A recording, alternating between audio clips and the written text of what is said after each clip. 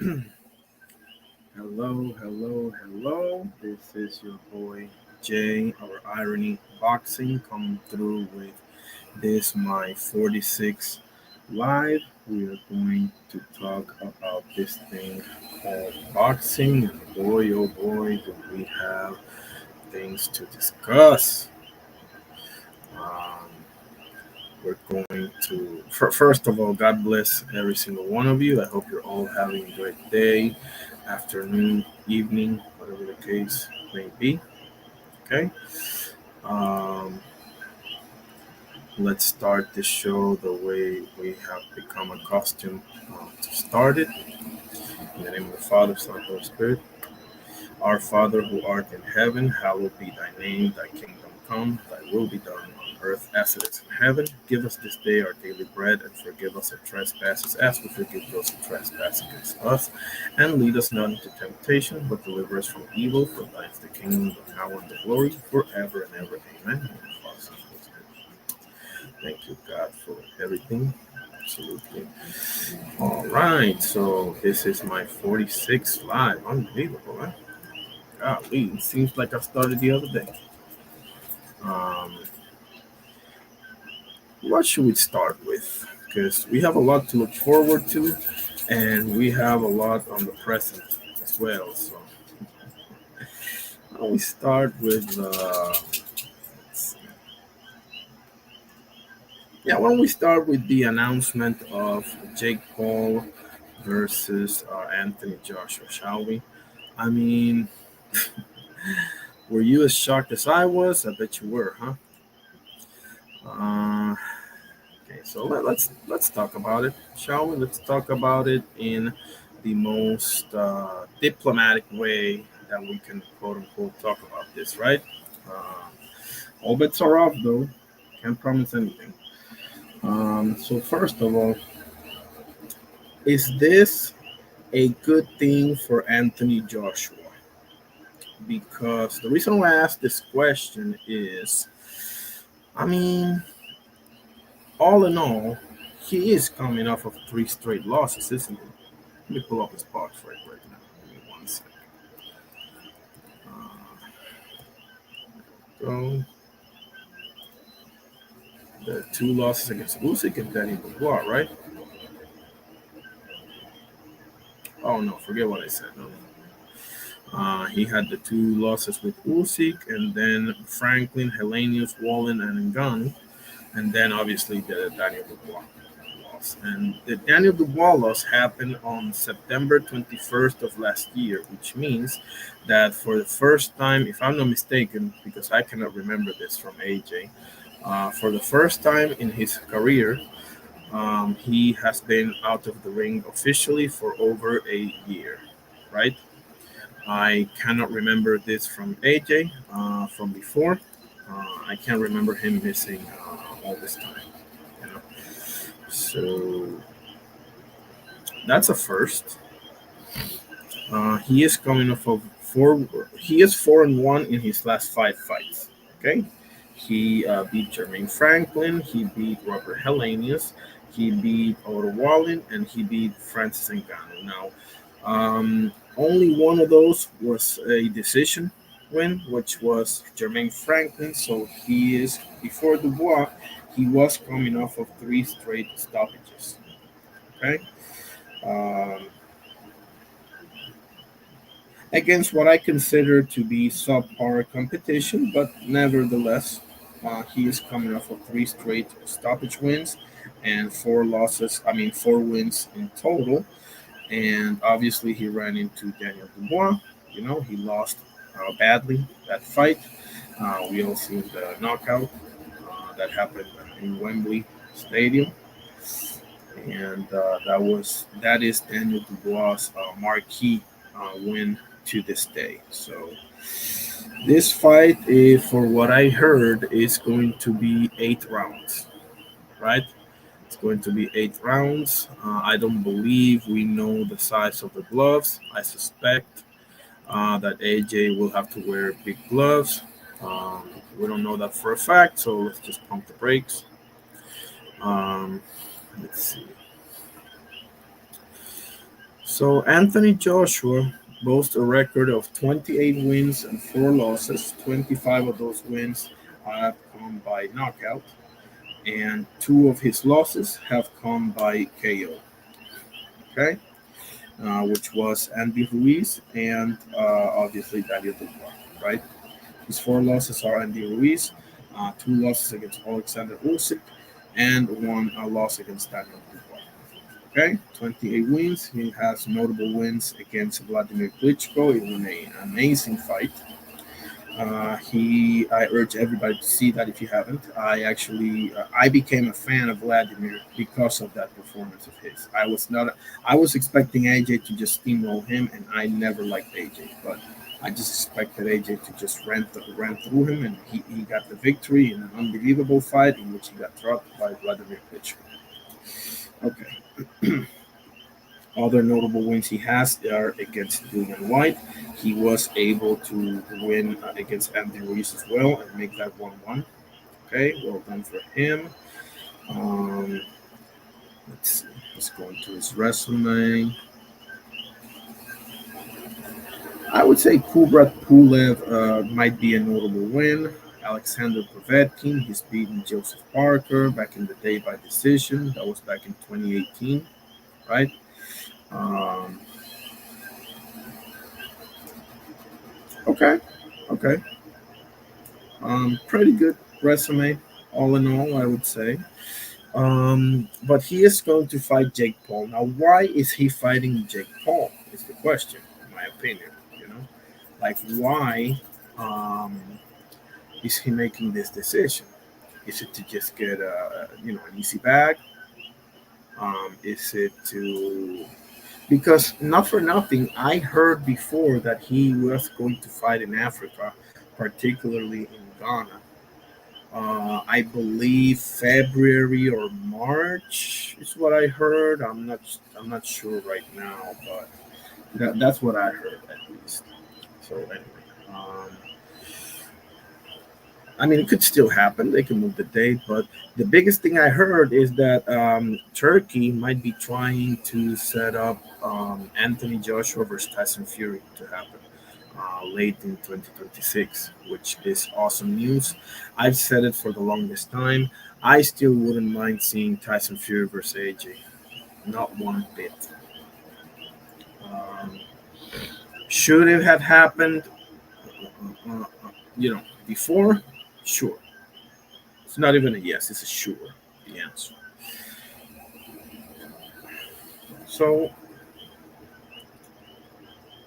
um, yeah, I mean, I'm thinking about this. So, okay. First of all, okay, I'll leave that for later, but I think AJ is going to stop Jake Paul, right? That's what I think is going to happen. The I'm trying to think because we all saw what AJ did to Francis Ngannou, right? We all saw that. So it's like,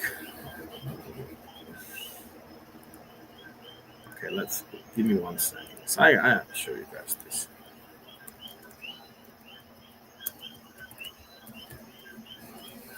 1 second.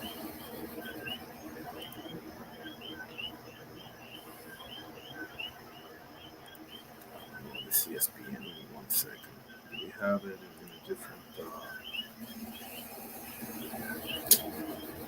Just give me a second.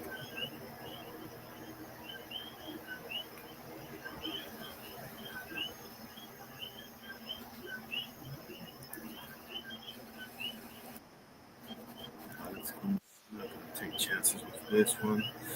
Um, trying to show the knockout, but let's see what we got here.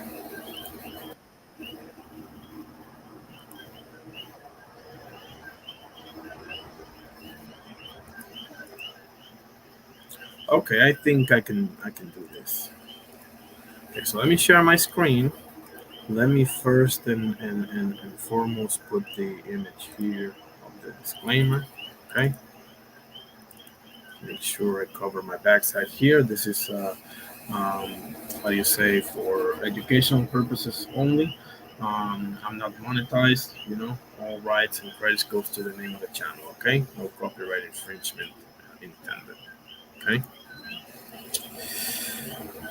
Alright, let's share the screen and show you the knockout of Anthony Joshua versus Francis Ngannou. And I'm going to go into why I think this is important in a second.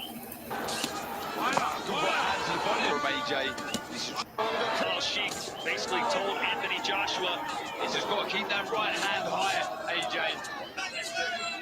He's there for AJ. Drop Kane just after his Woo, yep. Came over the top with the right hand and nailed him a couple of times. There it is. Yep.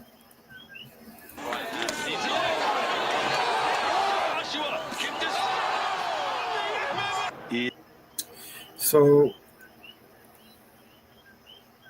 here's my thing about this fight. I'll get to Jake Paul in a second.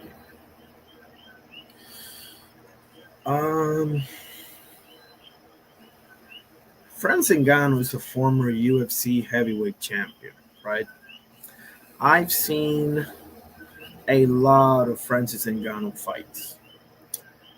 The thing that he was most well known for and most famous for was his hands.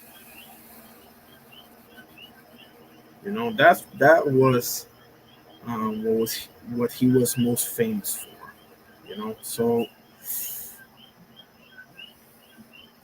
my point is, Jake Paul. I mean, Francis Ngannou was very dangerous, man. Not only that, he just knocked out Renan Ferreira for the PFL heavyweights, if you remember. About a year ago or something like that. So he's still dangerous. Like, he is dangerous. People were clamoring for the Francis Ngannou versus John Jones fight. Um, that's how people believed in Francis Ngannou. That's how much they believed in him. So I guess what I would say is, look at what Anthony Joshua did to Francis Ngannou. A very dangerous man, and not for nothing. Listen, the Tyson Fury Francis Ngannou fight.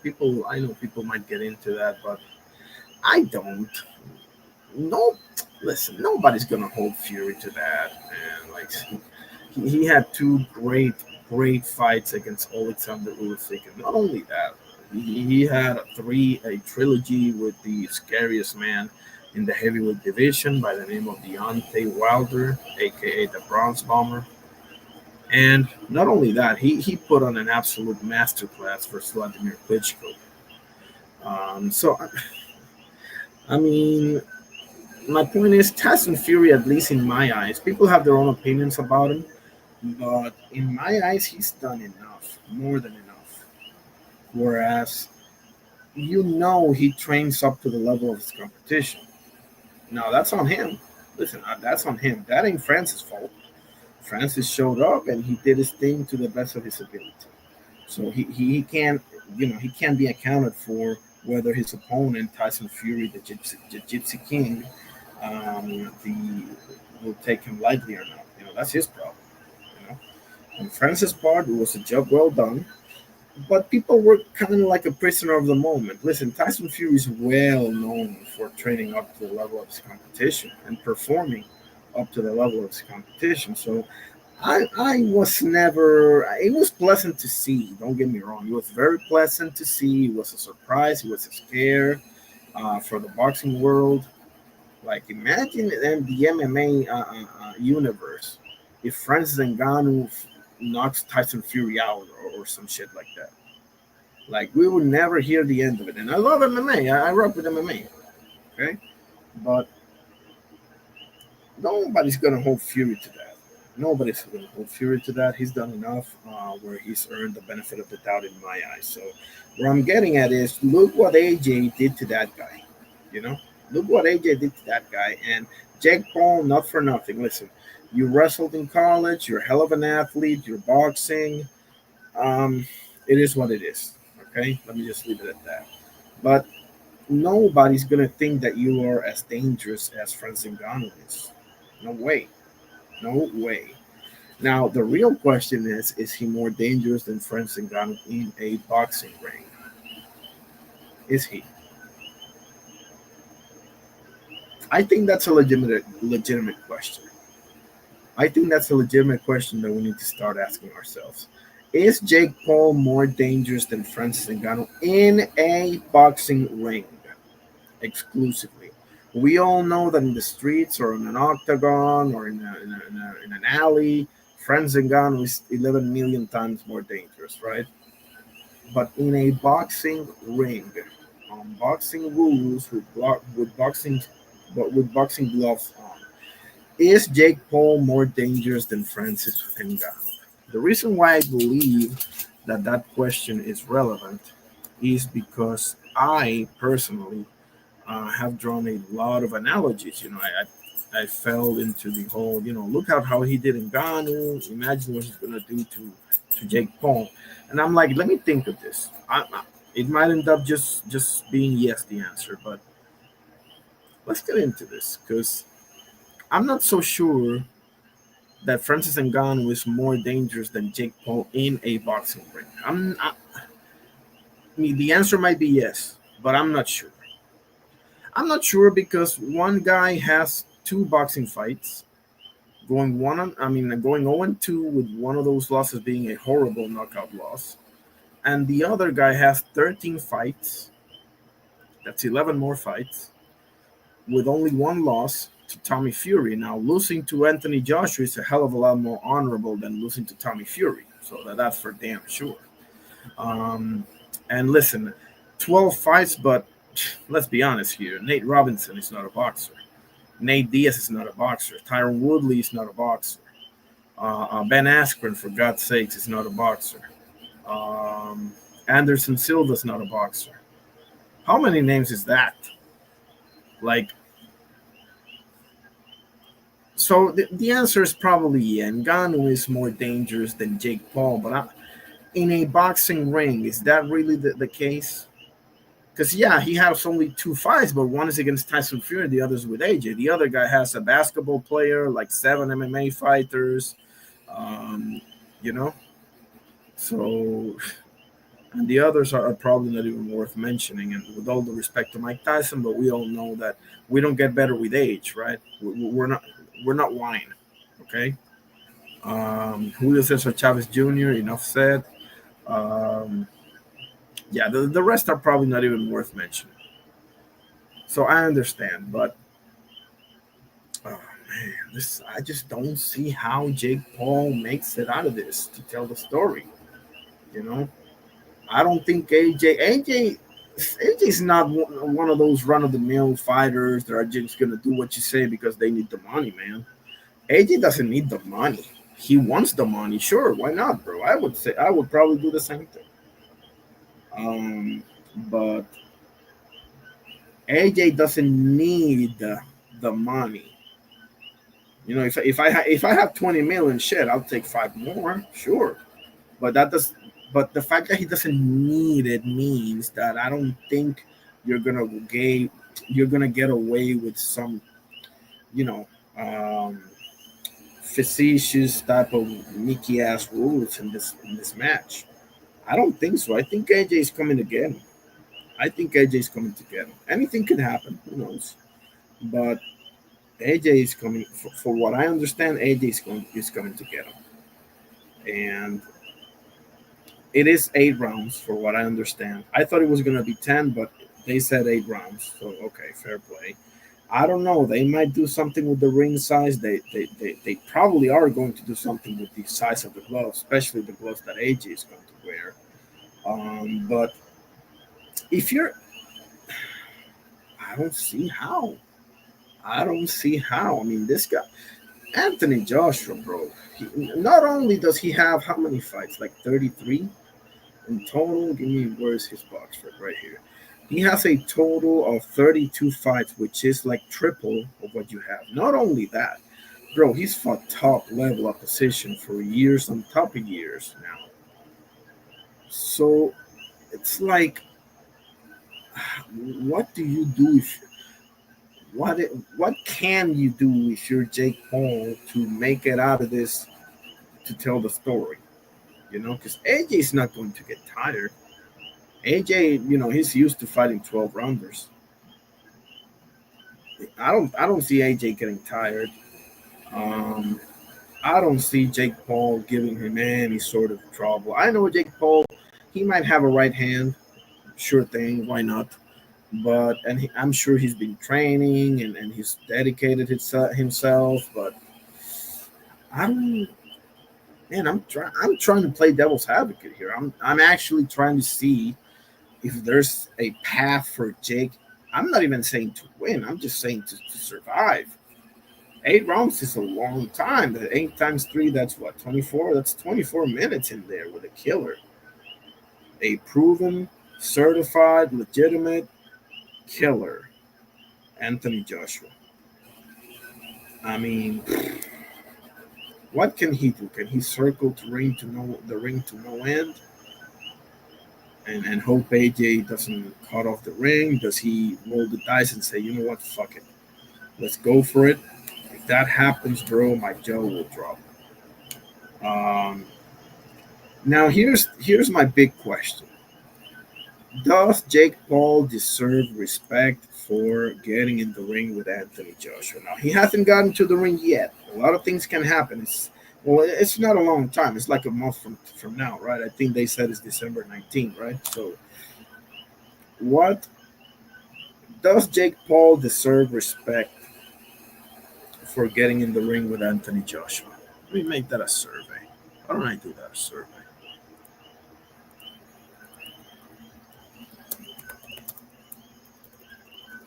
One second, I'm typing the survey here.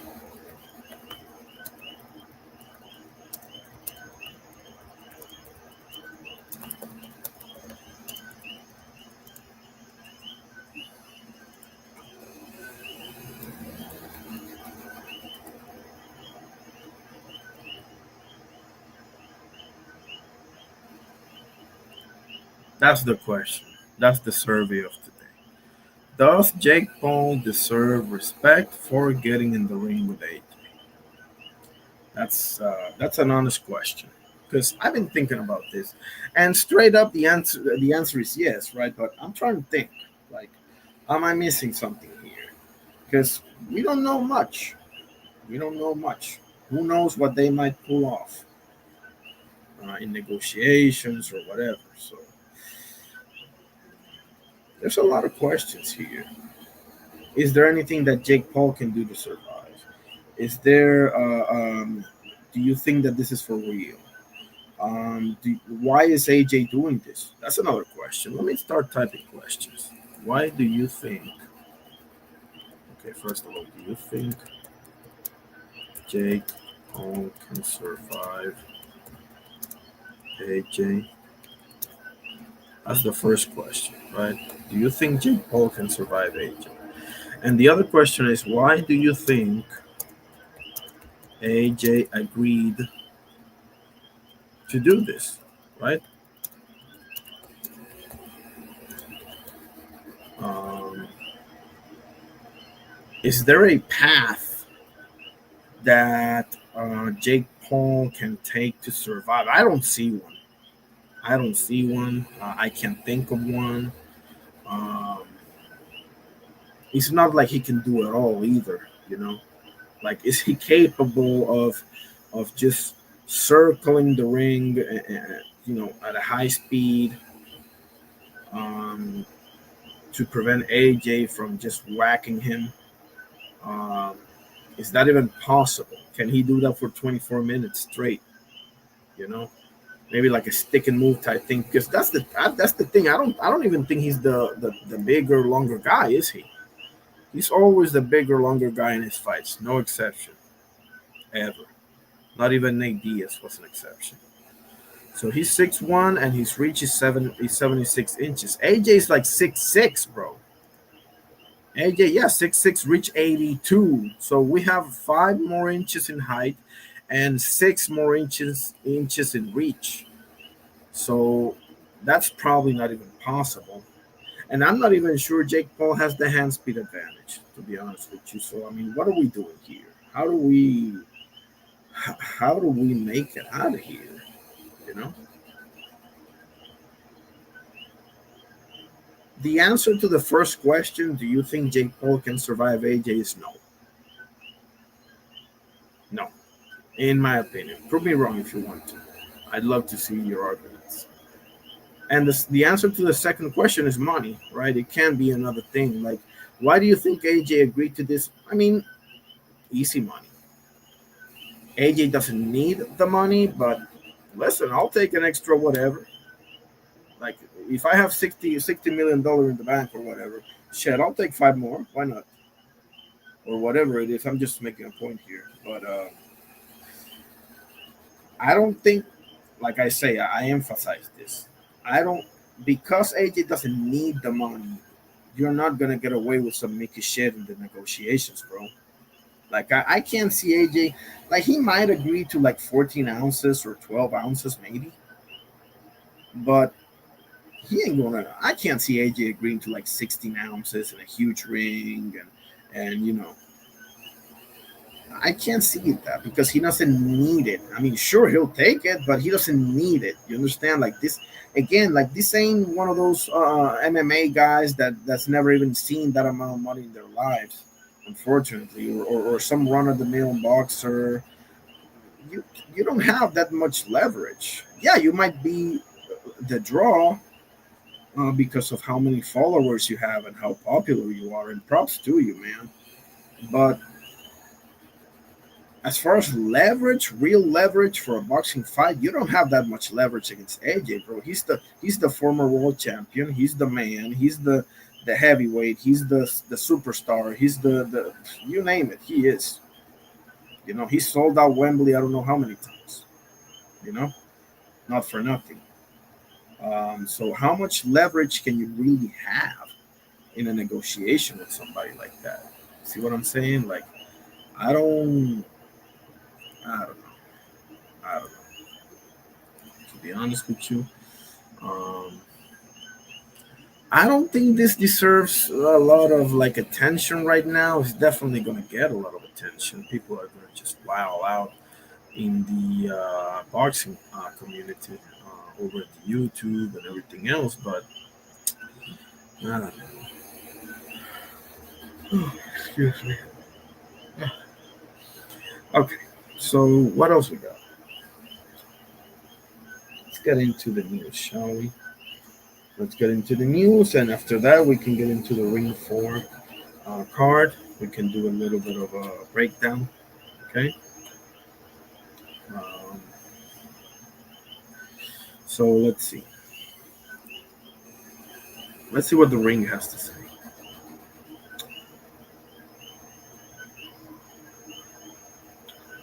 How does Jesse Bam Rodriguez beat Fernando Puma Martinez? What would it mean? Hmm. I mean, it means that you get one more and you get undisputed, which is Willibaldo Garcia, who's fighting on the December on the Samurai card. What is it? December what? 27 is it or something like that, or 23 maybe? I can't remember. It's the one that Naoya Inoue and Junto Nakatani are gonna be at. Um, Now let's see what is. Yeah, this time Rodriguez will be pitted against fellow undefeated 115-pound champion Fernando Puma Martinez. The fight will take place on the Ring 4 Night of the Champions on Saturday at the AMB Arena in Riyadh, Saudi Arabia, live on the Zone pay-per-view. Rodriguez enters the clash with the Ring, WBC and WBO 115-pound titles, while Puma has a WBA crown. You know, the green one. Rodriguez unification bout against Puma, who's 18-0 with 9 KOs, is one of 4 title fights on the card that's headlined by Benavides and Yard for the former's WBC light heavyweight title. Brian Norman Jr., The Storm, versus Devin the Dream Hay for Norman's WBO welterweight title, and Abdullah Mason, Abdullah Mason versus Sam Noakes for the vacant WBO lightweight title round out the stack pay-per-view. That's the one that Keyshawn left. Keyshawn Davis. Quote, I wasn't nowhere near as excited as I am for this card. End quote. Rodriguez said on a previous episode of Inside the Ring. I think that just goes to show how big this card is, how big the card is going to be. So just to be a part of something like this is a blessing. Yes, it is. Bam Rodriguez is 22-0 with 15 KOs. He has almost as many knockouts as Puma has fights. All right. Rodriguez is ranked number 6 pound for pound by the ring, coming off of one of his best performances, 10 round stoppage of the previously undefeated Fumaleli Cafu to win the WBO title. The San Antonio native was suffocating with his constant pressure and eventually broke down a spirited Cafu, who's now 11-1-3 with 8 KOs before his corner stopped the fight. Rodriguez, 25, has stopped his last 4 opponents, including a 7th round knockout of Juan Francisco Estrada in June 2024. Yeah, I think that was a body shot, but I can't really remember. El Carnal Oscar Perez, how you doing, brother? He says, "Are you most interested on Topuria versus Arman or Man, what a great question. You know what? At this point, you might want to throw another one in there, and that's Topuria versus Patty Pimblett. But to, man, I would say Islam.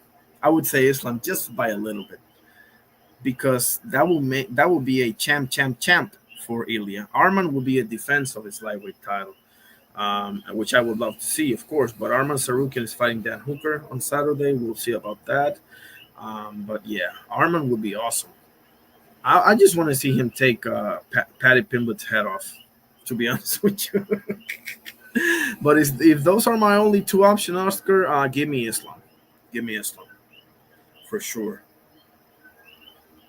You know what? On a second thought, bro, we might want to do Arman first because Arman has sick wrestling. So Arman could be like the perfect to see if you really got what it takes against Islam's wrestling, you know?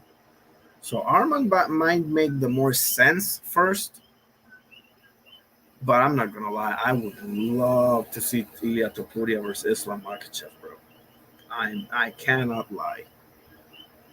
Yeah, I would say Topuria versus Islam. Appreciate the question, buddy. Oscar always with the dagger questions. I love it. Says here, David Benavides aims to jump into deeper ends after drowning Anthony Yard. Yep, we heard. Let's see. He's set to defend his WBC light heavyweight title Saturday when he takes on Anthony Yard. Main event, blah blah. Beginning at 3 p.m. Eastern time. Anyway, Benavides will be making his ring walk in the what? Wee hours of the morning. It says WEE. What the hell does that mean? But Benavides will be making his ring walk in the wee hours of the morning for his first fight outside of North American soil. And he's adamant that he's properly prepared for the foreign occasion and environment. I changed my sleeping schedule and have been going to sleep around 7 or 8 a.m. I feel like I should be good. This is why we're world champions. We have to adapt to anything that comes my way. Benavides said, well said.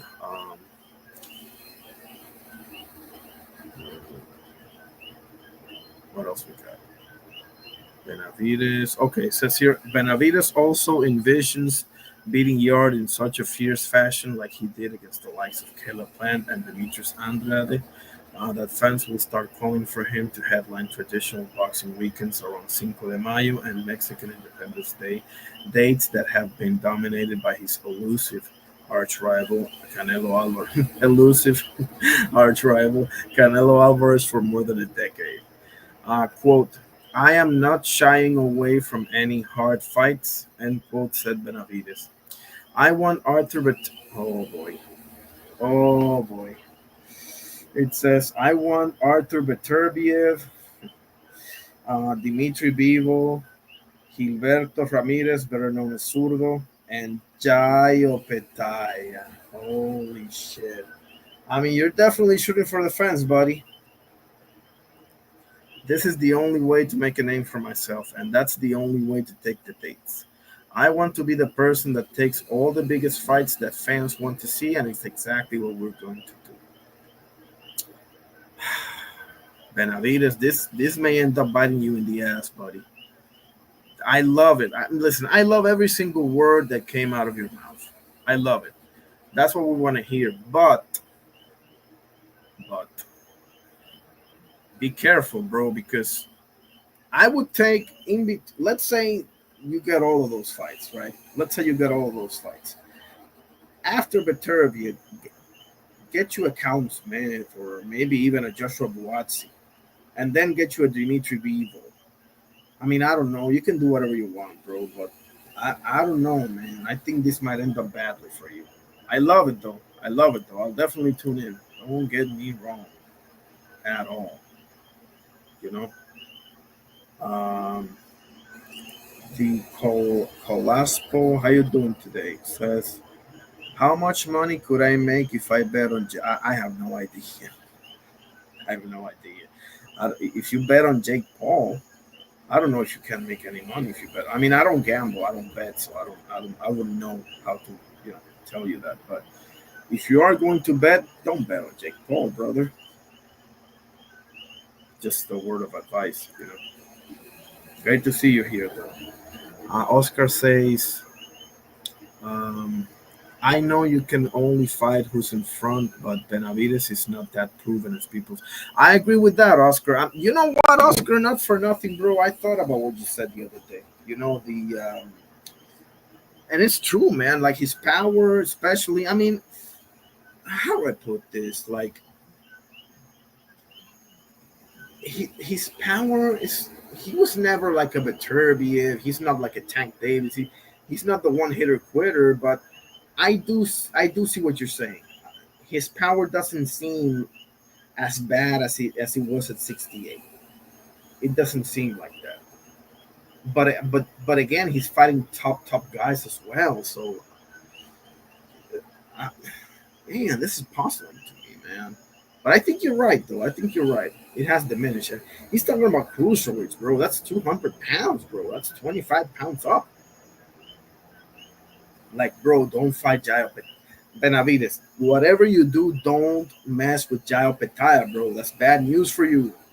Bad news for you, bro. I'm telling you. And I'm not saying this because he's my avatar. I'm saying it, bro, because, oh, man. I mean, Zurdo might fuck you up. Seriously. You know? Um, I'll get into this in a second. But the Colaspo says, do you think Jake Paul could knock out AJ? I don't see it. I don't see it, bro. I don't think it'll happen. Now, if it happens, the Colaspo, I mean, we can't deny the kid. There's no more denying the kid. I don't want to hear nothing. If Jake, forget about winning. If Jake gets to the eighth round and makes it to a decision, I don't want to hear nothing. I don't want to hear nothing. Okay? Robert Hellenius couldn't do that. Franz Ngannou couldn't do that. Dillian White couldn't do that.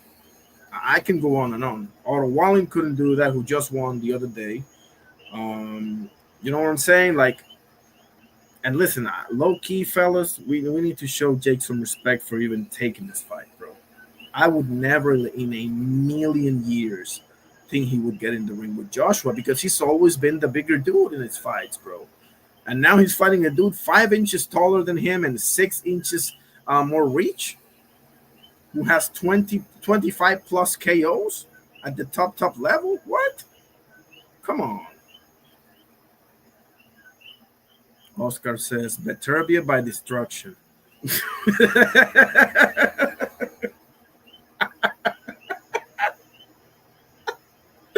I fucking love it. I agree. I agree. I agree. Beterbia by destruction. I love it. Yeah, I mean, I couldn't agree with you more. Unless Beterbia has like officially lost a step or two, unless he's like a shadow of himself or the knee just isn't what it used to be or something like that. Beterbia by destruction for sure. He also says Bivol is a great style clash. Have Bivol watching. I do have Bivol watching him too, low key, Oscar, because let's be honest here, bro. Bivol can keep this up for 12 rounds, bro, straight. Bivol can fight the same way for all 12 rounds. If he can, let me put it to you this way: if he can do that against Beterbiev, he definitely can do that against David Benavides. Because David Benavides is the real deal, but he ain't no damn Arthur Beterbiev, bro. Prime Arthur Beterbiev will scare you to death, bro. Give me one sec.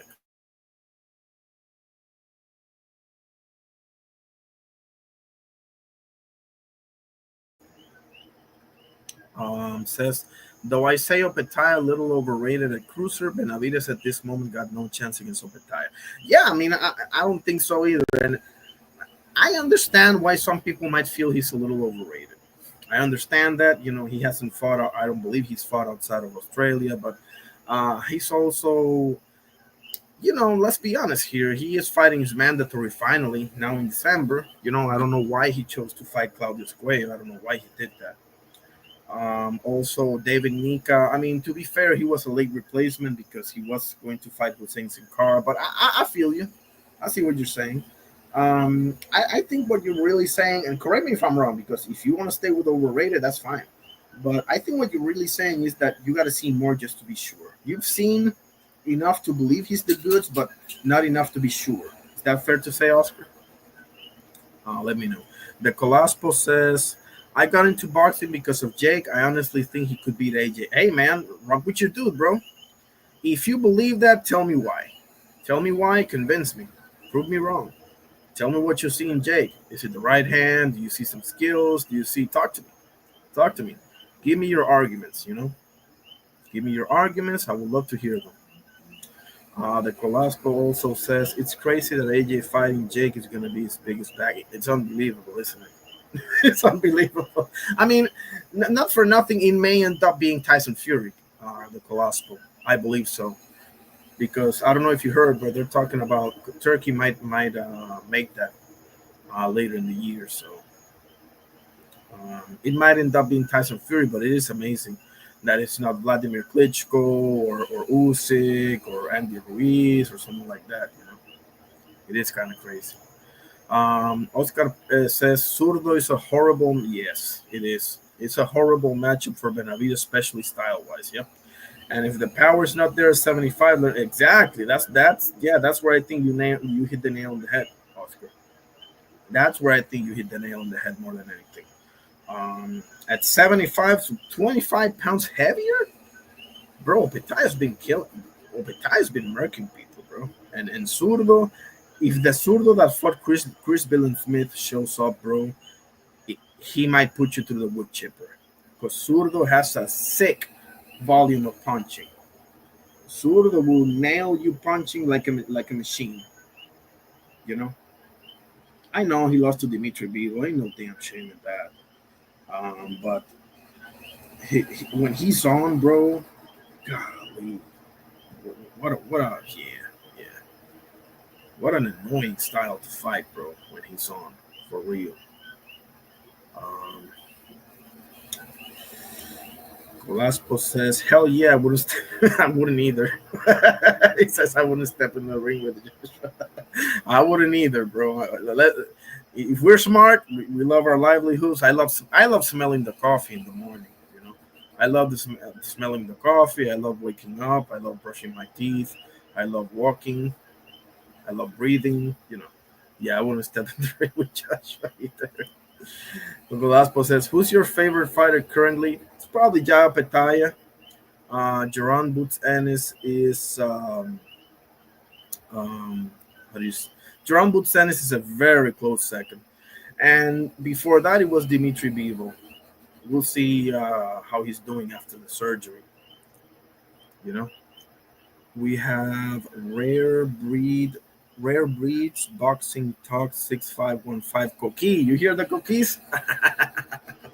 Music to my ears, brother. Yeah, we're in Puerto Rico, the island of the Coqui here. Appreciate it, brother. God bless. Good to see you. Is that is that body work or let me know if your body work? I don't know, maybe. But in any event, God bless you. Great to see you here, bros. So where was I? Oh, the news. Yeah. One second. Second. I mean, David Benavides, bro. I don't know. I would chill. I know you want to swing for the fans, but I don't know, man. Those are you might go 0 and 4, bro. Low key, he might go 0 and 4. Beterbiev, that's the order. But I don't know if he said it in order or not, but at least the order in which it was listed on the article is Beterbiev, Bivol, Zurdo, Ramirez, and Jael Petaya. You might very well be 0 and 4. Now, obviously, if he loses to Beterbiev, he probably doesn't get the Bivol fight and so on, obviously. But yeah, I don't, bro. Okay, it says here Team Sue returns this. I'll definitely tune in, though. I'll say that. I'll definitely tune in, bro. I'll say this about Benavides. He's earned enough respect with me to give him a shot against anybody. I give him a shot against anybody. Anybody. Okay? Anyway, moving on, we have Team Sue returns December 17 in Sydney, Australia against Anthony Velasquez. So that's a month away. Okay. All right, Tim. Let's see if you still got one more run left in you. You know, it says here after stopping a two-fight losing streak to Sebastian. Yeah, we know that. Now I understand that he switched trainers, right? He's training. Oh shoot, Kendrick told me this the other day. He's training in Miami, I think, right? I can't remember the name of his new trainer. Shoot. Give me 1 second. Tim Sue, new trainer. 1 second. Told me, but God, dang.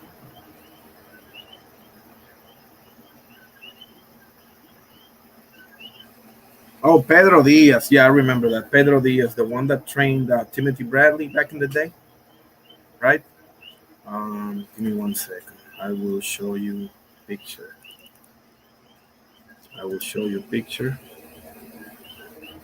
the photo. Okay.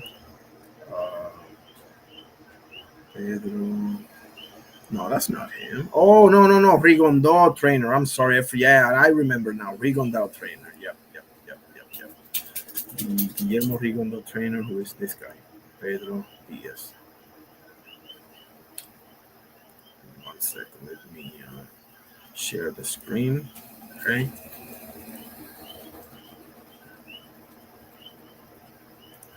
For 1 second. Here it is. This guy. This guy is the new trainer of Tinsio. Okay. Okay, we'll see if it pans out. It panned out for Jack Catterall, at least for the moment, right? With Oceani. So all the best to you, Mr. Sue. I love your father, though. I love me some Costa Sue. But we'll see. We'll see if you still have one more run in you, bro. This sort of thing can be a good thing, you know. Switching trainers and everything. Sometimes you just need something new, you know.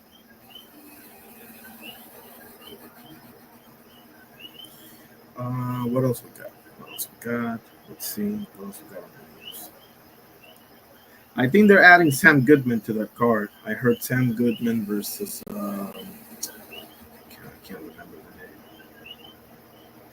I think they're adding Sam Goodman to that card. I wouldn't be surprised if George Cambosos or Liam. Well, no, Liam Park's going to fight Patty Donovan, from what I heard. So some local fighters for sure can be there.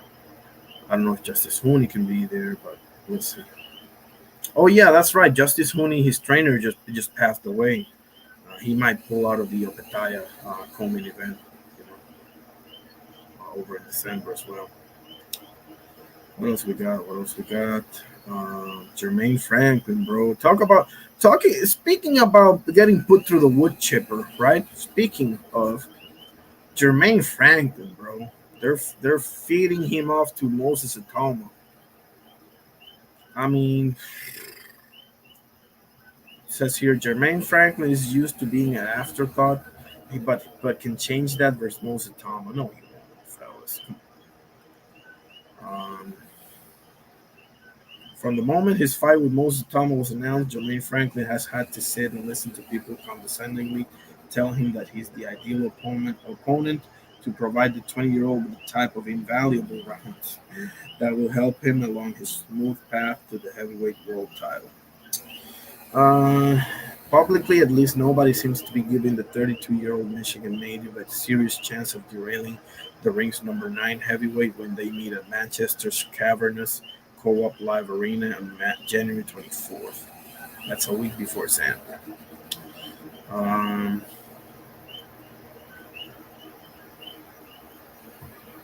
the relaxed, knowledgeable Franklin couldn't care less. Quote, I'll put it like this. Franklin, 24 and 2, 15 KOs, told the ring at Monday's launch press conference. Most of my career, I've been on the B side. So even when I started as a pro, I was in everybody's backyards beating them up. This has been a story my whole career. I've come here to get knocked out or I've come here to get beat up. It's just words at this point. Franklin is no stranger to British rings. In November 2022, he lost a 12-round majority decision to Gillian White in London. The following April, he returned to give the two-time heavyweight champion Anthony Joshua a solid workout before losing a unanimous decision. Yeah, he made it all 12 against AJ, not for nothing, you know. Um, yeah, but they're fitting him to the hippopotamus, you know. Moses Atomo. Um, Royman Villa ready to reinvent himself at 154 as Veron Testoes. Yeah, the Argentinian Francisco Veron. That's going to be on Pro Box next. Not this one, but next Friday. What is it? 20 what?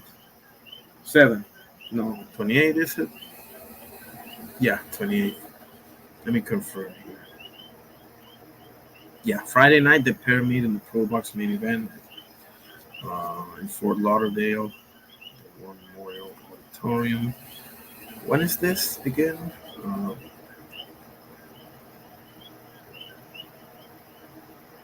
when is this? Is it it is the 28th, isn't it? Wow.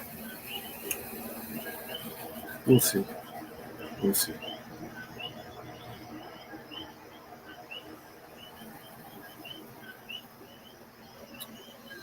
Harlem Eubank. Oh yeah, yeah. He's fighting on Friday as well.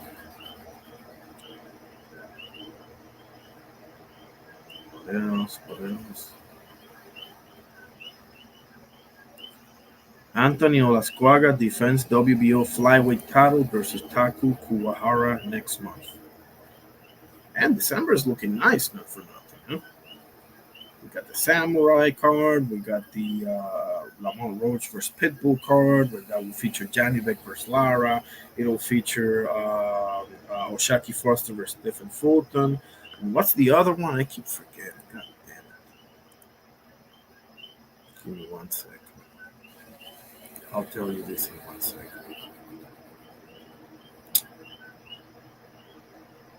Oh, yeah, there it is.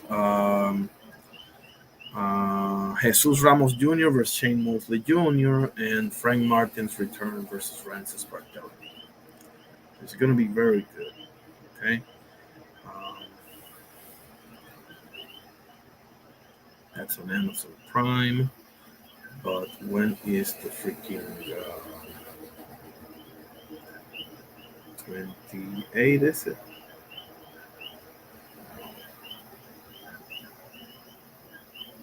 Oh no, it's on Friday. Okay, on Friday, Royman Villa versus Francisco Veron on Pro Box. Okay, I'll be calling that fight. Sure thing. No problem. Oh shoot, I'm sorry, Oscar. I didn't notice you were here. Have you been waiting too long, bro? Nah, that's all good. Okay, sorry about that. Fire away, brother. That's all good. Who are we talking smack on? Oh man, I'm just going through the news because I started talking about like Jake Paul and AJ and you know, I'm just shooting the shit basically. What you got? Yeah. No, it's don't really care about it. I mean, I don't really care about the Jake Paul Tank fight already, so just kind of adds to it. I think it's a better matchup though. Don't really care for it. I mean, it's exhibitions. No, it's a real fight actually. Never mind, it's a real fight. Trash Is fight. it? We got a fight. I've seen Oh it. wow! And So it's it's a 8 rounds, right? Yeah, 8 rounds. So if it's a real fight, it's a trash fight. Though It's better than. Paul and Tank at least. Mm, But I did want to. like you, I heard you talking about it. It was like the December is looking real nice. Man, for sure. And, Um, Even just even the ring card that's happening this yeah, weekend. the this weekend. Okay, okay, go ahead. yeah, rank four. It's amazing. It's an amazing card. I don't see how people hate it. What are they saying? Just the usual. More than anything, Devin Haney focus, and who is this guy Puma, and Bam is the best thing ever since sliced bread. And I don't disagree. Like I'm not saying Bam is bad. I just think people are. He's not the best thing since sliced bread. I see. I see what you're saying. I see where you're coming from.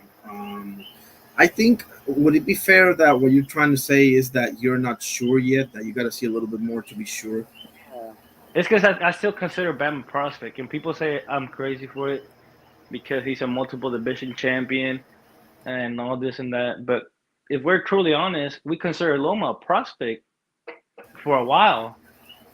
We consider Shakur a prospect for a while, so I don't see what the problem is to say Bam is a great prospect. No, I actually, yeah. I mean, yeah. Me myself, I'm not entirely sure either. Listen, and you're absolutely right about Jao Petaya. You're right about Jao Petaya. You're right about Benavides, and the thing is that I need to see a little bit more out of the three of them, and the third one being Bam, obviously.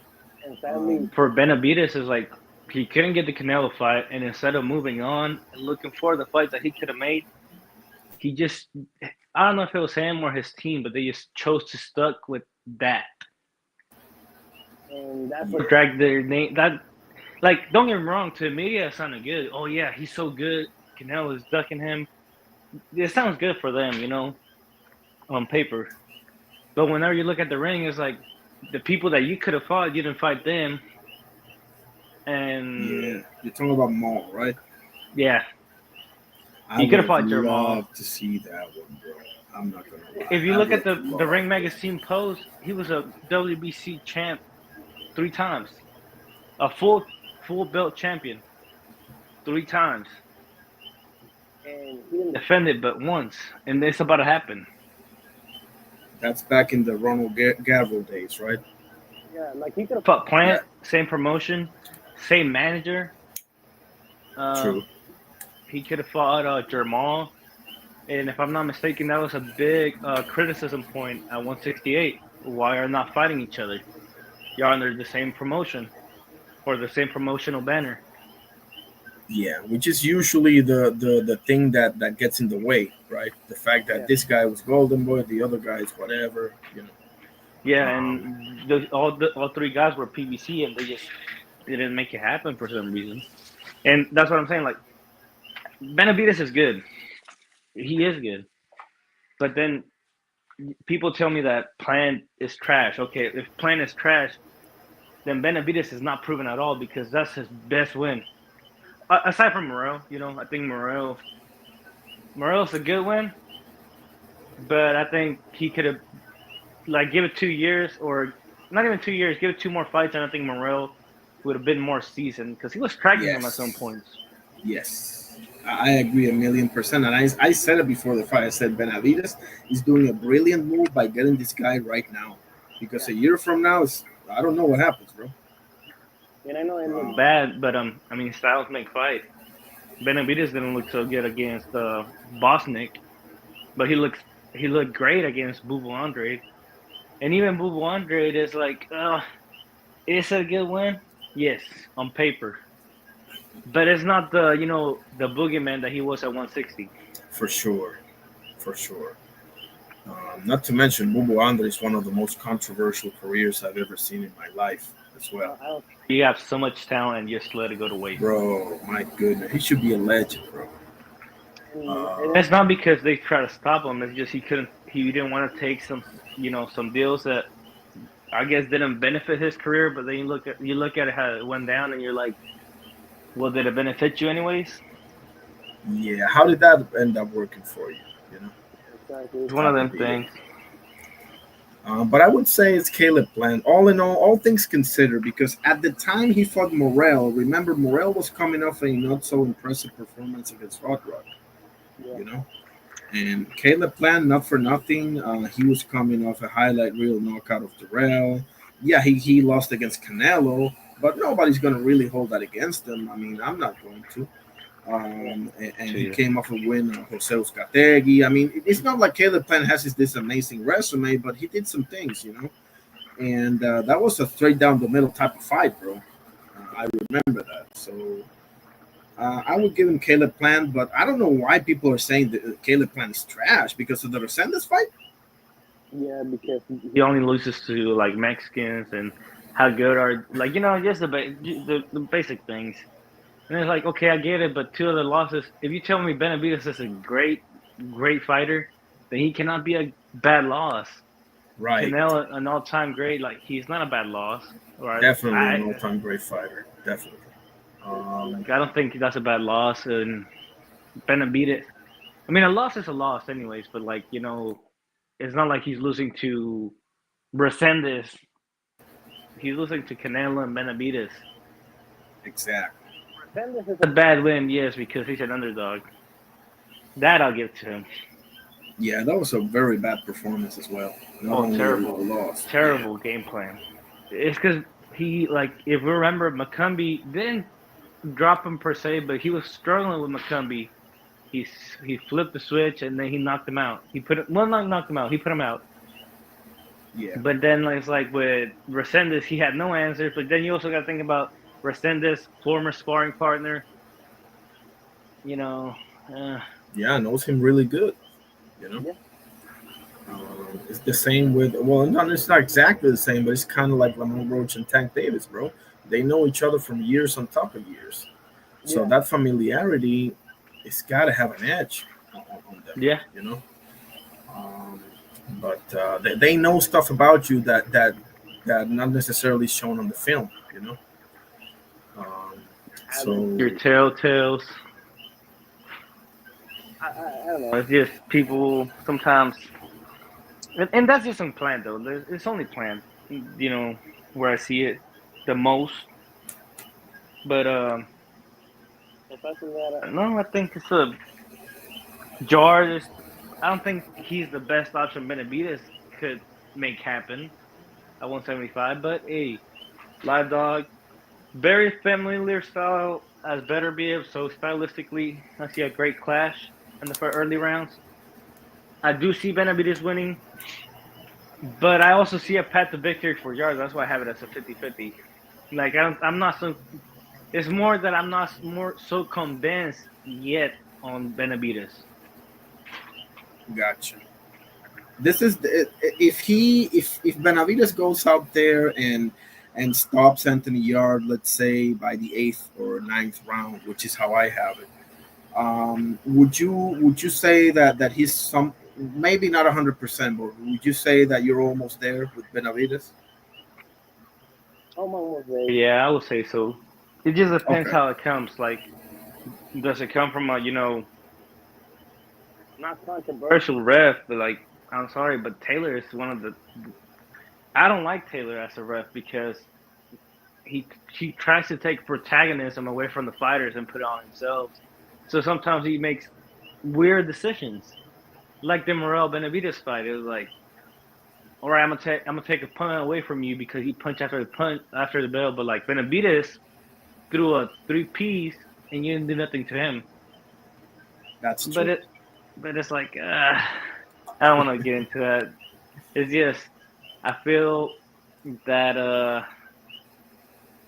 it Is just that like depends a how is the that like it just depends how it comes down to because if he gets punch or wobble in the early rounds, say 3 to 6, if he gets wobble or hurt or or yeah drop, because I think Yar's a big puncher. It could happen. then he Yeah, stops him. We're gonna say, okay, he had an amazing comeback, kind of like he did with Virgil, like we did with Virgil. He had an amazing comeback, but that chin is still suspect. And there's better fighters than Yard clearly at 175. There's bigger for punchers than Yard at sure. 175.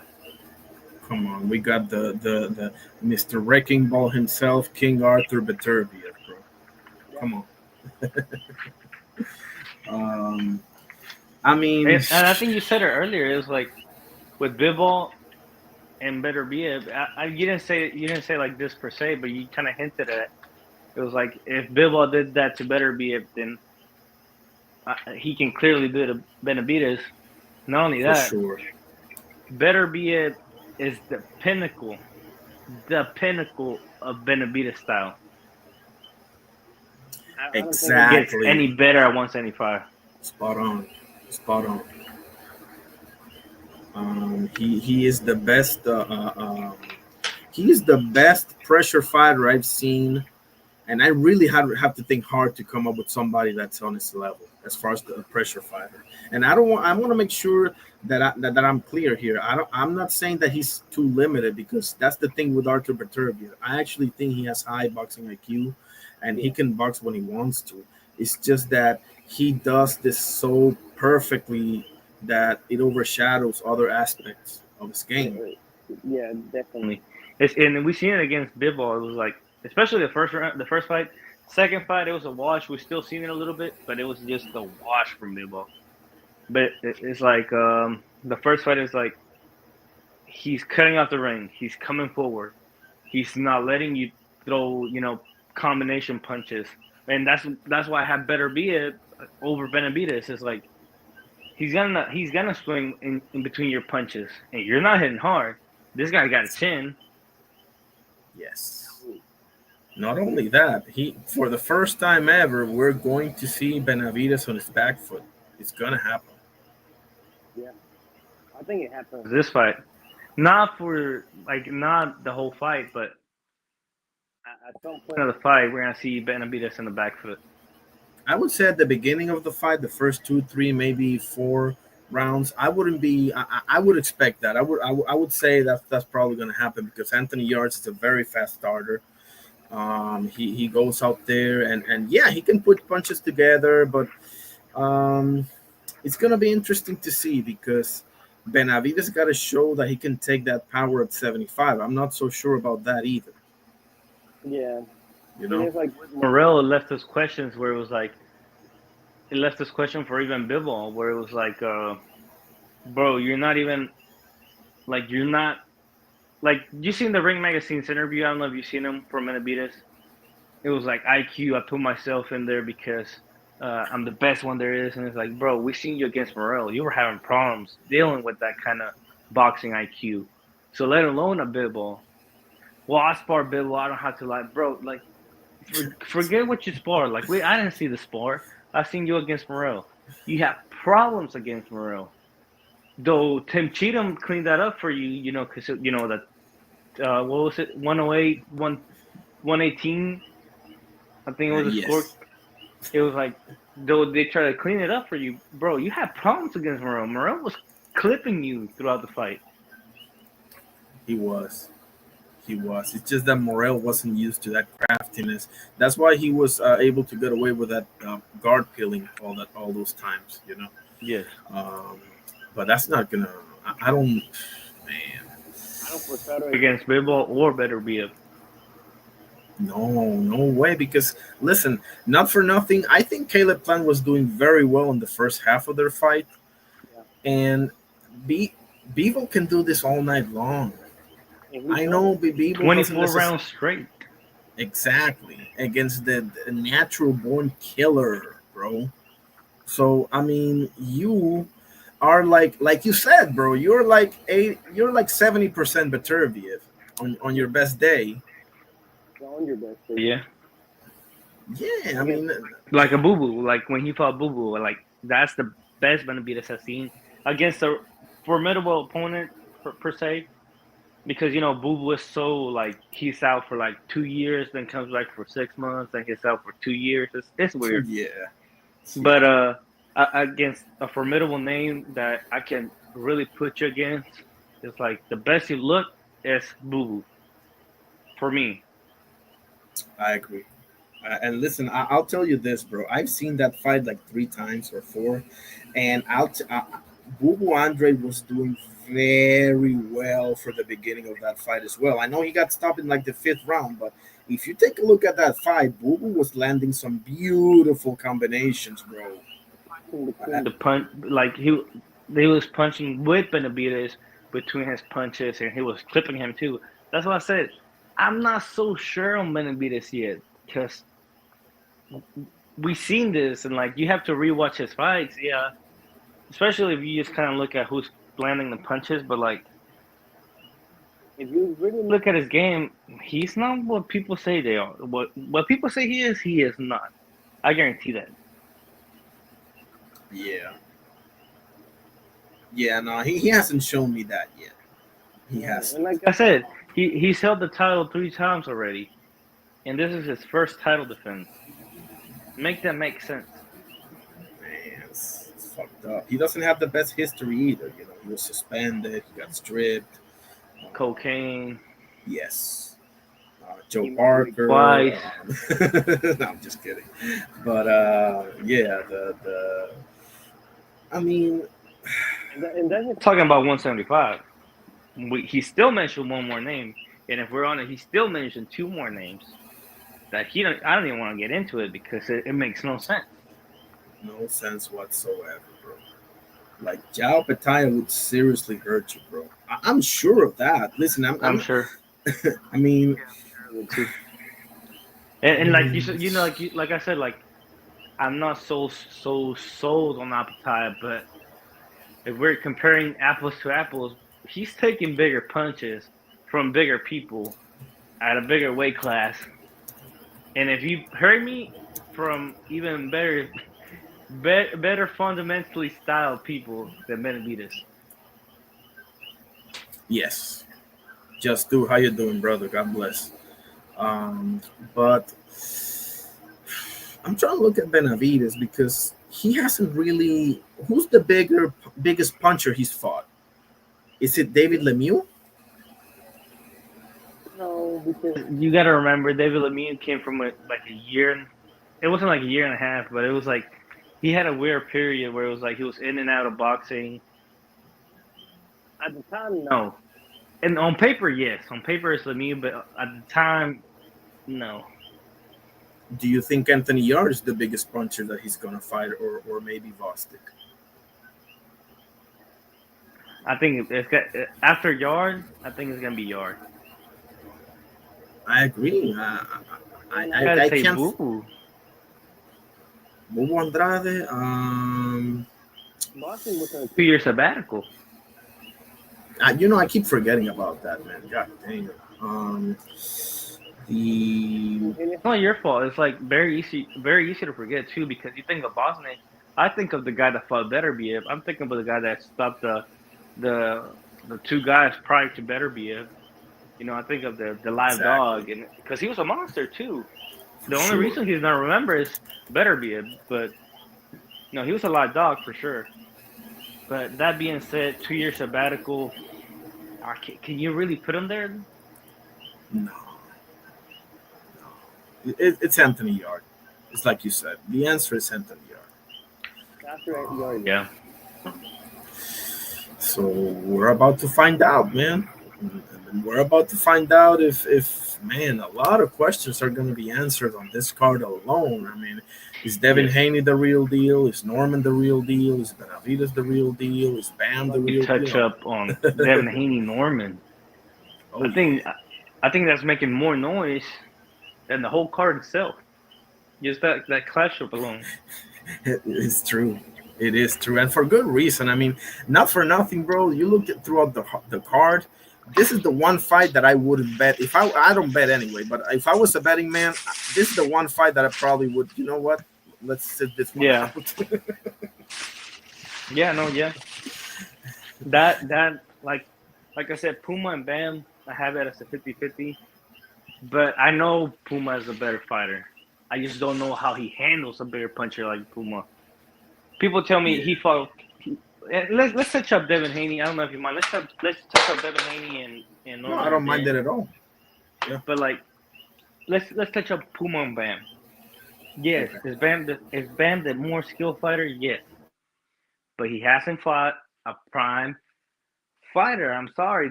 His best win is Cafu. Yeah. On paper, it ain't. On paper, it's Guy Estrada, or you know what? I even say Rung Beside, because he did beat Rung Beside. But Yeah. Max Kellerman told me that when Rung Beside beat Guy Estrada, I'm not talking about. I'm not even talking about Estrada. I'm talking about when Rung Beside told me when Rung Beside beat Estrada, Max Kellerman said that's the old rooster. That's the old rooster, and that was 10 years ago. Wow. So it's like, if Is Gallo a good win like Max Kellerman says now?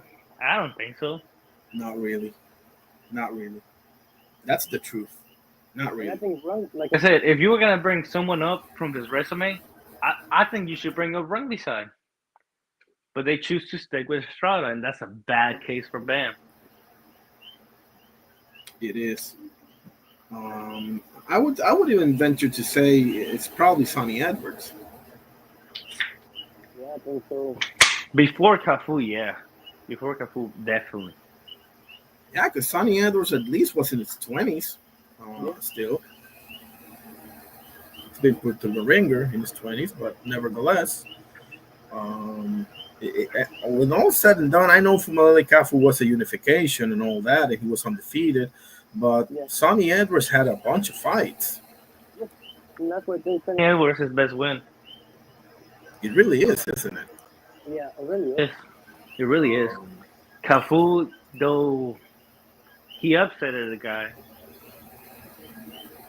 Just upset But about recklessness, he wasn't even like it didn't look that good. good, honestly. yeah, I wasn't too impressed to be. Before the fight, I saw some things about Fumalele Kafu, and I was like, man, I think like I saw Bam's path to victory, watching his tape, and I don't want to be disrespectful or anything like that, but all things considered, I would probably say it's Sonny Edwards the best win for Bam Rodriguez. It cannot be Estrada. It's either Sonny Edwards or Kafu. It's one of the two. Yeah, it's, And I go for Cafu just because, like you said, it was a unification. Yeah, But Sonny Edwards, if we're honest, Sonny Edwards is a better fighter than Cafu. That being said, that's why I think Puma and Bam is so much closer than what people make it seem. It's like, is Bam a better fighter? Yes. But who has beat a better name than Puma? not They only beat him in a unification. It was a prime champion. I was Like about to ask you, do you think Kazuto Yoka is a better win than any of the wins Bam has had? on paper, it same because he's really unknown. But for me, yes. Yeah, for me, yes, as well. Because I saw both of those fights like yesterday or maybe the day before. I can't even remember. I saw both fights. Bad. They're not that bad. Not at all, bro. Not at all. They were scrapping, bro. was scrappy. Yeah, Puma, like that's what I'm saying. Like Puma is the reason that they were scrappy. Puma is a rough fighter. He knows all the tricks in the book. He knows how to rough up a fight. He knows how to make it dirty. And as bad as that sounds, hey, it's boxing. It's part of boxing too. This guy don't come in like your typical Japanese guy. Try to outbox you, try to outpoint you, even try to outpunch with you. This is a guy that knows all the tricks in the book. And that's what I say it's a 50-50 fight. Bam has not seen that. Yes. And Ryoka, bro, in that first fight specifically, in the second fight as well to a lesser degree, but in the first fight, he was giving Buma the business on that body work, bro. Tell me about it. I'm telling you, like I was like, Four holy rounds? shit. First 4 rounds I thought it was gonna end up early.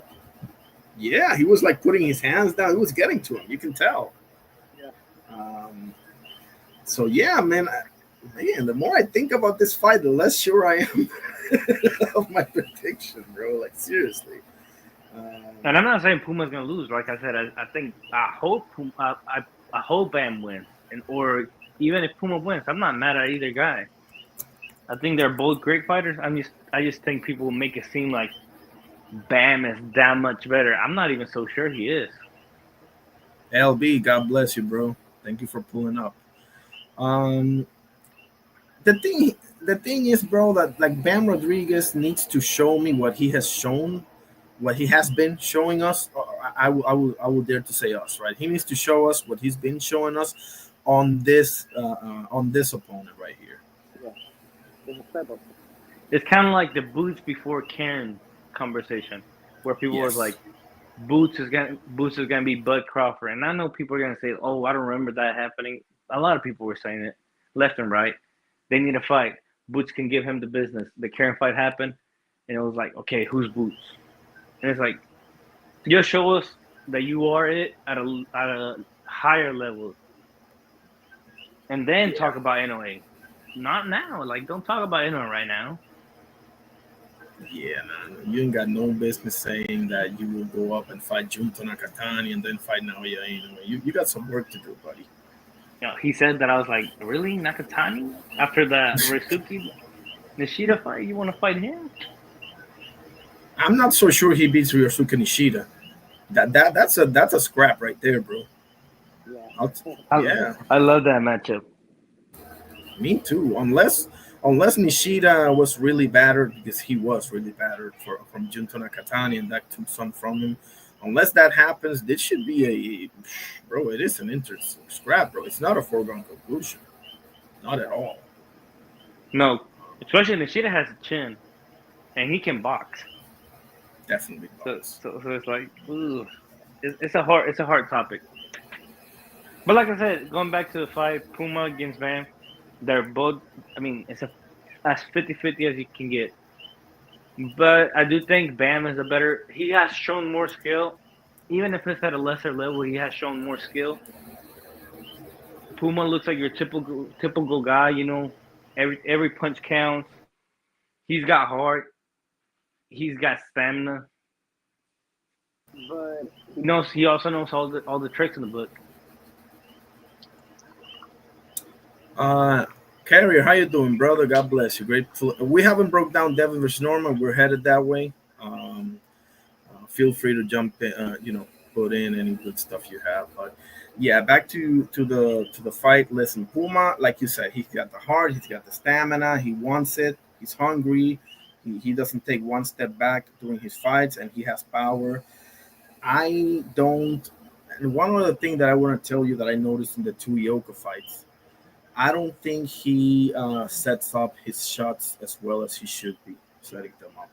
yeah, I Um, agree with this.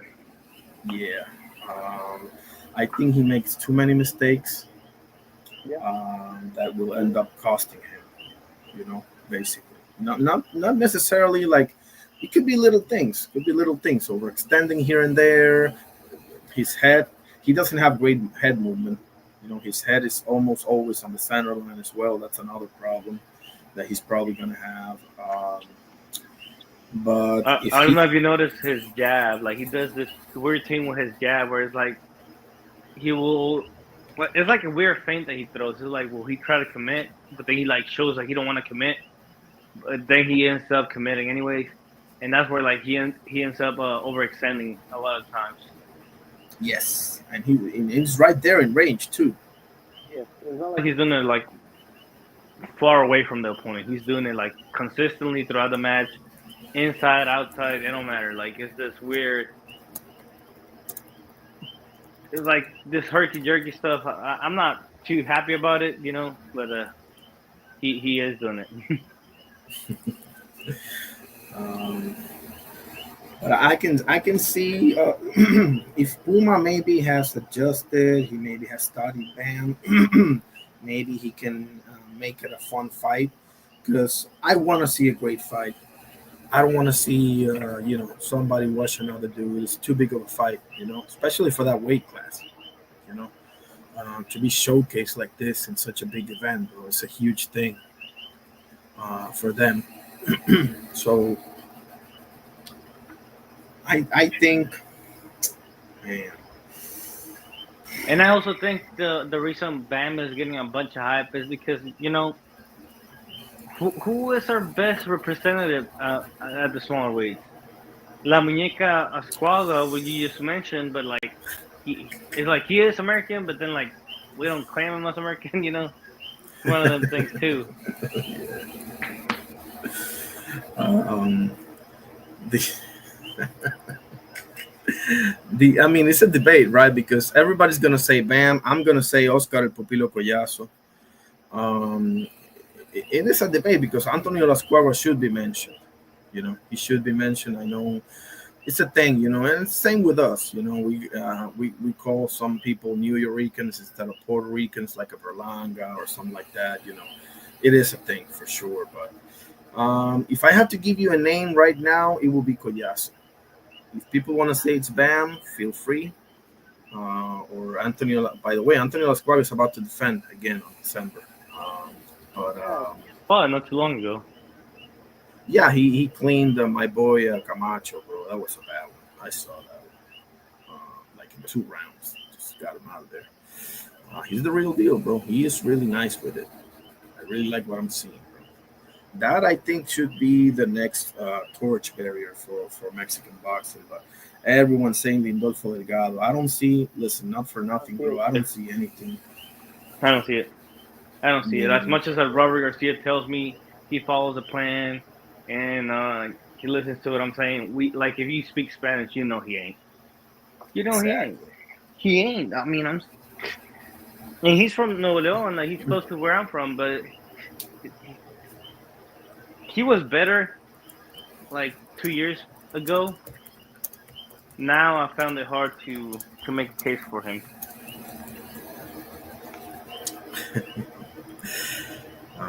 It is, bro. That It's because his performance. last two fights, let alone the last performance, the last two performances have been trash. Yes. Very controversial.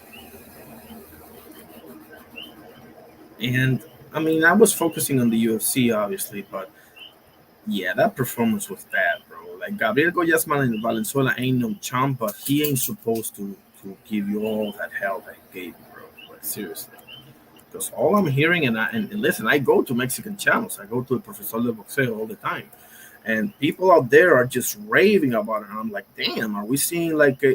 I will venture to say, bro, Raul Curiel, in my opinion, has a better shot than Rodolfo Delgado to I become think so like too. Mexico's face. I'll even go that Nah, far. yeah, it's because yeah, and people are high on Virgil in Mexico. I'm sure you know, and and it's like even then, I'm still not convinced on Virgil. I'm still not convinced on Jesus. It's like they're just trying to find the next guy. Yeah, because they know Canelo's got 2, maybe 3 fights left.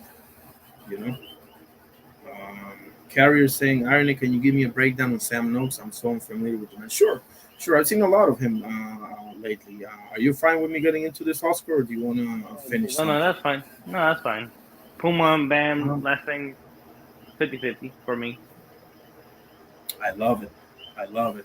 I'm gonna pump the brakes because I had it like 70-30. I'm gonna say 60-40 for Bam for me.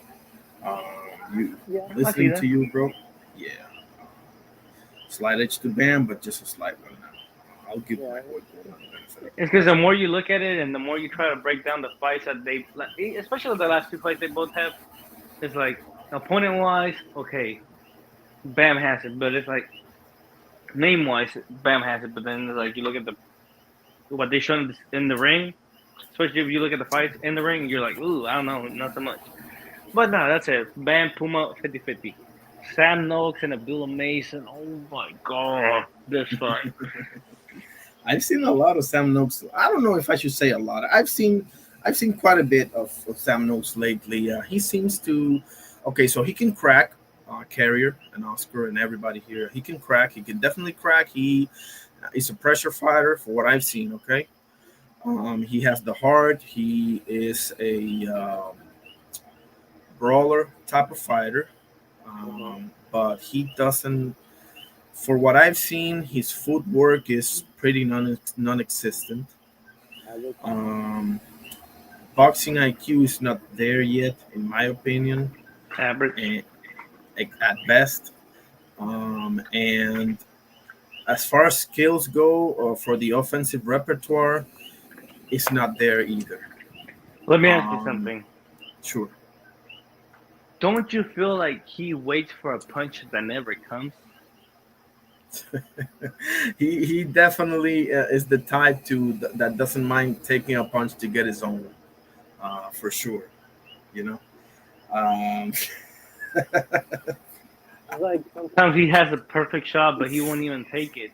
And then after that, it's like he's yes. just chasing that one shot, and it's like the left hook is not gonna come, bro. You gotta find another way. Tell me something. He is very tentative. He usually prefers to wait. To directly answer your question, Carrier, yes, but I'm about to tell you why it could get dicey for Abdullah Mason. Just one thing. But he is pretty tentative, to piggyback on your comment, Oscar. And for what I see, he doesn't. He prefers the opponent to initiate the offense for him to yeah, get going. yeah. For what I've seen, you know. I agree with Um, you. with that being said, here's my only concern for Abdullah Mason. Abdullah Mason seems to me that he's one of these guys, and I've said this for a while now. He's one of those guys that could be easily lured into a firefight type of fight, into a fight that might benefit his opponent more than he. Now, I'm not. He might get lured into it, and he might still beat you because Abdullah can crack. Make no mistake about that. Abdullah can definitely crack as well. He's got the boxing IQ. He's getting there with the boxing IQ. He has a lot of layers to his game. His defense, he needs to improve, but he is getting there. I do like it. The thing is that if he gets lured into a firefight, that behooves, in my opinion, Noakes a little bit more than it does Abdullah. Abdullah, all he needs to do to win this fight easily or relatively easily is to just stay disciplined, do his thing, jab him to death, and if he gets overzealous, just blast him. You Take know the fight. Listen, what you can do. Listen to exactly. me. I think Johan Vasquez is more talented than Sam Noakes. To me, I he's a agree. bit. Yep. Yep. He can crack. The guy can crack. The Johan Vasquez is the definition of and I mean this in the utmost respect, gatekeeper. But he's a damn good gatekeeper. Like if you don't have it, he'll let you know for sure. Like if that was somebody else that wasn't Abdullah, he'll knock him out. Johan Vasquez has a lot of knockouts. He is also a big power puncher. Every time you see Top Rank, you see that raggedy ass haircut. You know there's fixing to be a fight. And I think Abdullah just he got tested that night, and he is good. Johan Vasquez is good, and I think he's even better than Noakes. I don't think stylistically he's gonna go as easy. But my biggest criticism on this fight is that it's a fight for a belt, yes, but I don't feel like they're fighting for a belt on this one. Bro, spot on, bro.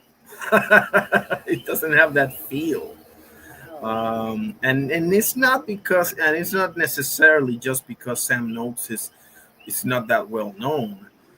It's because when you look at Sam Noakes, okay, he is who he is, but you can tell it's not enough for Abdullah Mason.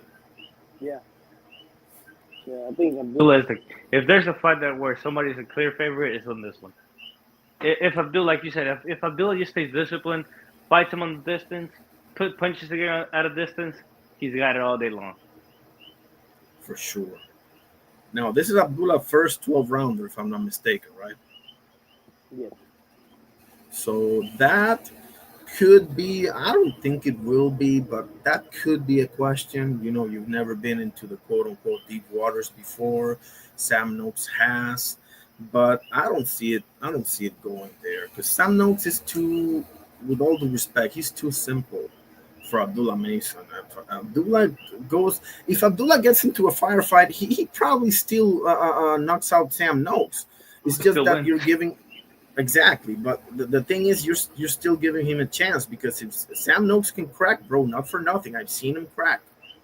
He can yeah, definitely crack. So you need to be a little bit careful, Abdullah, because we know not for listen.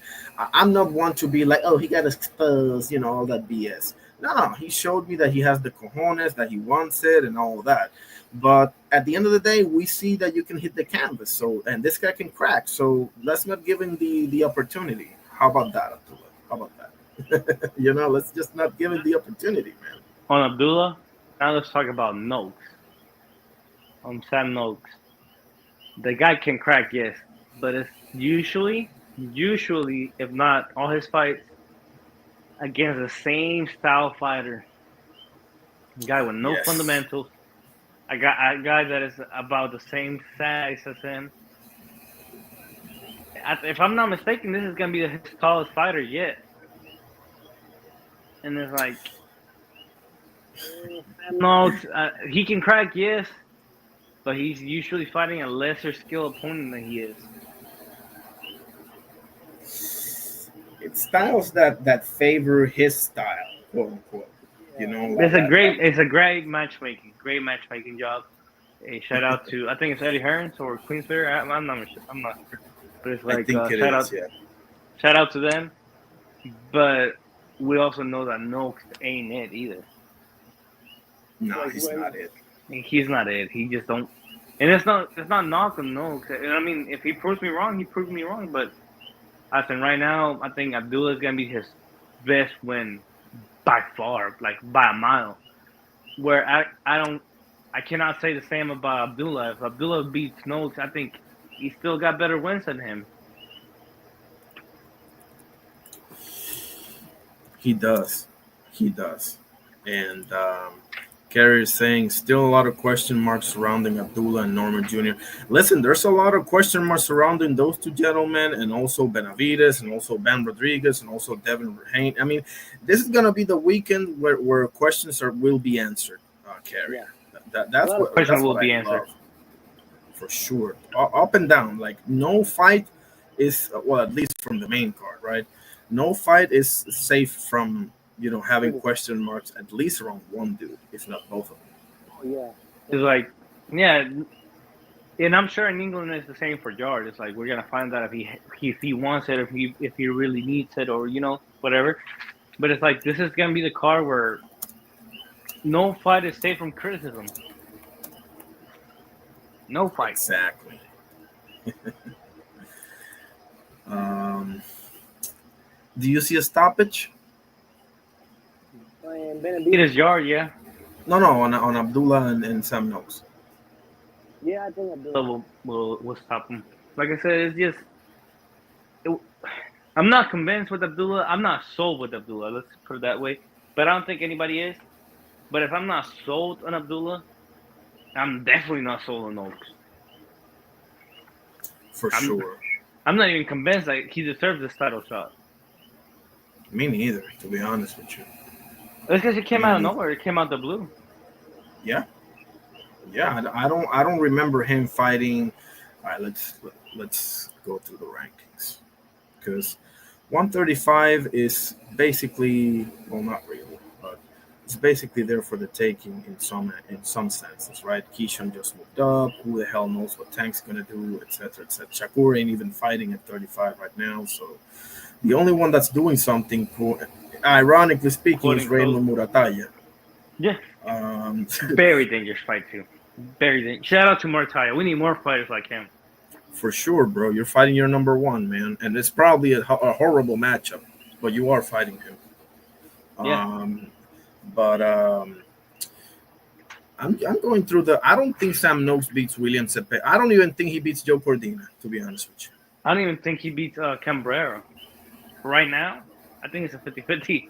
I can't name you on the favorite. you. That's true. That's true, man. I'm telling you, like that was. I'm not gonna lie. That was kind of weird. That was kind of weird.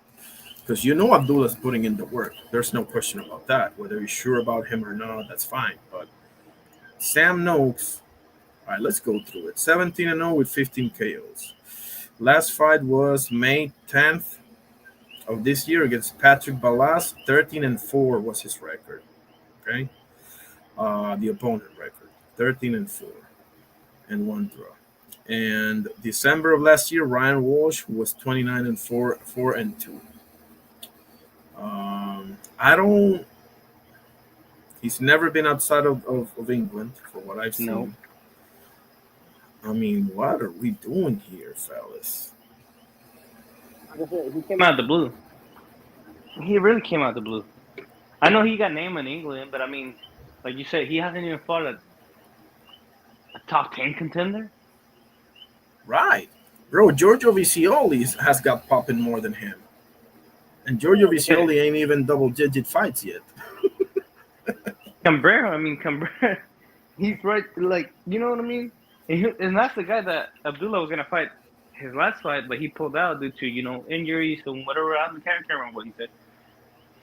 But Abdullah at least tried to fight him. You're not even trying to fight anybody. For sure. It's like, does he beat William Cepeda right now? I don't think so. Sam Noakes? No way. No way. You're talking about Abdullah or? No, Sam Noakes. Oh, okay, no. William Cepeda is the shit. Well, William Cepeda don't have the best defense in the world, but he'll drown him with that volume. Yeah, because he's got good offense. He's got very good offense. Yes. And Joe Cordina would probably buck circles around him. I'm not the biggest. I like Joe Cordina. I understand his flaws and everything. He got a real bad loss against Anthony Cacace, but Joe Cordina, in my opinion, he got some skills. He just hasn't put like everything together, in my opinion. So he ain't that good, but I think he's good enough to beat. I mean, I'm just the point we're making, bro, is that we're emphasizing the fact that you really don't deserve this. That's what we're emphasizing here,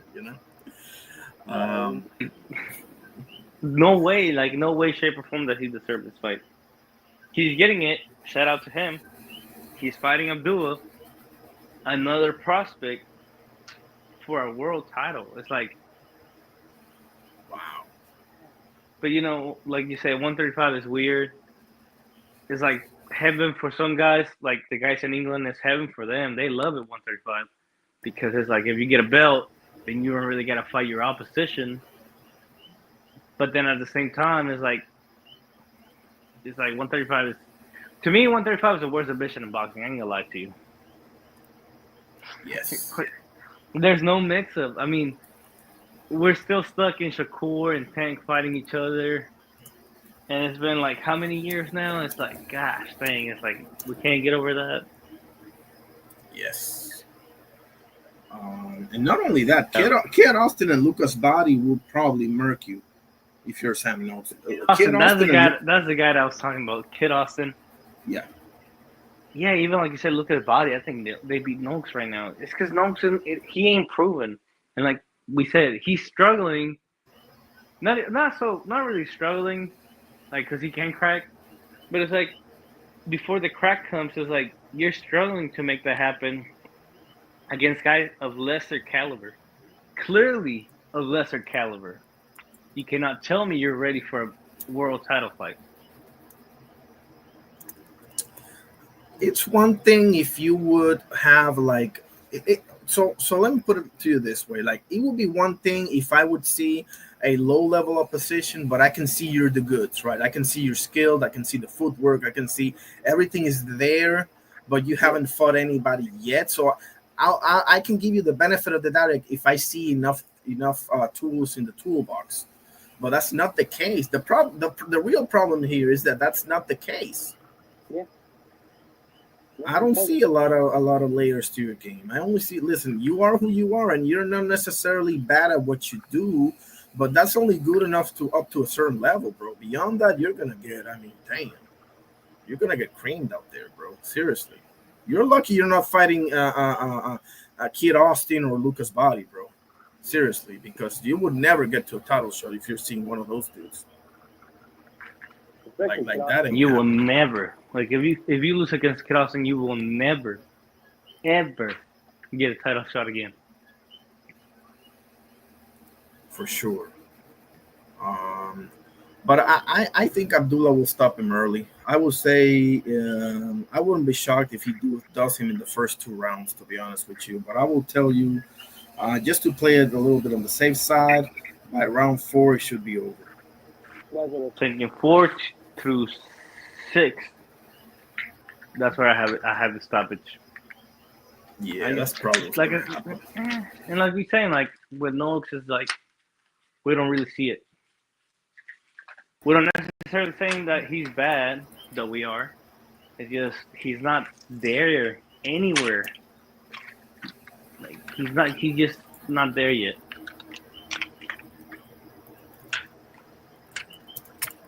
Um, but Abdullah, bro, is yeah. I think he needs at least a year to just arrive, so to speak. So I like the fight for Abdullah for that reason. It's gonna be a decent pressure fighter that's gonna probably force the issue. And try to do his thing, which will have Abdullah showcasing his boxing ability and his power as well. So it's a title fight for all intent and purposes, but it's really a showcase fight when you look at it. Yeah. And make some Noise for Abdullah in the UK, and yeah, it's just uh, like I said, in the whole card, this is the my least favorite fight. Yes, the more clear where I can see a winner. Also, yes, but it's a fight. I've seen worse. I really seen worse. That's the first one, right? On the card, I don't even know. the main card is. Yes, on the main Okay. card, this. Okay. So you want to go to Devin Beat his Haney and Jar. Norman? Yeah, I think that's the last one. Man, talk to me. Like you said, it's gonna Be more questions being answered than the downs that we had because hey, listen, someone's always got to go. Yes, Devin Haney regained that O because whatever. We all Yeah, know what happened. yeah. I still don't, but like it's the fight that's been more making the most amount of noise because X reasons. the problem. I have is people saying, I don't know why you say that Devin Haney is such a problem or that Norman is chinny because that's implying that Devin Haney can crack. Bro, I'm sorry, Norman been dropped by worse top position than Haney. Not only that, he's been hurt by the worst top position than Haney. I'm not saying Haney is the biggest power puncher, but his accuracy is there. No, that's And true. I didn't see him tire against Ramirez. So he's got Conditioning for days because what he was doing, though it wasn't the prettiest, you need conditioning. It's not the easiest thing to do. his IQ. You It's probably the I reason. think he's the first, or not the first, but the youngest undisputed in the male side.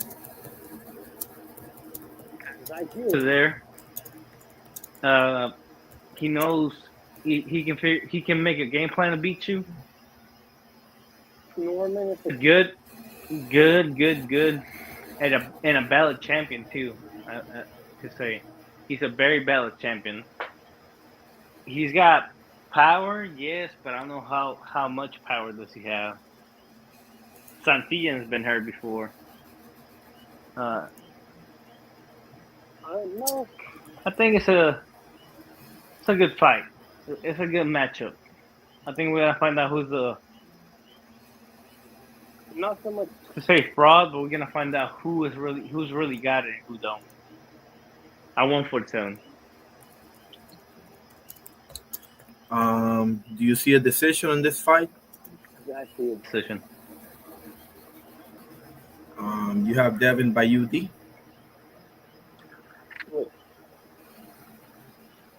Because the only way I see Devin Haney winning is it's not gonna look good, but he is gonna win at the end of the day. Gotcha. You're gonna stick and move and cruise to a decision. yeah.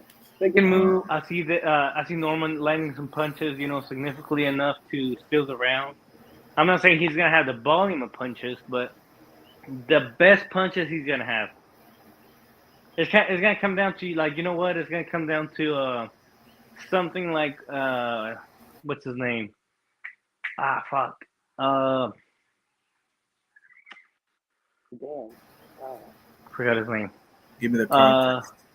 Lomachenko, Devin Haney, where Yeah. Lomachenko had the best punches of the fight. Clearly had the best punches of the fight, but Devin Haney had the output, had that work rate. It's like it's gonna come down to something like that for me. Very close. I can see it, but not really. I see Devin Haney winning on that one.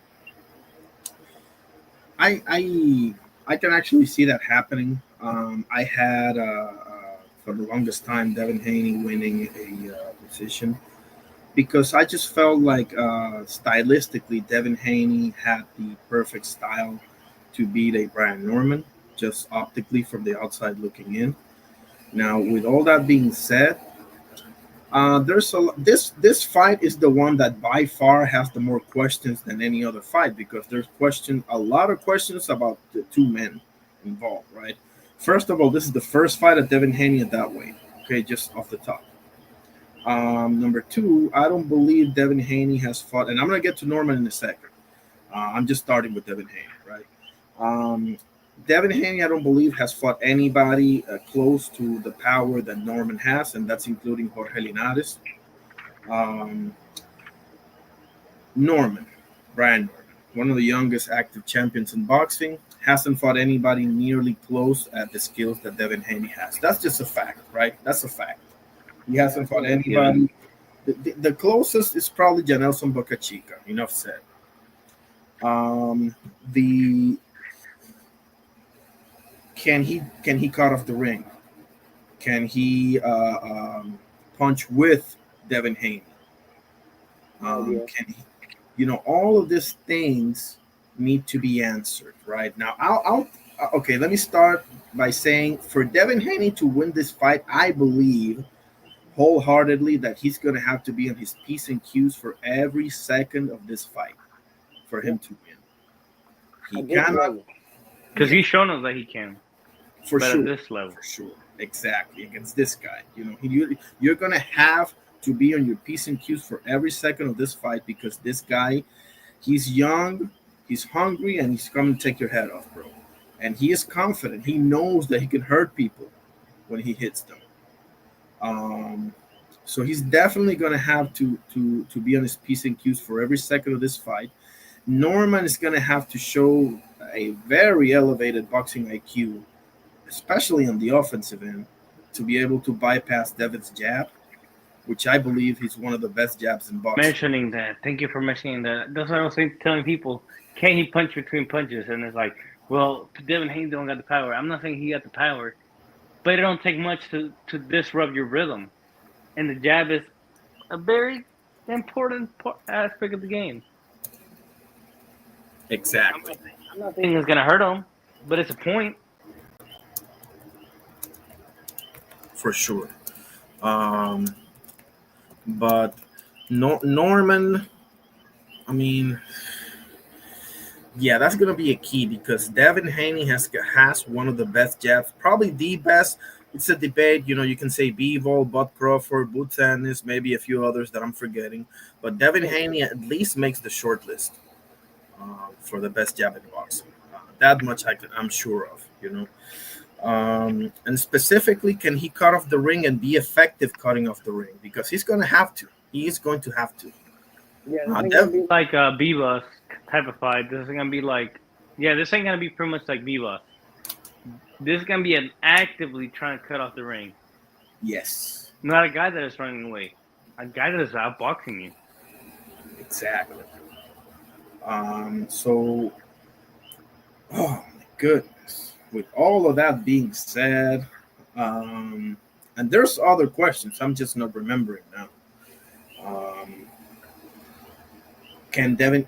I mean, damn, bro. Like, I've officially flipped, bro. I've officially flipped. I'm becoming a believer of Brian Norman Jr., bro. I love everything that's coming out of his mouth. I love how he handles himself. Now, obviously, none of that really matters if you can't do the job in the ring. Okay, so I want to make sure that I get to the boxing. I think he'll be able to crack Devin Haney. Something tells me that he's going to be able to crack him, and I don't know that he will, finish him, but I think it'll be enough to keep Devin Haney very tentative throughout the fight. I You know, if you, believe. I believe This if Norman drops him, he's gonna win. He's gonna stop him. he's gonna find a way to stop him. yes, But yes, and this is where the Big ass up, big ass butt. But it's like if Devin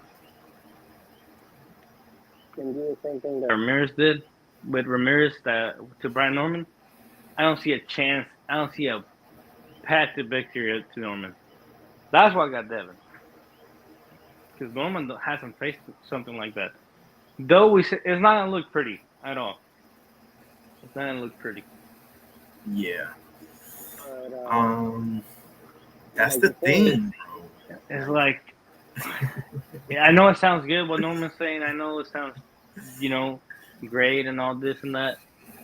But at the end of the day, the guy who's done it at that level is not Norman. and If he beats him, hey, I hope he beats Haney. I ain't gonna lie, just because I want him to be the truth. but you know what my okay. So I hear everything you're saying. That's true. Norman hasn't done it at the highest level, but here's the flip side to that, bro.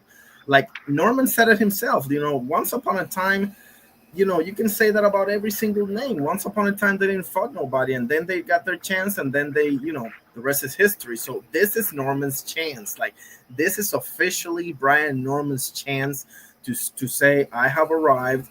Put me in the pound for pound. Put me in the so on and so forth. So is he going? This is the biggest question, bro. Because like you said, Devin's done it. Devin ain't no stranger to this.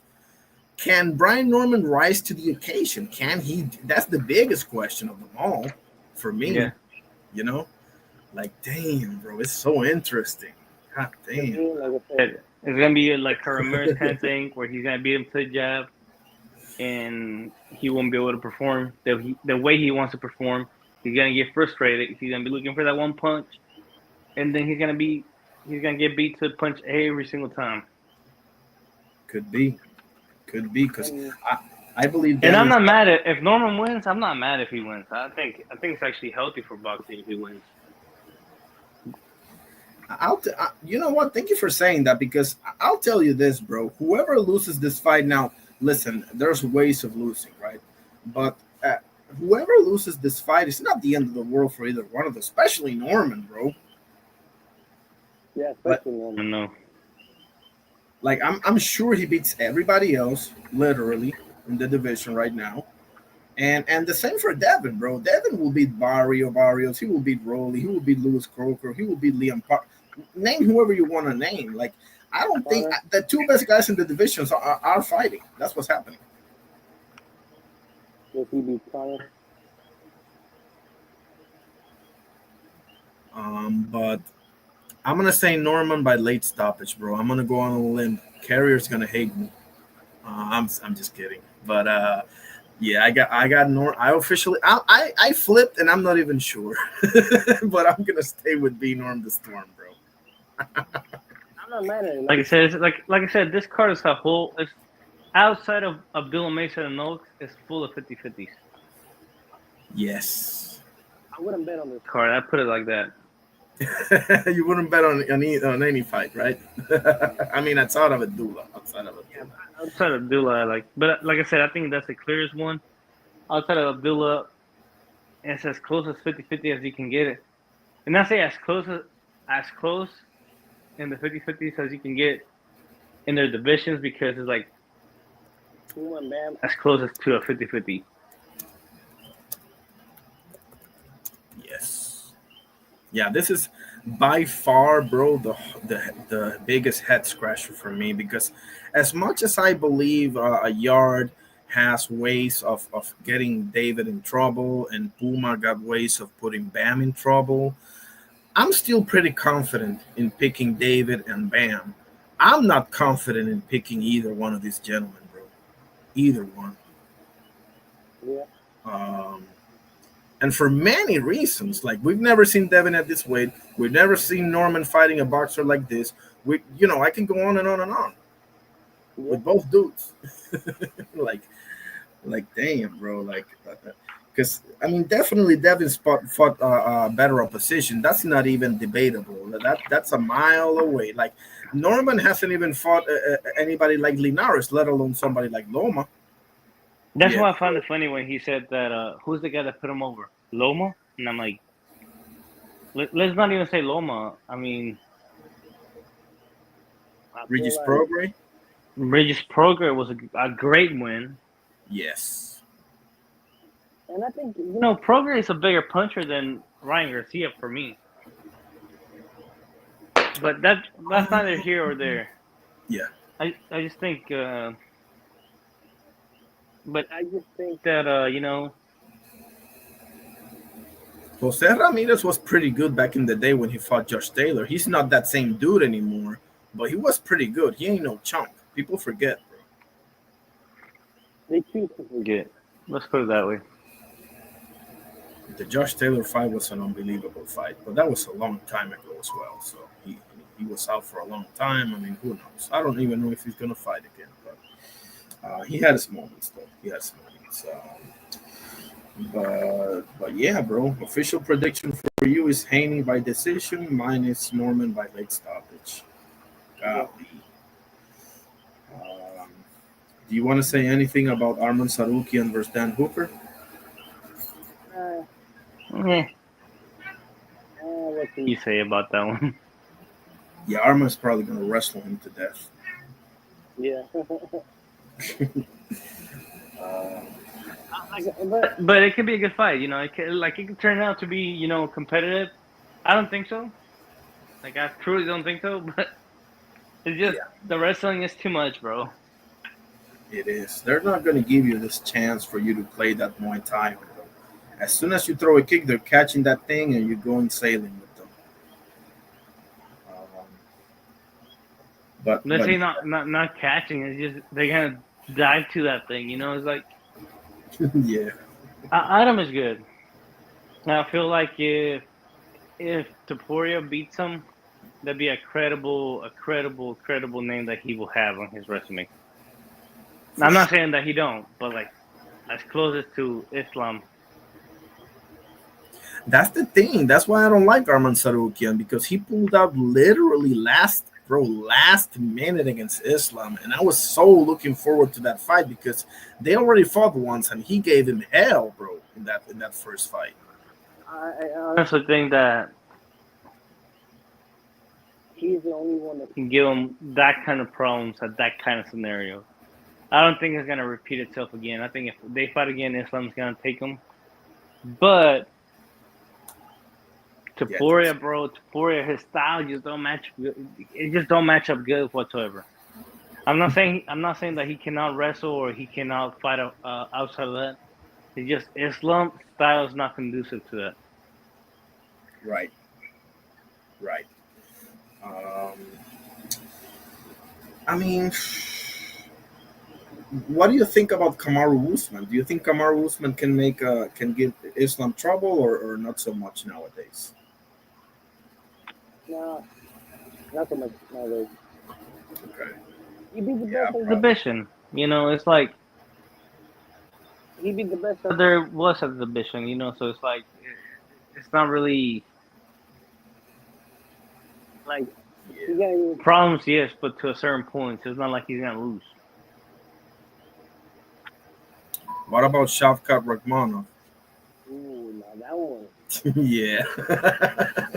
Now that one can get him problems, but he's not too known yet, so it's like, is he gonna get a fight? Yeah. I don't think so. Let me give you some background here. You may or may not know this, but Shavkat hasn't fought in about a year, and there's many reasons for that. He was booked twice to fight Bilal Muhammad right after he beat. Well, actually, he beat Ian Machado Gary because Bilal pulled out the first time with injury, and then they booked him again, and he pulled out with injury.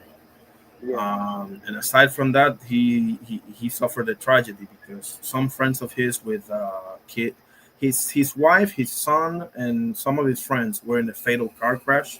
He wasn't there, but his wife, child, and friends, and the friends didn't make it. Only wife and child did. Anyway, the point is, I don't know what that thing, what something like that can do to your psychology. You know, um, so he's been out for almost 300 days now. Yeah, So do you put him in there straight away with Islam? Because I want to see him against Bilal first. That makes sense. Do you think? yeah, it makes sense. Get Bilal, and whoever wins gets Islam. You know, um, and Ilya, bro, I'm dying to see Ilya knock Paddy's block off.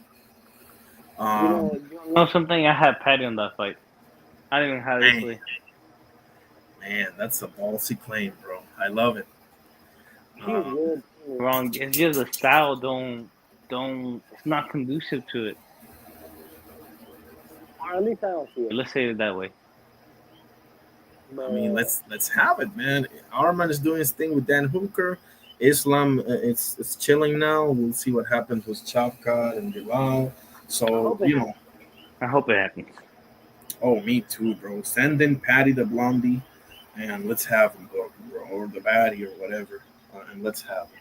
You know what? It's mostly Islia the one starting the controversy on on that topic. But then it's the same guy that is not putting in the effort to make that fight happen. And I just feel like that. That's the pattern with this. Yeah, he fights good guys, but he don't fight the best at each division. Patty, No, easily. Of course, Ilya. Champion, but yeah, Ilya, but like of course he's a champion, and all Come this and on, that. Oscar. He slept Max Holloway, Volkanovski, and Charles Oliveira, bro. Come on. But he didn't. It's not the Max Holloway that Oliveira fought. No, that's true. That's true. I'm like, No, that's true. That's true. You feel like he's getting people at the right time. I mean, there's certainly a case to be made for that. For sure. like Once, twice, it's okay, but like every single big name in your resume is that way.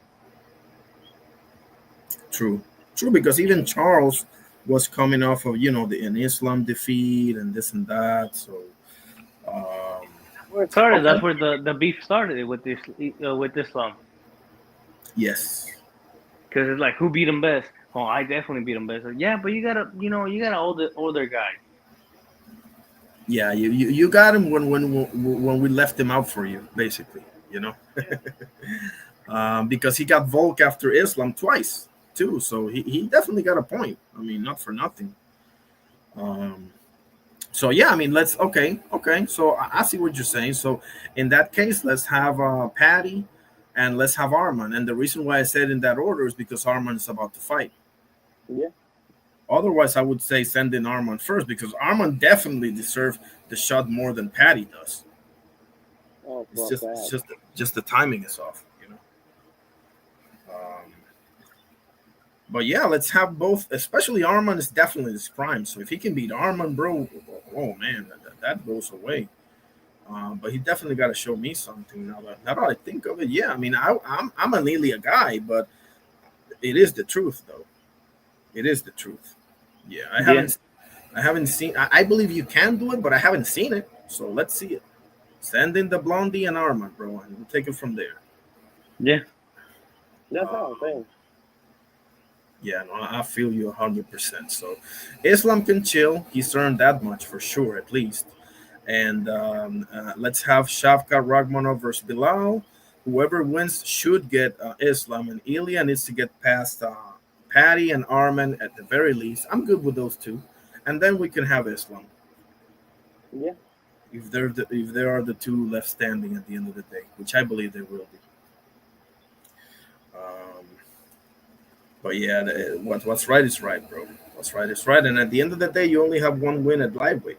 Islam defended that thing for a long time, bro, before moving out. So, um, yeah, yeah, that's the truth, man. That's a fact. Because I'm Uh, not anything outrageous. It's not like I'm saying, oh, Ilya's bad. I'm not. No, Ilya's good. It's just just yeah, like the the biggest name on his resume is is Charles, is the guy you just mentioned. But it's like, when did he get him? yeah. No, I can't deny that.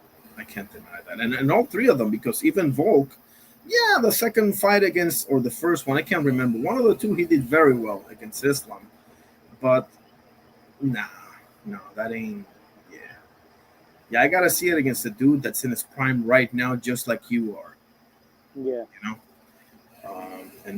and that's Arman, and not even Justin Gagey would do it for me because that guy's been put through the ringer. So yeah, send in Arman and send in Patty, and with those two, I am certain. You give me those two names, and matter of fact, if you give me Arman only, I'm sure. But if you can give me Patty on top of that, just like a gravy, bro, I am dead certain now. Like send in Islam, let's have it. You know.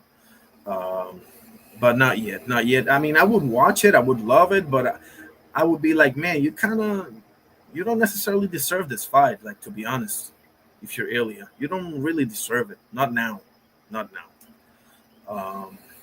Shavkat because of an activity. Otherwise, I would have Shavkat and Islam straight away because that's definitely the toughest matchup for Islam, bro. From the Yeah. outside looking in.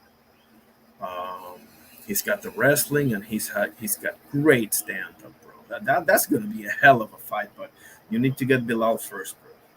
That what's right is right. Otherwise, if Shavkat can go because of whatever reason, bro, because he had a fucked up knee as well after that Gary fight, send in Bilal, bro. Send in Bilal for Islam. Let's have that one. I wouldn't. I think Islam's gonna beat him, but I mean, let's have it, bro. Bilal, former champion, just lost the belt. I mean, send them in there. Why not? Keep Islam busy. Yeah.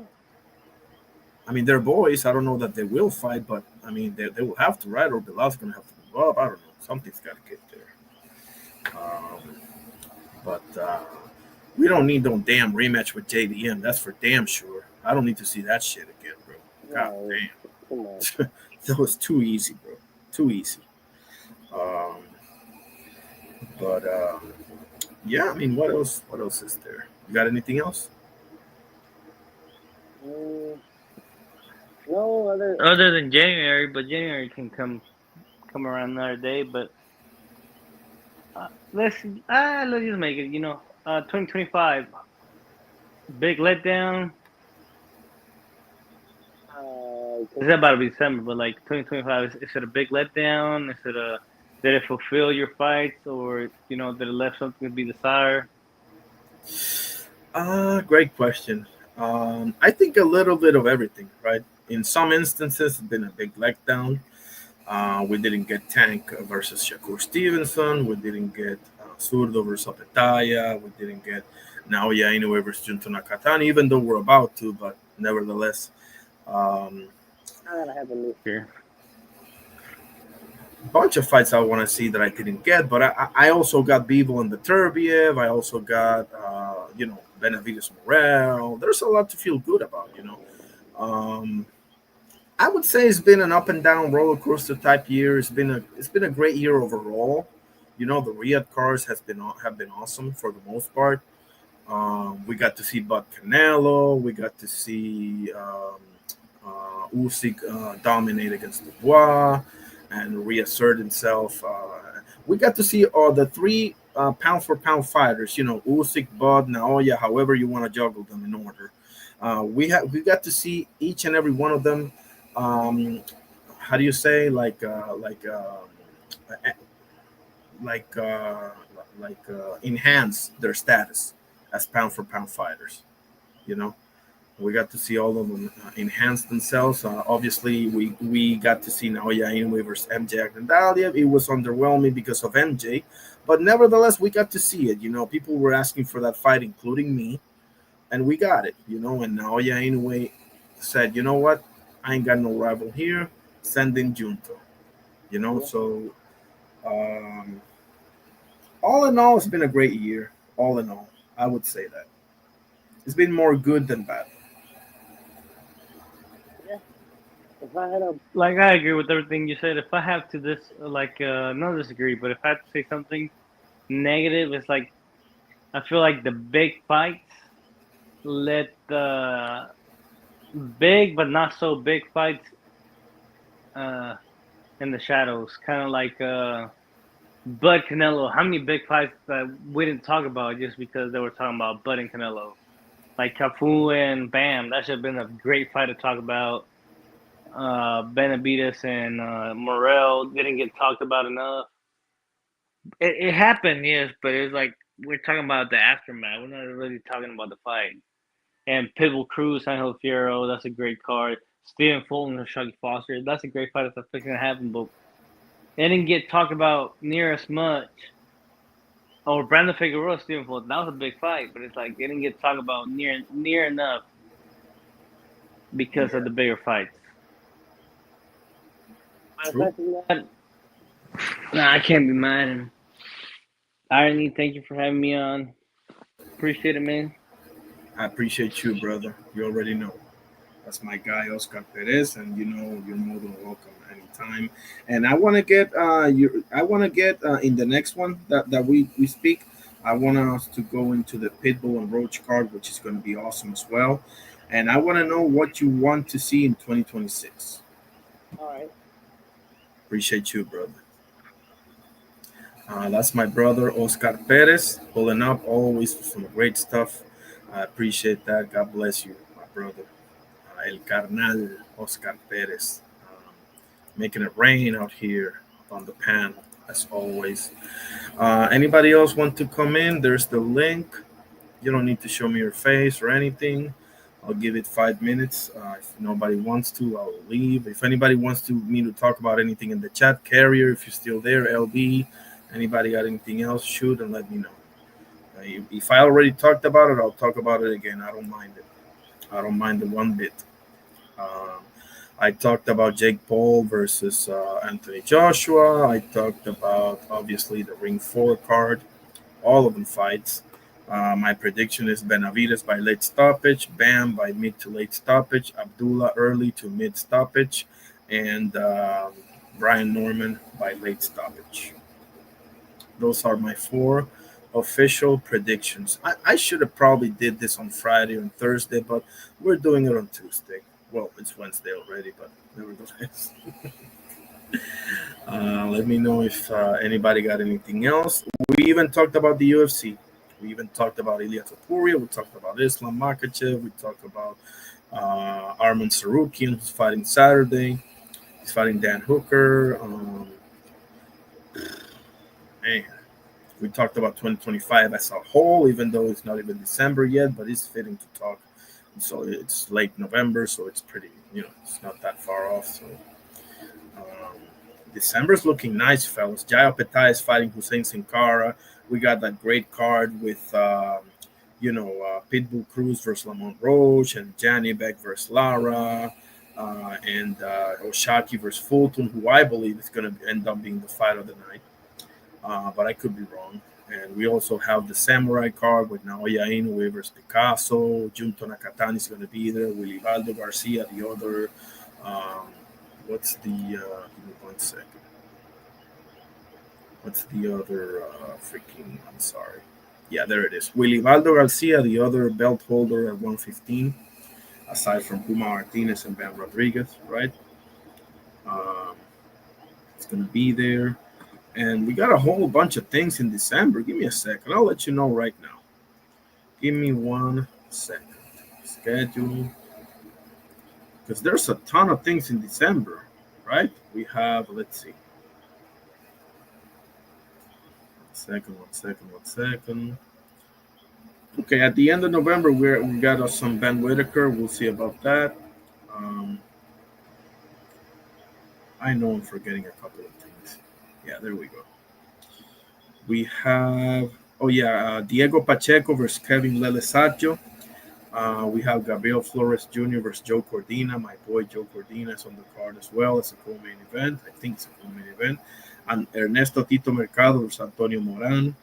Sky Nicholson versus Ronda Luna. That's going to be a cool card on December 13th. We also have Kubrat Pulev versus Murat Gassiev on December 12th. Murat Gassiev had an amazing fight against Junior Dorticos. If you haven't seen that one, please check it out. We have Badu Jack versus Noel Michelian 2 for some reason, but I'll watch it. Who am I kidding here, right? I'll end up watching it. Nonito Donaire, guys. How about it, huh? December 17th, we have Kyosuke Takami versus Rene Santiago.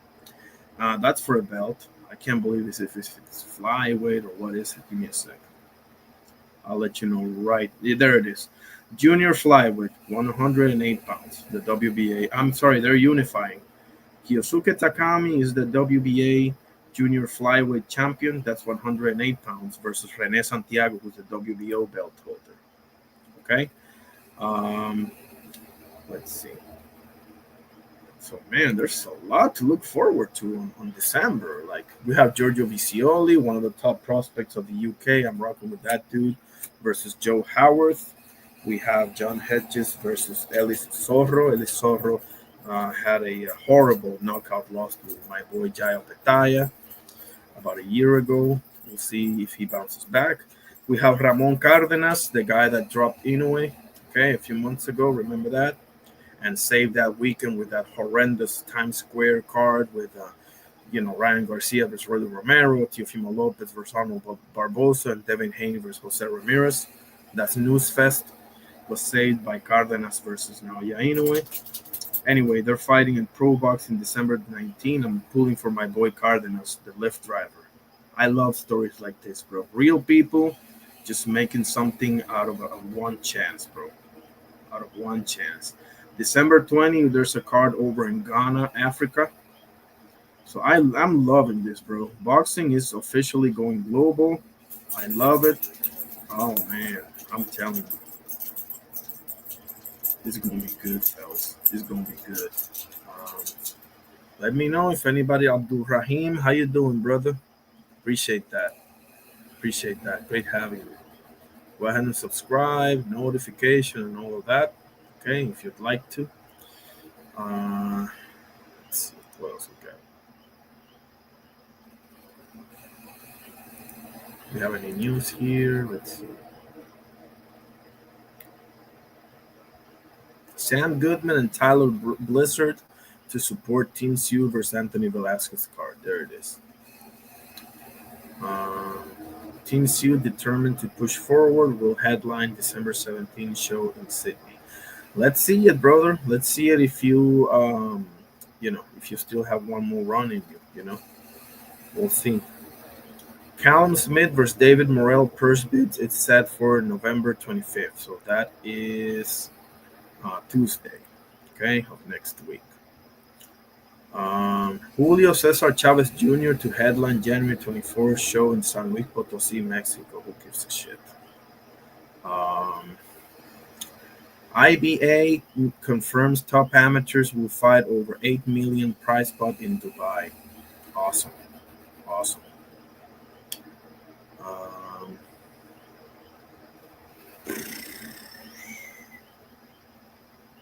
What else? What else? What else? What else?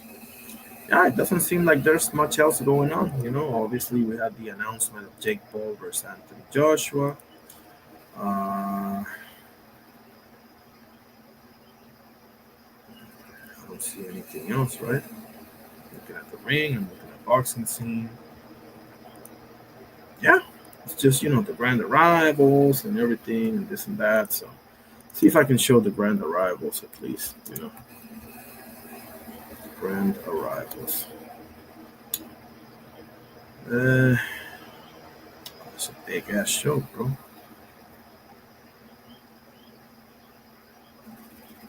Kim Haney and and Norman go at it during grand arrivals. Need to be separated. Let's see this.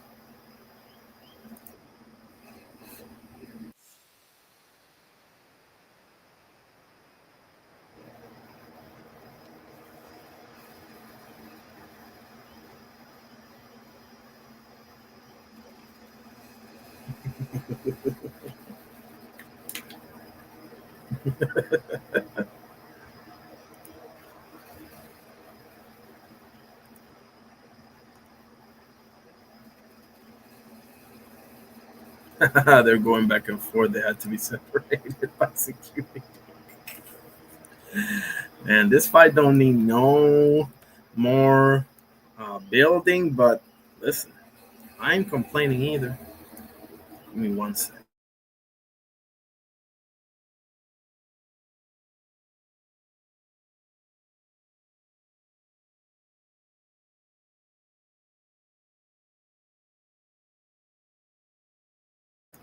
Okay. Um, so yeah, I mean, we have the rest of the week to show the grand rivals and this and that, but let's see what Fight Hub has to say.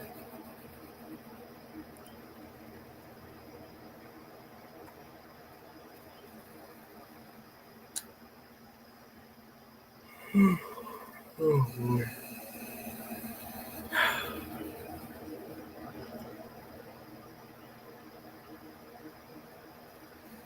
What else we got?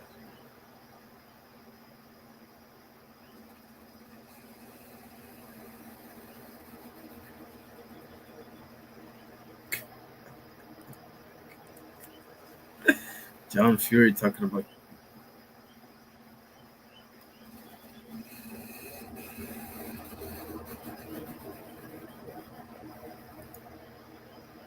See Jose Benavides Sr.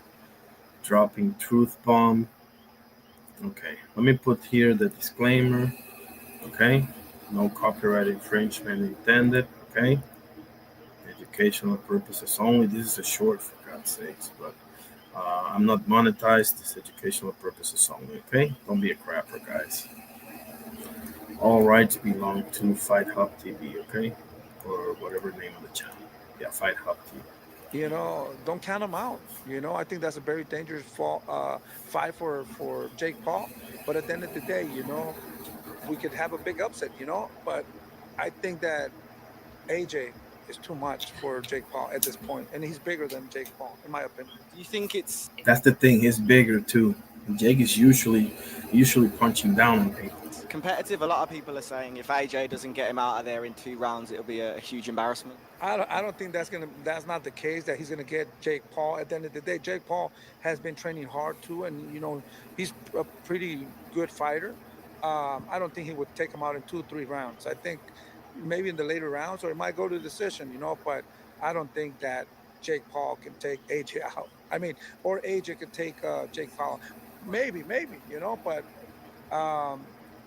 I don't know. It's just going to be an exciting fight. I think I want to see that fight, to be honest with you. Damn. Man has spoken, fellas. Now let's see what John Fury has to say. Holy shit. How about Jake Paul? The history here. My God. Mr. Jake Paul saying that we're running away from him. We're not running from you. We offered to box you right next door to you, Canada. Anywhere in Canada, because we can't get to America, and you knew we couldn't get there, offering 15 million. Stand on to your offer for 15 million, we'll box you anywhere in the world, but I know it ain't going to happen because you're not a stand-on man, are you? Because we've had this way before. Did we or not bet you $3 million on national TV in front of the world's media, and what did you do? You welched, you didn't pay. You give us a middle finger. Like your other mate, KSI, he bet me £200,000 in front of the world's media. He never paid. So really, Jake, we can't take your word for nothing, can we? Because what you do, you tread where the grass is low, my old pal, saying that you may have offered $15 million, but you knew full well we can't get into the United States of America. And we did offer the box you next door in Canada. Phone went quiet by you and your manager. But listen, mate, what you say, I take with a pinch of salt, my friend. Because I told you, put it all in writing, send it to our lawyer. Within 10 weeks, we can be there in the ring with you anywhere in the world except America. And like I say, you say things, you don't stand. Oh, I just remember they can't get to America because of, I think it's because of the Daniel Kinahan Association. Stand on, dear, 3 million quid. We said, okay, we'll bet. Deal done. Shook hands with me in front of the world's media. You didn't pay, mate. So you offering this and offering that don't mean squat diddly, does it? You or your other mate. In my word, mate, I tell you the truth, mate. Back in the old days, my pal, you'd be called odd pig to a devil, a Welsher, not a man. Can't take your word for no, which you can't anyway. But that's all I'm going to say on it. You want to fight, put your $15 million in writing to our legal team. You can be in the ring with 8 weeks anywhere in the world. That's all I'm going to say to you, mate, except America. You got that loud and clear? But it has to be in writing from people like you because your word's no good. Good luck what you're doing anyway. Good luck, mate.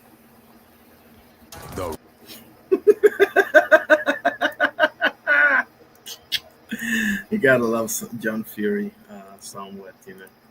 He's super entertaining when he wants to be. Uh, that's about it, fellas. Anybody got anything else? I've been here for a little over 2.5 hours. Chopped it up with my brother Oscar Perez. LB was in the house. Carriers in the house. Anything else anybody got? Let me know. Otherwise, hello. Hello, how's it going? Good. How are you? Yeah, I'm all right. Yeah, that John Fury guy, I think he's got a criminal record, so he can't get to the UK, not US. Oh, okay. I thought it was because of the Daniel Kinahan thing. I don't. Yeah, no, he gouged someone's eye. I think in a street fight in the UK. That's the only reason why he can't get to the US because I think well, I think he wanted to get to the US when Billy Joe Saunders were fighting against Canelo when Canelo gave him that uppercut and he broke his eye socket.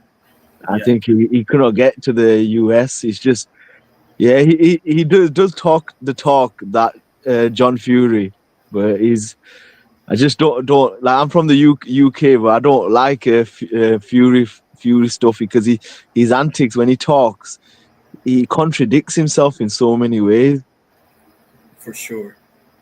Yeah, yeah, and then this fight that you're showing on your screen, it's just a comedy now. It's just the way boxing's going. Like this guy, he fought like some ex fighters and like these YouTubers, and he's already fighting like two time uh, two time champion now. Joshua is just I don't know. His boxing is just going like. You know, just like it's like a comedy now with these kind of YouTubers fighting against fighters. The thing about it, bro, is why would AJ agree to this, right? I know. It's just money. Like I don't know, but the guy, I don't know. His fans are just like YouTubers. Like don't know nothing about boxing, but he's putting new eyes on the sport. But I don't care. He just want I just want the best fighting the best. But why Jake Paul? The guy's his fundamentals, his movement, his boxing and ring IQ is not even that good. It's not there. Yeah, for sure. Now let me ask you this: you being from the UK, do you still want to see AJ versus Fury? No, not really. No, it's like you know when Amir Khan fought Kell Kell Brook. Yeah, it's like that. It's just it's gone past its sell by date. It's just because you know they milked it so long and they misled the UK fans about AJ Joshua. Even so many of the fans in the UK, they let them down because when they had the belts, they just basically kept hold of him, and they were just it was politics. It was like contract negotiations with Frank Warren and Eddie Hearn and stuff, and he went back and forward, and then then when Usyk came into the equation, that's when he won both of them. I just don't want to see it, but I can. Obviously, I'm not the spokesperson of the UK, but I can see like people still probably will pay for it. It's like Conor Ben Eubank, like both don't have belts, but they just milked it, and people went to watch it, like and put eyes on screen. But I even think the Eubank Ben wasn't. There was nothing to even fight for. It was just Yeah, basically their father's names, and exactly.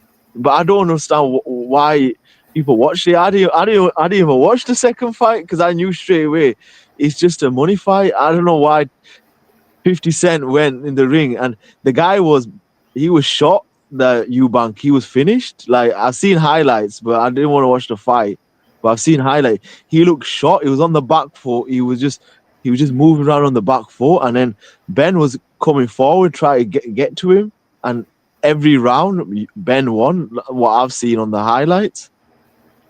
Yeah, yeah, for sure. I mean, the thing. I love the analogy, but I don't think AJ and Fury is so bad as Amir Khan and Kilbrook, because Amir Khan and Kilbrook were completely, forgive me for saying, Yeah. but they were No, no, no. completely I'm not. I'm just giving you like another case study, another fight. Just yeah, obviously, it's not to that caliber, but it's just like because both of them don't have the belts, and it can happen. It can. Joshua can fight Fury, and there will be people watching it. Yeah, I can. But I just think when they did have the belts, they would have like got broke British record and stuff. But it's just because now it doesn't mean anything. And then he's fighting Jake Paul. Like it doesn't even make sense. yeah, It's an embarrassment. Like that guy Jake Paul come out of nowhere. There's people like might have qualifications in other fields and they want to get into that job that they want to get into, or like want to get into certain industries or want to progress. They can't. But this guy comes out of nowhere, Jake Paul, no amateur pedigree, no like professional like levels of boxing, and he's already fighting Joshua. yeah. It's pretty unbelievable, and for all the wrong reasons. Yeah, I know. It's just, and then there are people watching it. It's like a comedy show now. It's just, but regarding Joshua and Fury, I don't, I personally don't want to watch it, but I can see people paying for it. But they just must be they just want to maybe want to throw money at watching it. I don't know, but it's it's just it's been a laughing stock. But I think I want to move on from them, but it's just they're still around in it because they're not retired yet. Because that Fury, he always about 6, 7 times, he's always retiring and coming back, but he's not really retiring. He's just another way of just chilling out and taking a rest from boxing and coming back when money's dried up a bit. Because he's got about like 7, 8 children now.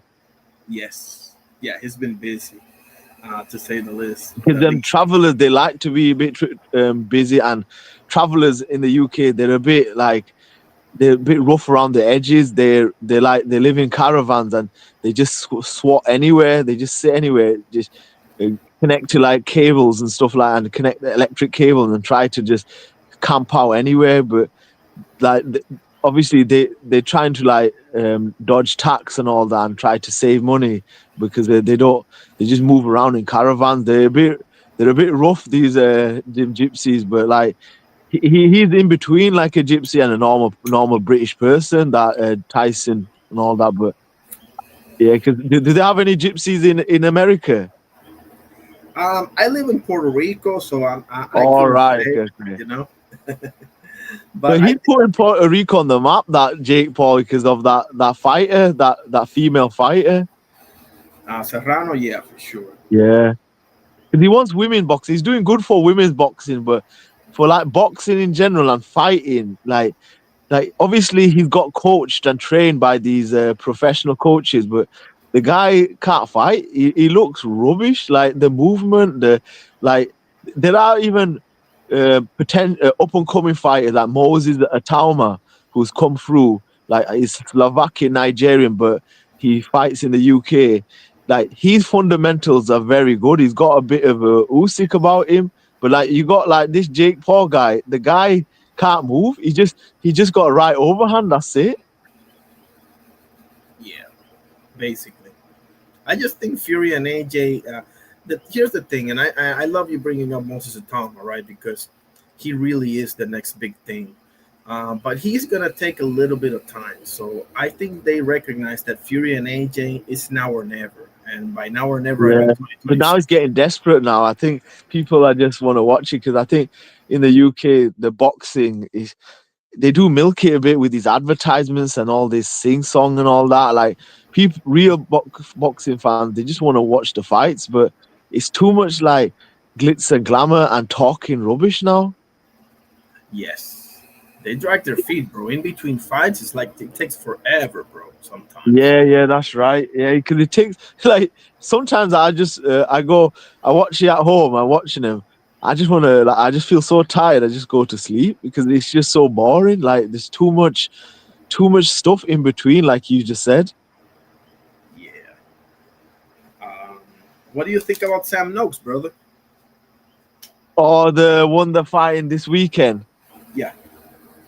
I know. He does talk of it, like he thinks. Yeah, I know, but I don't rate the guy. Yeah, I've seen a few. He does talk a few fights and stuff on YouTube. I've seen it, but yeah, I'm not. Even Anthony Yard, I don't even think he's got no chance against David Benavidez. Because that Benavidez, when he talk, he means business. He gives me that vibe of like Jai or Pattaya. Like when they talk, he means it. Like like when certain people when they talk it, you just know that he's not bothered. Like it's like that Willie Hutchinson. I find Ezra next year.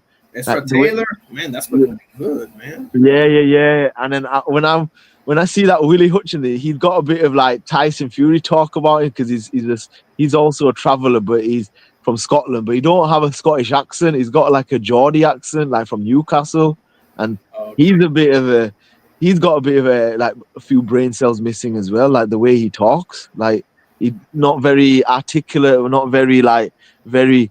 He's not even with the times or with the day. He's just a bit zoned out, and I don't.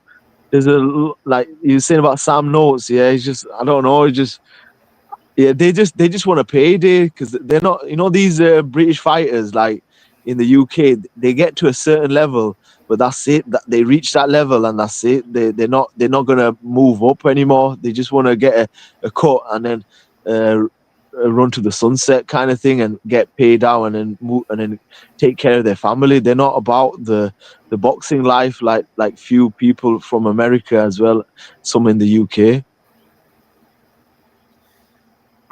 What is your opinion on, because I've seen a lot of people say that Ezra Taylor is better than Ben Whitaker. What do you think about that? I think that regarding Ben Whitaker, that fight when he fought Liam Cameron, I think that the first fight, that's when his stock went down, and I think he wasn't, and then he went quiet for about 6 months before he fought him again. But yeah, with Ezra, I think I've seen a bit of his thingy, like when he was talking, he started fighting at 19. He's not doesn't have a amateur pedigree, but same thing with Ben Whitaker, because a lot of them they just have no pedigree, like the foundations of like I think amateur. Fabio Wardley is the same thing, right? Yeah, same thing. He went from white collar boxing, like them charity boxing fights. You know that when you sign up to for a charity boxing fight, and then them kind of stuff. Yeah, Wardley, like he's got that right hand that he gets him out of jail kind of thing. Because I think when he fought, I think he fought someone like he fought an Australian guy, I think, and then he came out of it. I think that Justin Hooney he fought. I think, and then he come out. He was just he was good. He's a good fighter, but he's just like these lot. They got no. They'll get exposed when they get further up. But with the Fabio Wardley, I think he looks good. Like he's got something. He can get him out of jail from that right hand he's got. Yes. But with the Ezra and the Ben Whitaker, I think they're either in the same level kind of thing. Because I even think that Ben Whitaker will get exposed when he gets further up, because I think he's fighting someone next year. He's fighting on November 2029. All right, so yeah. He's fighting someone, but I don't know who is he fighting. He's fighting some random guy I never heard before. It's called, yeah, I've never heard of him either. It's called, I think, Gavasi, is it? Yeah.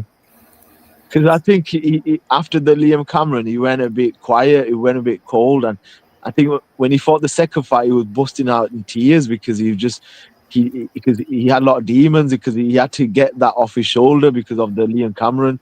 Because Liam Cameron does come on social media a lot, and I do chat to him a bit, like because he's quite a fan's favorite, because like the way he speaks, because he resonates about them, because the way what they see in him, what they see in themselves, kind of thing, like the white working class kind of mindset in the Britain kind of thing, like it's come from nothing to something, and drugs. He was addicted to drugs. He got into criminal like activities kind of thing. So he resonates to them kind of thing, like a typical working class kind of man. Oh, okay. Yeah, so and then but with the Ben Whittaker, he was cocky and arrogant. He's got that Prince Nazim about him. So the way he moved, but he's not Prince Nazim, but he'd got no power. The way he does these rabbit punches, he embarrasses himself. Gotcha. I'm not sold on Ben Whitaker either. I do Yeah, like some things, but I think until he proves me otherwise, yeah, I know you mean with regarding Moses and Ben Whittaker, because they have to prove themselves and show their worth, kind of thing. 'Cause yeah, but then when they get exposed, that's it, and then they get a loss. It's hard for them to get back up to that level again. But with that Jake Paul, even he's lost, he's still he's still around. He's like a physical troll. Like he's just there. yes, you Well, can tell he. what do people in that side of the continent, the other side, and Puerto Rico, what do they think about Jake Paul? Because what do they think about him, and what do they think about American boxing right now? Um, Good question. So when we talk about Jake Paul, I just think that we need to separate the things, right? Because I don't mind him too much as a promoter. I actually think it's good. Yeah, yeah, like female kind of thing, like how he's obviously female boxing is not on the same level to men. I can understand, and also what he's doing to female, trying to get them on these cards and try to like how she like the Katie Taylor and the female boxer that he represents. I can understand. It's just if he does that, the promoting side, like you said, I can understand that'd be good. That, but it's just as a boxer, nah, I don't know. I think he's making the money what he can. Probably will do promoting women's boxing and represent women's boxing. That's what I'm probably thinking. Sure, but aside, I mean, for sure. But aside from that, I noticed that in each and every card, he makes sure that he gives us hardcore fans one, maybe two fights. Like he makes sure that every type of fan can watch his cards. Because, for example, on the well, it was canceled, but on the Tank Davis card, we were going to have Gary Antoine Russell defend his belt against Andy Hiroka. That's a hardcore fan type of fight. Okay, yeah, On the Chavez Jr. undercard, we got Zurdo Ramirez defending against Junior Dorticos, another hardcore type of fight. yeah, It's not like he's having a bunch of influencers on the undercard and it's yeah, just a complete shit show. No, he makes sure he gets something in there just good enough for the purest fans to even watch it. So I recognize what he's doing and I think it's brilliant in some sense. Now the fighter is a different story. okay, He doesn't have. If you remember, a few months ago, he actually got the rankings on the yeah. group.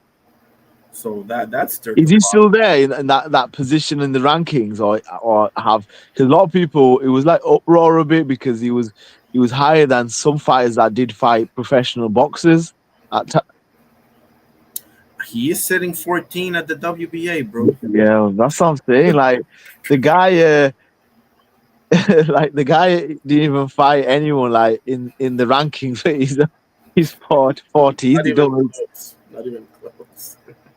Yeah, yeah. Like you just said, like what he's doing regarding boxing and all that promoting and stuff is good because like there are like promoters and that Turkey Al Sheikh what he's doing, but like but they're doing it on a thingy. But there are some fights that are not happening. Like there are fights happening, but it's not like it's not. I thought it would be like every month or somewhere, like once every month, like big fights, like how UFC was back in the days, like once every month.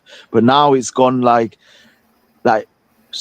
4 months to 5 months before a big fight happens. Now, obviously, this weekend there are some good fights on, but like it's just gradually like get in there. But some of the fights are not happening. Like he has even put down the Fury and Joshua, but does people want to watch it? Because I'm not. I'm just one individual, and maybe majority might want to watch it still.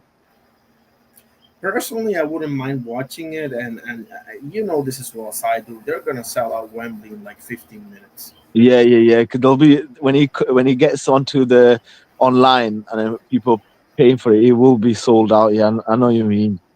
For sure. because they will sell like 100,000 easy if it ever gets to that. But it's just and then but it's even watching in them 100,000 foot Wembley Stadium, you can't see nothing because I've seen images online like people watching the Ben Eubank last weekend. They, they were watching it more on a screen rather than seeing them on the ring because it was very difficult.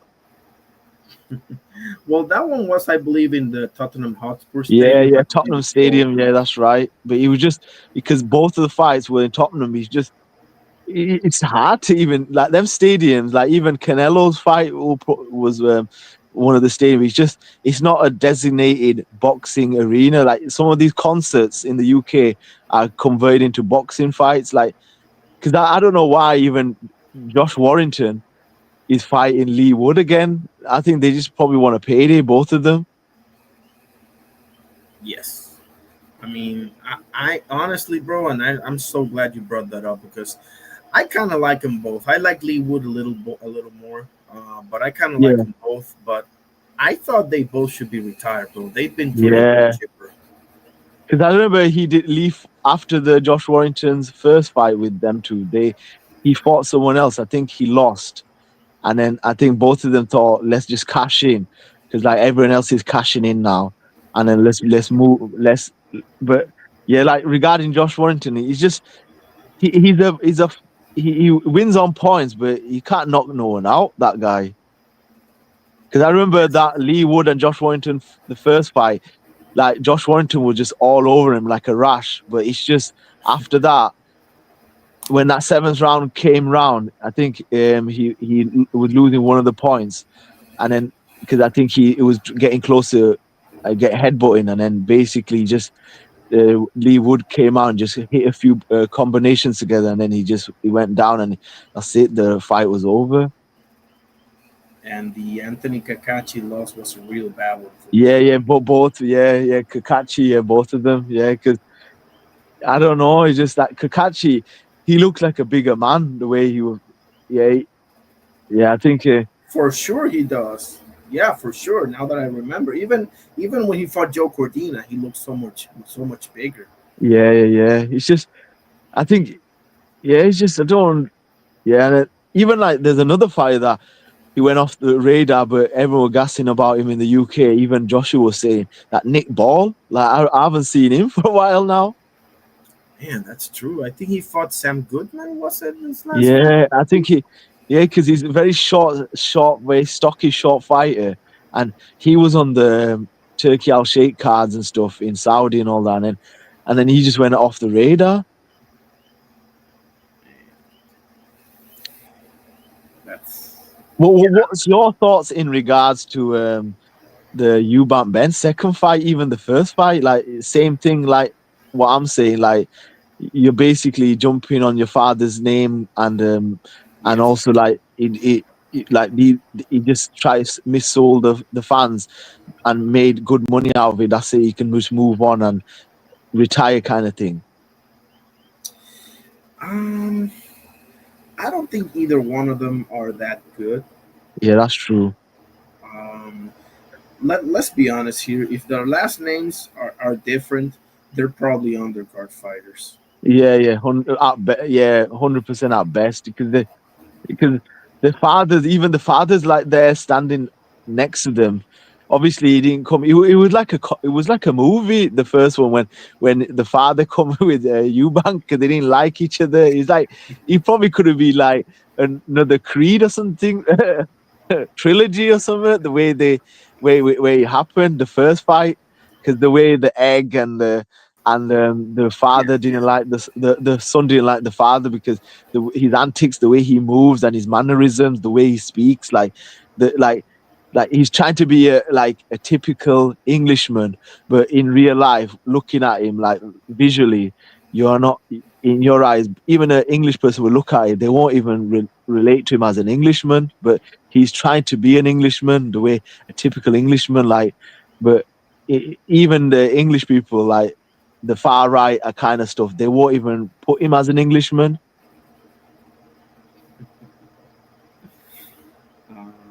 I don't want to see a trilogy. I don't No, want I to see. don't, because because you know it is, you don't know with these like because behind closed doors and all this talking and all that. Because that's one thing that us fans can't see when they do all this negotiation. But I don't want to. I didn't want to see the second fight, but it was all gassed. Everyone was gassing in the UK about the first fight, and then they probably want to see the second. But why have a second fight when both there was no rematch clause? Like because none of them even had the belt. So he was for a money fight, and he wants to go back to 147. But but I can't see him like getting back to 147 because he looks quite bulky now, Conor Ben, and he can somehow get to 154, but I can't see him getting back to 147. Man, that's bad news, bro. Because 147 is way the coast is way clearer at 147. Yeah, Like 154 is full of dangerous people, man. yeah. It's just like because he moved up. He knew that he has a shot with Eubank because the guy's a bit like he wanted to get. He was always chasing the Triple G and Canelo fight, and he couldn't get to that level because these lot didn't want to fight him. I think Triple G probably won't fight again, and Canelo. He's. I think he's trying to cash out as well a bit. But the Crawford fight, I thought Canelo was going to do it, but yeah, Crawford, like the way he schooled him every round. Yes. But Canelo at least was a superstar, the face of boxing. Like he did Yeah, some things. Eubank, bro, not for nothing. Eubank was never that good. Like he lost to George Groves. George Groves have had one arm in that yeah, fight. Remember? yeah. The last round, yeah, and then he couldn't even like finish him off. Like when his shoulder popped out, he couldn't even finish him off. Even the Billy Joe Saunders, like because both of Yes. them were up and coming fighters, And and Liam Smith, bro. yeah, That yeah, was Liam Smith, the first fight, like he did, like even the punches that you Conor Ben fought, he didn't land flush. He landed on the side of his temple or back, and then he was wobbling and he went down. Even the Liam Smith first fight, yeah, he wobbled him, and they were a lot of trash talking in that in the first fight, and that's why he wanted the rematch. And but yeah, it's just I don't know. He's lost a few now. Like I think he's lost four now, but he should just finish. He's not. I don't even think his father's way better than him, and the fathers fought way better fighters. for sure. For But sure. because the name, like you said, the name and what I was saying, yeah, the name is basically sold the fight basically because they're basically average British fighters at best.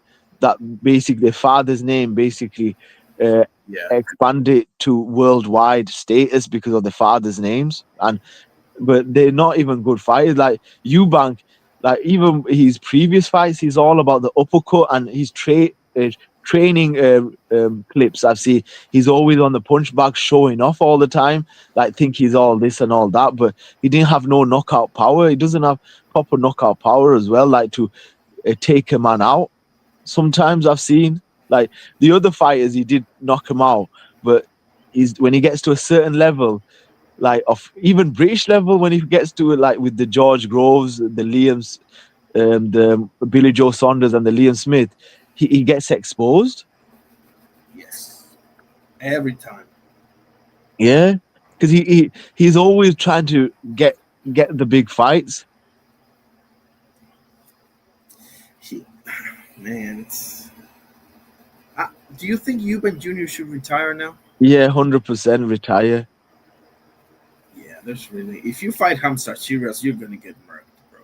Yeah, with Hamza Shiraz. I remember he fought that one of the fighter Hamza Shiraz. He fought. I forgot his name. He fought someone. Remember, like a couple of years back, and I think he gave that low blow, and then that's when he went a bit. And then I remember he fought, but he's all right. He's moved up a bit, Hamza Shiraz, and I think Turkey Al Sheikh does like him. And then even Adam Azim was he's a bit up and coming as well, coming through the ranks. And then I do like him. I do like Adam Singh. Yeah, because that Scooby guy, he was trying to get into his skin a bit, like the fight that he was going through. I think he didn't go to his antics, but he was trying to get. I think he could have finished him earlier, but he was just trying to like he had his guard up very high, and I think he was trying to think he doesn't have a gas tank, and then Scooby might come out in the later rounds. But that Scooby guy, I think I don't know much about him. You probably might not know as well, but he just wanted to fight. I think Adam Zine, but I think Adam Zine just needs to gradually get to. To fight the next fights in the probably next year or some the good fights. But he's saying about Devin Haney. He said that is Devin Haney any good to? I think he was saying it to that Scooby, but I think Scooby was saying, I think you won't beat Devin Haney. I don't know, man. Devin Haney, he's got his hands full to say the Yeah, least. he's got that Norman guy in it, that Norman Jr., whatever Yes. his name is. Yeah, That but I never heard of that guy before, that Norman, because obviously I see a bit of like British fighters are getting a bit well publicized now, but like, and know a few names in America, but like that Norman Jr., I don't know much about the guy. Do you know, like, from your perspective? he's one of the youngest champions. He basically he's making some noise now. He's like 23 or something like that, or Okay, 24. He already produced a knockout of the year against Jin Sasaki. Should be the okay, knockout of the year this year, but yeah. he's very dangerous. But um, the thing is that this fight is so intriguing for all the right reasons, like stylistic. Like he's a boxer puncher. Okay, let me put it to you this Okay, way. He's got sick power. Footwork is not there yet. Not to say it's bad, but it's not there yet.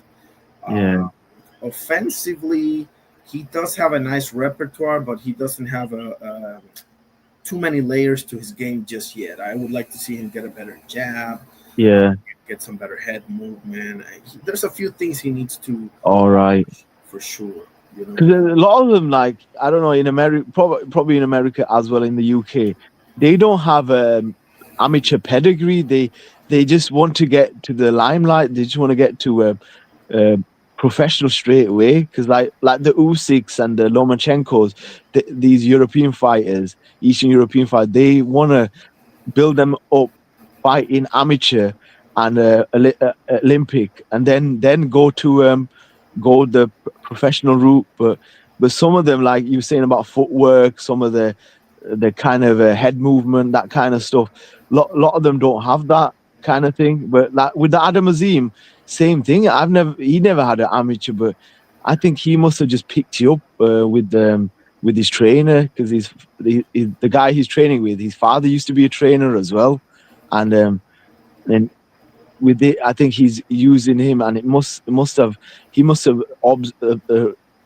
like, what's the word, he must have like took all the information in like a sponge, and then probably got all the fundamentals kind of thing right. He doesn't have the knockout power, Adam Azim.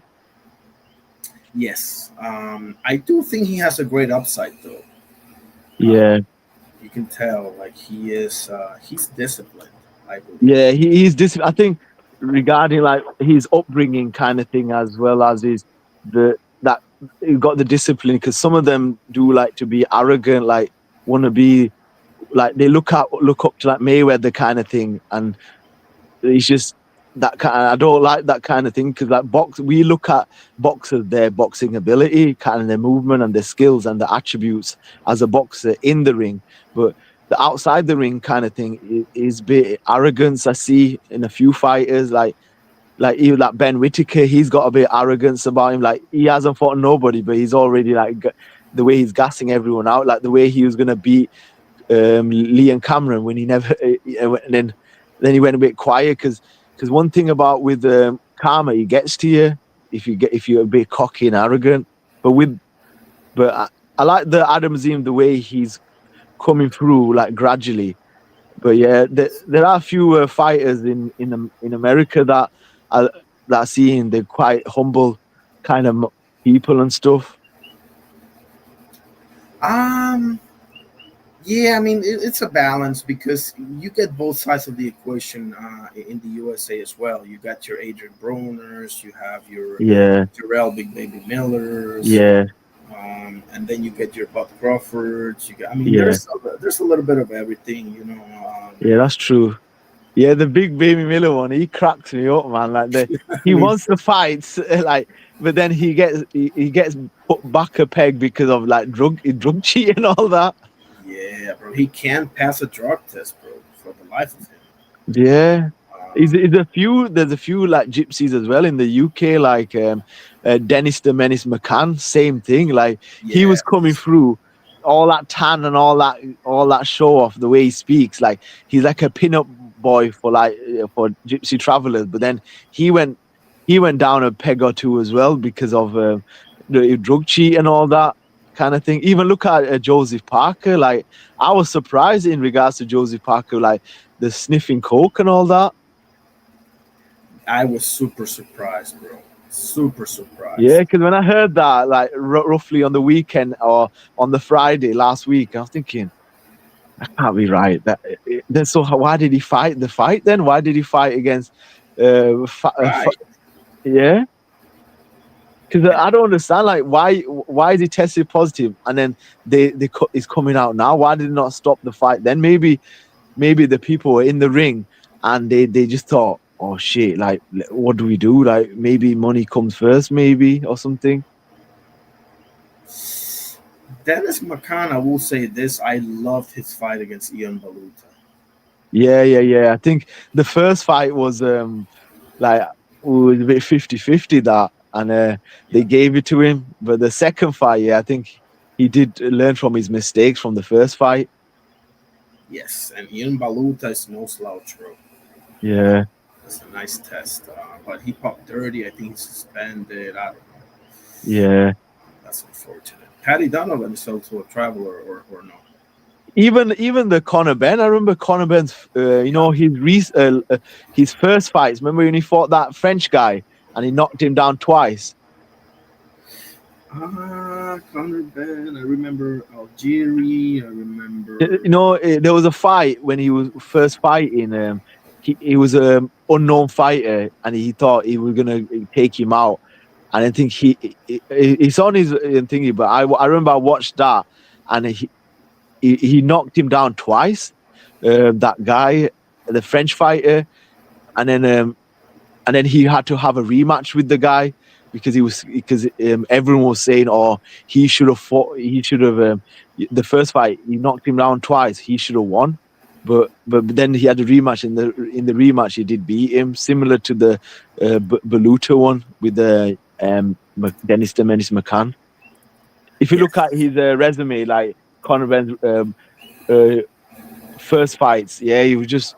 This is the problem. That guy knocked him down twice, but all of a sudden, like he thinks he's invincible. That Conor Ben, the way he's after the first fight against Eubank, he went to America. I remember there was a card in America with Turkey Al Sheikh when they fought in Times Square, and they were coming in like cars and stuff. I remember it was like close to like around I think it was around May time this year. Remember when they had all these fighters on the card and then they were coming in like Batmobiles and stuff like that. It was cracking me up. Yeah, I remember they had these fight and then Conor Ben was there. He was going around like a victory tour, like Eubank was saying in the second fight in the press conference. Like I was thinking, this guy, like you lost and you walking around like Conor McGregor, thinking you're all this and all that. I mean, yeah, I feel you, bro. Like, I don't. Conor Ben is not my cup of tea. He's No, not. he's got a bit of ego and Yeah. he puts his emotion and he puts his heart in anything. The way he speaks, like he means it, but he don't mean it. I don't see him meaning it. Like there used to be fighters back in the days when they said it, they mean it, and the way he speaks, he just is he portrays arrogance and he's got that ego about him. Yes, and he ain't. I don't mind arrogance necessarily if you can back it up. Yeah, that's true. Like if Bud Crawford or Usyk all of a sudden started acting arrogant, or Naoya Inoue, I'd be like, you know what? But they're pound for pound fighters. Yeah. Like you, they, you, Yeah, there's they built that their stock through fighting, yes, and because even Bud Crawford, he used to just fight one a year, and obviously he's waiting for a payday. He's getting close to like retirement age, Bud, but like yeah, it's just people were a bit skeptic in regards to when he fought Canelo, because like that was either you're gonna support Canelo or Bud, but then the way he did it, like he schooled him. I was surprised because like obviously even like people that watch boxing all the time, they didn't even know like how um Bud was going to fight, but he did very well against Canelo in that fight. And then even his fights against Amir Khan and Kell Brook and all that, like the way he schooled him and stuff. Because exactly. then, Um, then he's gone up my estimation, like proper now, like up, like obviously like he's like pound for pound now, Crawford and stuff. Because like even that Nue guy, he's got a bit of like he just fights in Japan all the time. That guy, and he fights on weird days like Tuesdays and stuff. Like I'm yeah, watching his fights on Tuesdays at midday, like in the UK. I'm thinking like so like there's no one watching him in it because in the UK they're very tribal fan base. Like they don't open up and watch different divisions, and they very either your team Tyson Fury or team Joshua. That's the thing. Like you were saying at the start of your conversation with me, because like they it's like a tribal mindset. It's like football. Like you guys call it soccer, we call it football. It's like that kind of like my team is United and your team is Liverpool kind of mindset. Like they have to have a fan base that they have to support, and they're coming in droves to watch their watching their fighter fight. And that's the thing. I like watching everything, like undercards to main events and different divisions. But even a lot of these people that watching, even the team Adam Azim or team Amir Khan or Kell Brook, it's just I don't like that. Like even in America, when I watch hear a few of not yourself I'm not on about, but like others other channels and stuff, the way they speak, like their team, this team Latin team, like team black or team US or something. I don't know, I don't like that kind of tribalism as well. yeah. No, I'm right with you, bro. There's tribalism because of race. There's tribalism because Yeah, of name too. Because there's Tank fans, there's Shakur fans, there's Devin Haney fans, yeah, Teofimo Garcia fans. fans, and then I'm Exactly. thinking, what the hell? Like why are you speaking? And then the way they speak, like even these Aussies are speaking, like they can't talk, man. They like it's like a few sports in regards to UK. Like UK invented a few sports like cricket and rugby, and the colonized sports only play it like Australia, South Africa, India, Pakistan, them kind of ones they play, and they like I don't know. It's very tribalism. Even like they watch it. I see these Aussie fans watching fighters because most of their fighters are either Samoan descent, Samoan food, For like that sure. kind of yeah. And then because they're very rugby kind of stocky kind of guys, like the Josie Parkers and stuff, and even some of them like Exactly. I'm sat watching UFC a bit because of and stuff like, and even like that JDM who fought Islam Makachev, like he's got Italian blood in him. Like some of them they migrate from them kind of countries in, and even that what's his name again? The one that fought Islam. That there's another one that he's from Greek descent and stuff. Oh, Alexander Volkanovski. Yeah, Volkanovski. Yeah, him. Like, but like I see these Aussie talking, and I'm thinking, hold up, like you guys are talking like but most of you guys are colonized from Britain and stuff, or like from Europe that they migrated there, and there's a lot even like tribalism in the UK as well. It's just and like America, like that's why I agree what you're saying. Like they support this guy, that guy, they either team Garcia, team Haney, and I don't like that because I like to watch it with the open mindset, and I try watch it like to understand the fighters because we're all equal in our ways, but because they're fighters and they become to get to that level, and it's just I don't like that kind of I'm team this team that, so they're trying to put their money into that team and that team. It's just it's like that in football, and like I don't like that with the football, and now money is getting involved and money is controlling it, and because people like with me, I would never know you as a person, brother, like but like I we can have a connection by sport, and I like that kind of sport, but I don't like the way the money's getting involved into it, and they're controlling us with these advertisements and these kind of in between fights they're putting all these lies and propaganda, and they even like women promoters women presenters there, and they're speaking. I'm thinking, and I don't want to be like sexist or anything, I'm saying it spade as a spade, but you No, no, never. you go ahead and say whatever you want, buddy. Yeah, it's just like these female presenters are there because they're just doing it for like they're making their bodies as an object, because sex sells in society, and that's what they have these presenters there, and I don't like that as well. Like I think because I like real fans that talk about real stuff, and they're talking it through the heart and their mind. But these people now, we're selling our soul for this kind of thing, and then I want the real fights like I used to watch years ago, the fights and stuff, but now it's coming like a comedy show like Jake Paul and Joshua thing. Yeah, it's too much. It's too much. Yeah. And I wanted to ask you one more thing. Shit, I just forgot. Who's your? Oh yeah, who's your favorite? Um, you because I love rugby. I love rugby. All right, yeah. Well, we could in where I'm from the north side of the UK, and they love rugby league more than rugby union because like obviously Argentina play it now, Uruguay play rugby union, and they're quite good at it as well. And then yeah, because the rugby they play rugby league further up north, but it's not bigger than union. But if I said that in where I'm from, they would say, "Oh, you're talking rubbish." I see. Rugby union is like when you play countries, right? Yeah, yeah, rugby union, yeah, countries is very popular, as in countrywide. Yeah, that's right.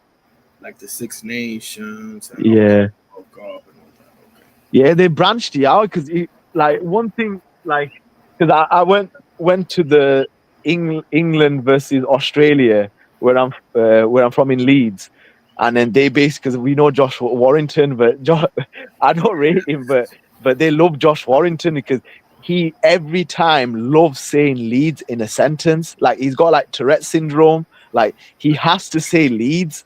Like it's like someone that he's forgot where he's from, but and there's a lot of tribalism supporting the guy. That's why people will watch Lee Wood and Josh Warrington wherever they're going to fight in February. And I don't know, but I don't know what rugby do you like, brother?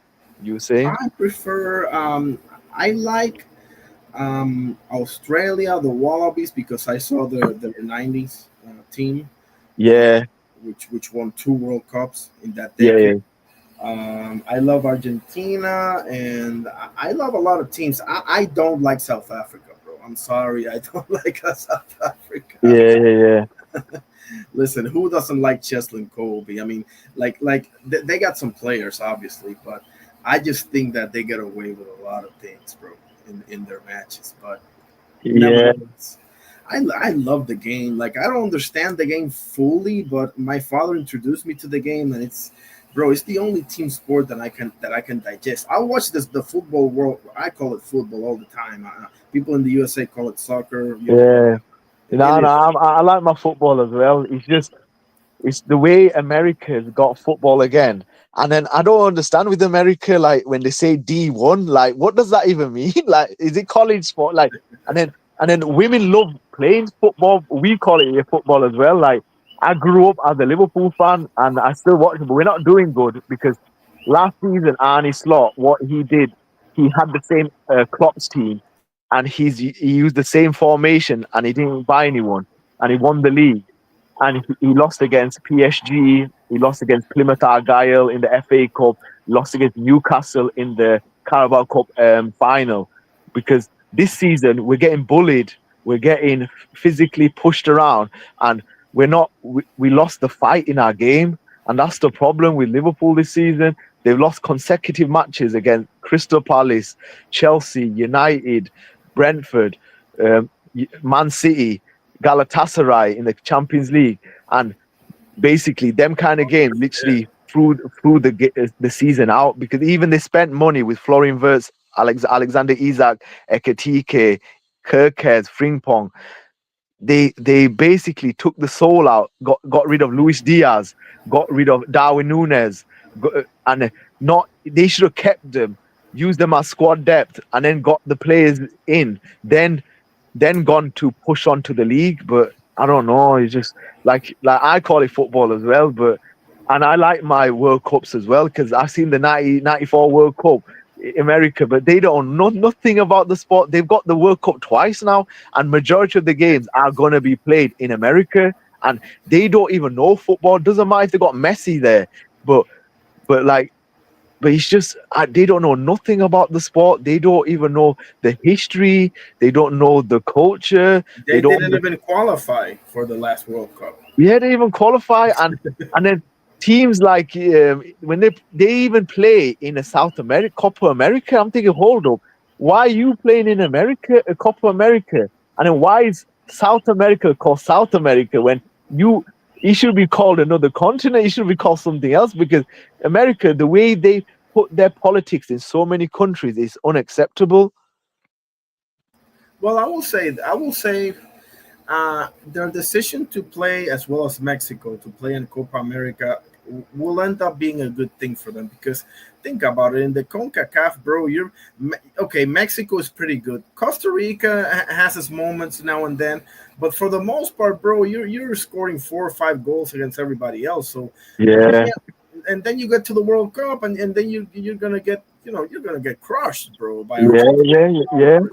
you know like It's just like in North America, there's only like, when I'm looking at them countries, they look huge, like Mexico, America, Canada, that's it. And then when you go to South America, you've got countries that literally love football, like the way, I think it was a Scottish guy who basically traveled from from his uh, from his country to South America to show football and how it is, because Scotland used to be a very, very good side, because Kenny Dalglish, they had Graham Souness, like Liverpool players, and there were a few others as well, like not named top of my head, but Scotland were a very good side back. But I don't know what's happened to Scotland, but with England, they've got a lot of people from different like ethnic backgrounds to play, but there's still an issue regarding what's happening, because they generalize in certain ethnic backgrounds, and then they putting the lies and the propaganda involved in it. But yeah, it's just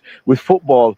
I grew up watching football, played football. It's just like America, they're not about that. They don't know the way they speak as well. They're not passionate about football, like the way they say PK, and the way they even the commentate where they speak. And I'm thinking, yo, do you even know football? Like, even when they talk, like when I speak to them, they don't want to connect with me when I speak about football and stuff. Even when the American football fans who support Liverpool, when they talk, they they basically listen to other YouTubers talk about Liverpool, thinking that they know about football, but they basically take the information involved and they talk about the same thing again. yes. That's certainly true. The thing is, we gotta understand, like, football is one of the few. Okay, so football, and then rugby and cricket are, but football is the more mainstream out of the three, Yeah, obviously. yeah, yeah. Because when it gets Um, to weekend, like Saturdays, they everything like they finish work Monday to Friday, 9 to 5 jobs. So they just finish that. Then football is their form of like a hobby kind of thing. It's like that's the hobby in the UK. Like they will wait till 3 o'clock go to their games, watch their games. It's like a day out kind of thing. The whole day is based around football, and they'll go get some merchandise from the shop, like the club shop, but go out somewhere to eat around the stadium, and then watch the game for about 1.5 hours, because 45 minutes each way, and then a break, and then they'll just go home kind of thing. But it's like another way of like getting out of the rat race to go to watch their team play. It's like another mindset. It's like similar to boxing. Like it's another way of like going out, like psychology wise, like finishing work, dropping everything, and then going out to watch their team. Then there's also nightclubs as well. Like people will love the nightlife, but it's another way of like a closure, like for them to like think. And then there's like drug and alcohol. That's their kind of culture in the UK, because it's very bad, but that's the life they live. That's their culture kind of thing. For sure. It's like that in America as well. Like they probably do the same, but in America they don't show you the other side, like how obesity is in America, kind of thing. Exactly. And football is the only mainstream sport that I can think of where USA is nowhere near the top. No, they're not. But like when I seen like in 2010 when they was in South Africa, like obviously you don't like South Africa, like the 2010 World Cup in South Africa, England drew against the US, and that was an embarrassment. Like Rooney and all them, and even in friendlies, America play with England and they draw. Like it's just like I'm surprised. Like even now, America, they're not even that good. Even the players they might play in Italy, I don't even think they're that good. Like their players, like they played in a Premier League, but they're not even that good. Like that Tyler Adams, he's not even that good. He played for Leeds, but he's even that. There was another one, I forgot his name. He plays for Juventus. He's not even that good. There's a few players that play for AC Milan and stuff like that, like Pulisic and all them. Like Pulisic is good, but like it's just they don't It should they be just. more than that. It should be more than that at this point, to be honest with you. But Like I don't. Mexico has passed you by, bro. Yeah, I know. And we're right I'm there. surprised. Like a lot of these Jamaicans, a few England players that are kind of a Jamaican. They got Jamaican blood in them. Like if they moved to Jamaica, they would have wiped the floor. For sure. Even like some of them, like even a few now are got Nigerian in them in the play for England, like the Sakas and the Ezes. They can even like if they played for their country, they would have been good as well. Let me show you a rant that commentators. Because like obviously Nigeria didn't qualify because Congo got through because they got knocked down in the penalty shootouts. But it's even like look at Joshua. Joshua, he has on his tattoo he has like a Nigeria kind of he has the continent of Africa on him, and then he's got a little dot on the tattoo saying which origin he's from. It's like we obviously. Let me show you this. Yeah. Let me show you this. No disclaimer. No copyright infringement. Yeah. And that blah blah blah. I'm not monetized. Educational purposes only. Here we go. Let me show you this. This was a while back, but this stuck with me. Share audio. Let me know if the audio is good, bro. Indeed, but can you hear this? This is a time for. Can you hear this? Yeah, I can. Yeah, I can. Okay. Leaders to step up, and so to the supposed leaders, I will say this. All right, Tim Howard. Tim, the Belgium game ended 3 years ago. We need you to save the ball now. Jeff Cameron, clean it up, or let's get someone who will. Clint Dempsey, yeah, you're a national team legend. Now we need you to be a national team leader. Michael Bradley, the U.S. does not need you to be zen. The U.S. needs you to play better. Josie Altidore, is this really as good as it gets? Because it's still not good enough. Bruce Arena. Bruce, Jurgen Klinsmann lost at home to Mexico. You lost at home to Costa Rica. Oh, shit. This is now all on you. not Jurgen. Oh, and by the way, to all the guys that I didn't mention it because you don't even warrant to mention. That includes you too, Wonder Boy. Wonder Boy is Christian Pulisic. So, All right. what are you guys going to do? Are you going to continue to be a bunch of soft, underperforming, tattooed millionaires? Amen, bro. Say that again, Lalas. Yeah. This guy played in the 90s where Yeah. nobody was paying attention to the game. Yeah, he had that weird afro kind of thing in it, that guy. Yes. You remember that? Yeah. He had that goatee as well. He had that weird goatee. Yeah, I know what you mean. Yeah, he was a But center. you know what? The way he's saying it, I think he knows that they have potential to be good or potential to be great. So he's trying to just put a rod up their backside, like how Alex Ferguson used to do it against United. He's trying to try to get them because he knows that they have potential and they have the players which he didn't have in the '94 World Cup. So that's why he's trying to get them the way he's doing it, because they don't speak like that in UK broadcasting, because they know that they'll be basically monetized or they'll probably be kicked off the what's it called, the screen kind of thing, because they don't do it like that, because there are a few has done it like that because they'll just get moved off. They want to be very political. It's like very political conversations the way they speak. For sure. But yeah, I know what you mean. Yeah, I know that last guy. Yeah, he was the one that got what's he called? David Beckham to LA Galaxy and all that. Yes. Yeah. Let me hear him say this again, bro, because this is just pure gold. What are you guys going to do? Are you going to continue to be a bunch of soft, underperforming, tattooed millionaires? You are a soccer generation that has been given everything. You are a soccer generation who is on the verge of squandering everything. You're a soccer generation that's been given everything. This is from a guy that played in the 90s, bro. When a few dudes played the sport in the US, literally. Not now that everybody's got social media and everybody wants to be the I know what you mean. Because you can say that about the English national team as well. In regards to English national team, that they didn't win anything when they had that golden generation. Like when they had the golden generation, when they had the Rooneys, the Gerrards, the Lampards, they had the Owens.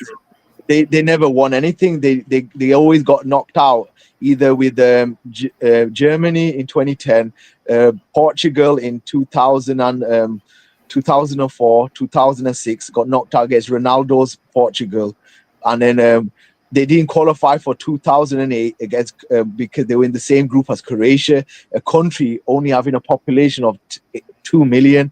They got knocked out against Croatia, and Croatia, they got Luka Modric, and he's got a Ballon d'Or, and then they got knocked out against them. They got I remember even in France in 2012, they got knocked out against France. Even like the 2002 against Brazil, when they got knocked out with that Ronaldinho's free kick. Like, this is the problem with the English national team. The way I'm speaking, if you had like another panel member who comes through, they won't speak the way I'm speaking because they won't know, and plus they won't really speak the truth. Like, obviously the way Lalas was saying, that the way he speaks, because nowadays it's all political now, the way they've been trained to speak in a certain way. That's why they got these presenters that don't know nothing about the sport. They just read it like a script. Like, that came from the heart. Like, even the Travelers, Gypsy Traveler, they speak from the heart as well. And I respect them. It's just the weird how people nowadays, you can't speak. That's why people come to these shows like panels and live streams and speak, because you're speaking the truth. Yes, it's way better, bro. Yeah, sports has been hijacked by a bunch of people impersonating because of their looks. Yeah, shit like that. Yeah, you have to have a tick box system. You need to have the looks, the mannerism, the way you speak. You need to have kind of this and that. Just to, even these presenters, that Jordan guy, that radio channel that is on in the UK. That people come to his show, that Talk Sport. That guy, Simon Jordan. Yeah, Simon Jordan, and the guy next to him, that Scottish guy. Adam Carroll. Yeah. That guy, the way he speaks, he looks at the camera like he wants to connect to the majority of the way he speaks. Like he probably knows what like the algorithms of what comments that people are talking about, what they want to hear, and he's putting that in a way, but not being offensive and not being the thing. And then he's trying to resonate to the majority, and the way they speak, I don't like that, because they already know what the people want to hear. And sport is another way of controlling people, the majority and the masses, to control people. It's like I've just seen a picture. You got a picture of Jai Obataya. I like the way he speaks. The way he speaks, I know he wants to win, and no one speaks like Jai. Like the way, like I think he's Samoan blood in him, and he's Australian Samoan blood. Yeah. But like, this is the problem, like, because they love rugby, them kind of, because it's like America, Britain colonized Australia. They played rugby and cricket, and then they put that into Samoa and Fiji, and they play rugby. They play rugby as well. It's just the way things are going now. It's just weird how things are. It's just, I don't know. It's just, like, me and you can connect, because it's just, sport has basically been like money laundering or sport washing and stuff, like with these Saudis and stuff and all that, and all that kind of stuff. It's just bad. Yeah, I agree. I agree. But I mean, there's some good, bro, because at least on the boxing side, we are getting some fights that we want to see. Yeah. Because I think money is the issue that these fighters are not fighting, because they do want to protect their family and protect their children, job security, and then get them into schools, and get them into private schools, or get them into schools, or get a house, get a roof over themselves, trying to better themselves. And I think that's the main reason why these sport athletes want to get into boxing, and they want to put food on table and family and that kind of stuff, and even like show off a bit with the jewelry and the cars and the houses and that kind of stuff as well. But it's just like the main thing, they want to protect their family. But but I hope the sport gets a bit better and the fights happen. But like, it's it's just the part that I don't like is the advertisement, the talking, the way they talk. Like, even in football as well, as a football fan, like, people are talking there. It's so negative. Like say if Liverpool lose, they're on our backside. These fans, the rival fans, they're on your backside. Oh, you're rubbish, you're rubbish. But when you win, no one wants to talk about it. It's so negative in so many ways. Yeah. Um, Even like you might support one fighter, and if he loses, someone's on your backside and saying, "Oh, you lost, you lost, you lost," or your. But it's weird how sport is going. Like, even like a lot of them, like, I might have said Canelo would have won Crawford. Someone would have said to me on social media, they would have gone on my thing and said, "Oh, remember when you said Canelo would have won Crawford," kind of thing. And it's just how things are going. It's just like, you can't predict what's going to happen, because when both fighters are in the ring, anything can happen. Like, you don't know if Jake Paul will land a punch, or he might get out the first round. You don't know. That's the thing. That's the beauty of the sport. But it's the money laundering, the betting, and the negativity and the toxicity of the fans, that's making it very bad. it is. I agree. I couldn't agree more. Like, I've had it with people on other panels, on my panel. I mean, but you know what? At the end of the day, bro, like, how do I put this? Like, I choose to focus on the good. You know, there's always gonna be bad, man. There's always gonna be bad. Doesn't matter that, because if you even if you go back in the day, you know, when boxing was better and football was better, there was still a ton of bad shit, bro. Like, Yeah. we you know, like, we need to put things in some sort of perspective, and what I mean by that is there's a lot of good, man. We just need to focus on it. Yeah. No, I know what you mean. Like it's like you said, like way football used to be back in the day. He used to play with personality and flair and stuff like that. But now football is all gone systems, formation, and tactics now. Like, you have to pass it like a chessboard system. Like, you pass it backwards, then sideways, then then go forward, then backwards, and then sideways, and then try to break that team down to score. like football before, it used to be different. Now they don't tackle anymore. They don't even like they don't play with like like you might hit you over the top and then all of a sudden you're on goal. But now it's all system. It's Pep Guardiola football now. It's playing with like a chess piece or like charades kind of thing. It's just playing like sideways, backwards, sideways kind of football now. And football is not how it used to be. Even the same thing with the boxing. Like the fighters used to fight the fighters. Now it's all political now, and it's all ducking and diving. And then the fighter that has the belts, like how has he got the belts when there's fighters that fighting everyone and they don't get the belts? Like UFC used to be like fighters with fighters fight the fight, even they got lost, they still fight. But like it's just gone a bit like they're scared to get a loss on their record. Some of them as well. Yes, and that is a big problem, especially in the USA. Not necessarily in the UFC, because 99% of the legends, and that's one thing.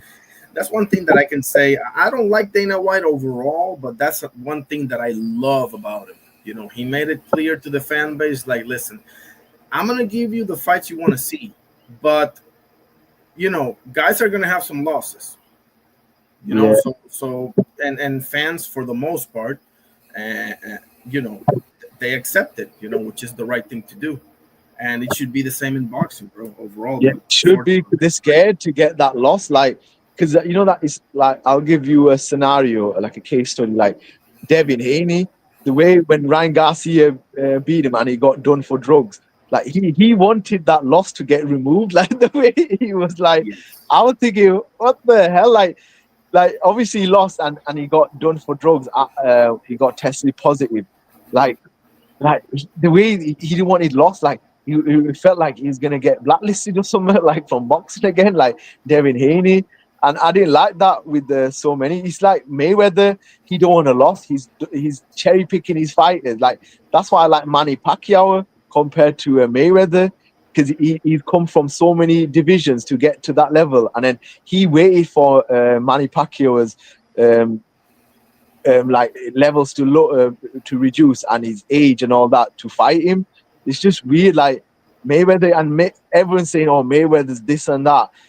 I don't like the way he is Mayweather. Like he did get 50 wins or whatever what he's got, but he's fighting him at the right time and he's putting all these clauses in and he's that's the thing. It's going like it's very political with the clauses and the contracts, with the lawyers and the solicitors getting involved and putting these clauses and systems in. Like even Jake Paul's putting probably clauses and systems in. Probably the fight against Joshua, like how many fights, how many rounds should be.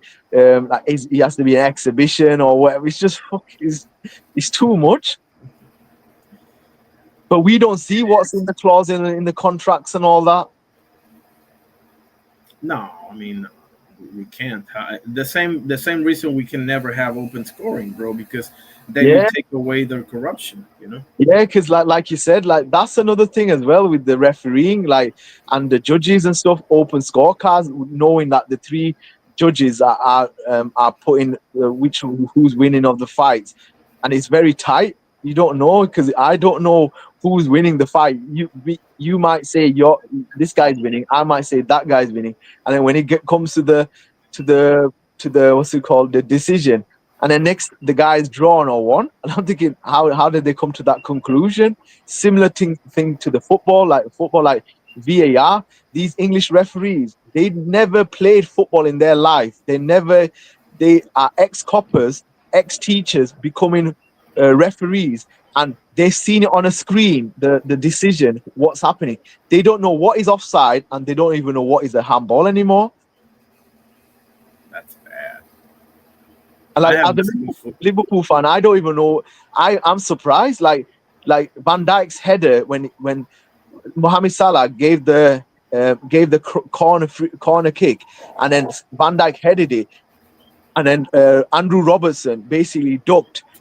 The goalkeeper had a sign of vision to see the header coming across, but the VAR people, the panel said it was offside. Robertson was offside, but and even the Luis Diaz when against Tottenham Hotspur when he was onside, these referees couldn't even communicate with each other. They gave it as offside, and this is the problem about sport. Like they can control who wins and who doesn't win, and as it's just we're like a puppet nowadays in watching it as like, and it's getting worse and worse the decision, and they can't even get it right.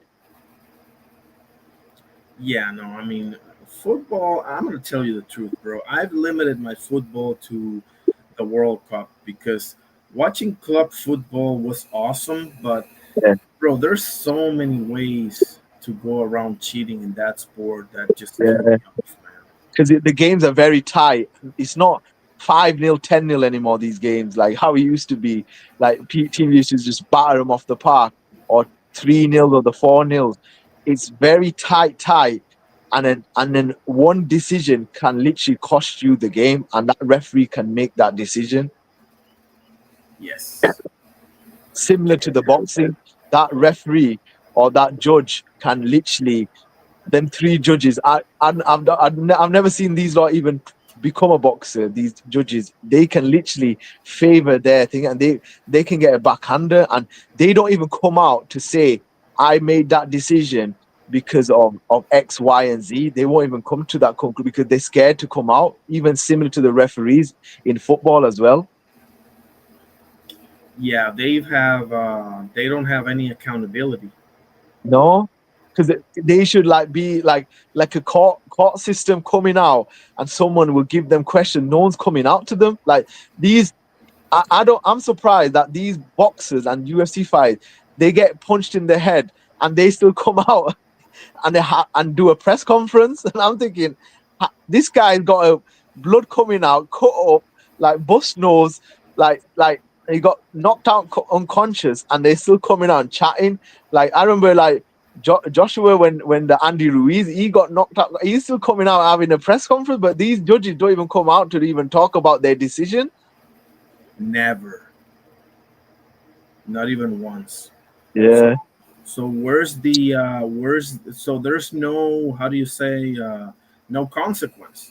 Yeah, no consequence, no, like you said, accountability, no conclusion about the how they come to the decision, and is it a biased decision, or is it like a subconscious bias, or is it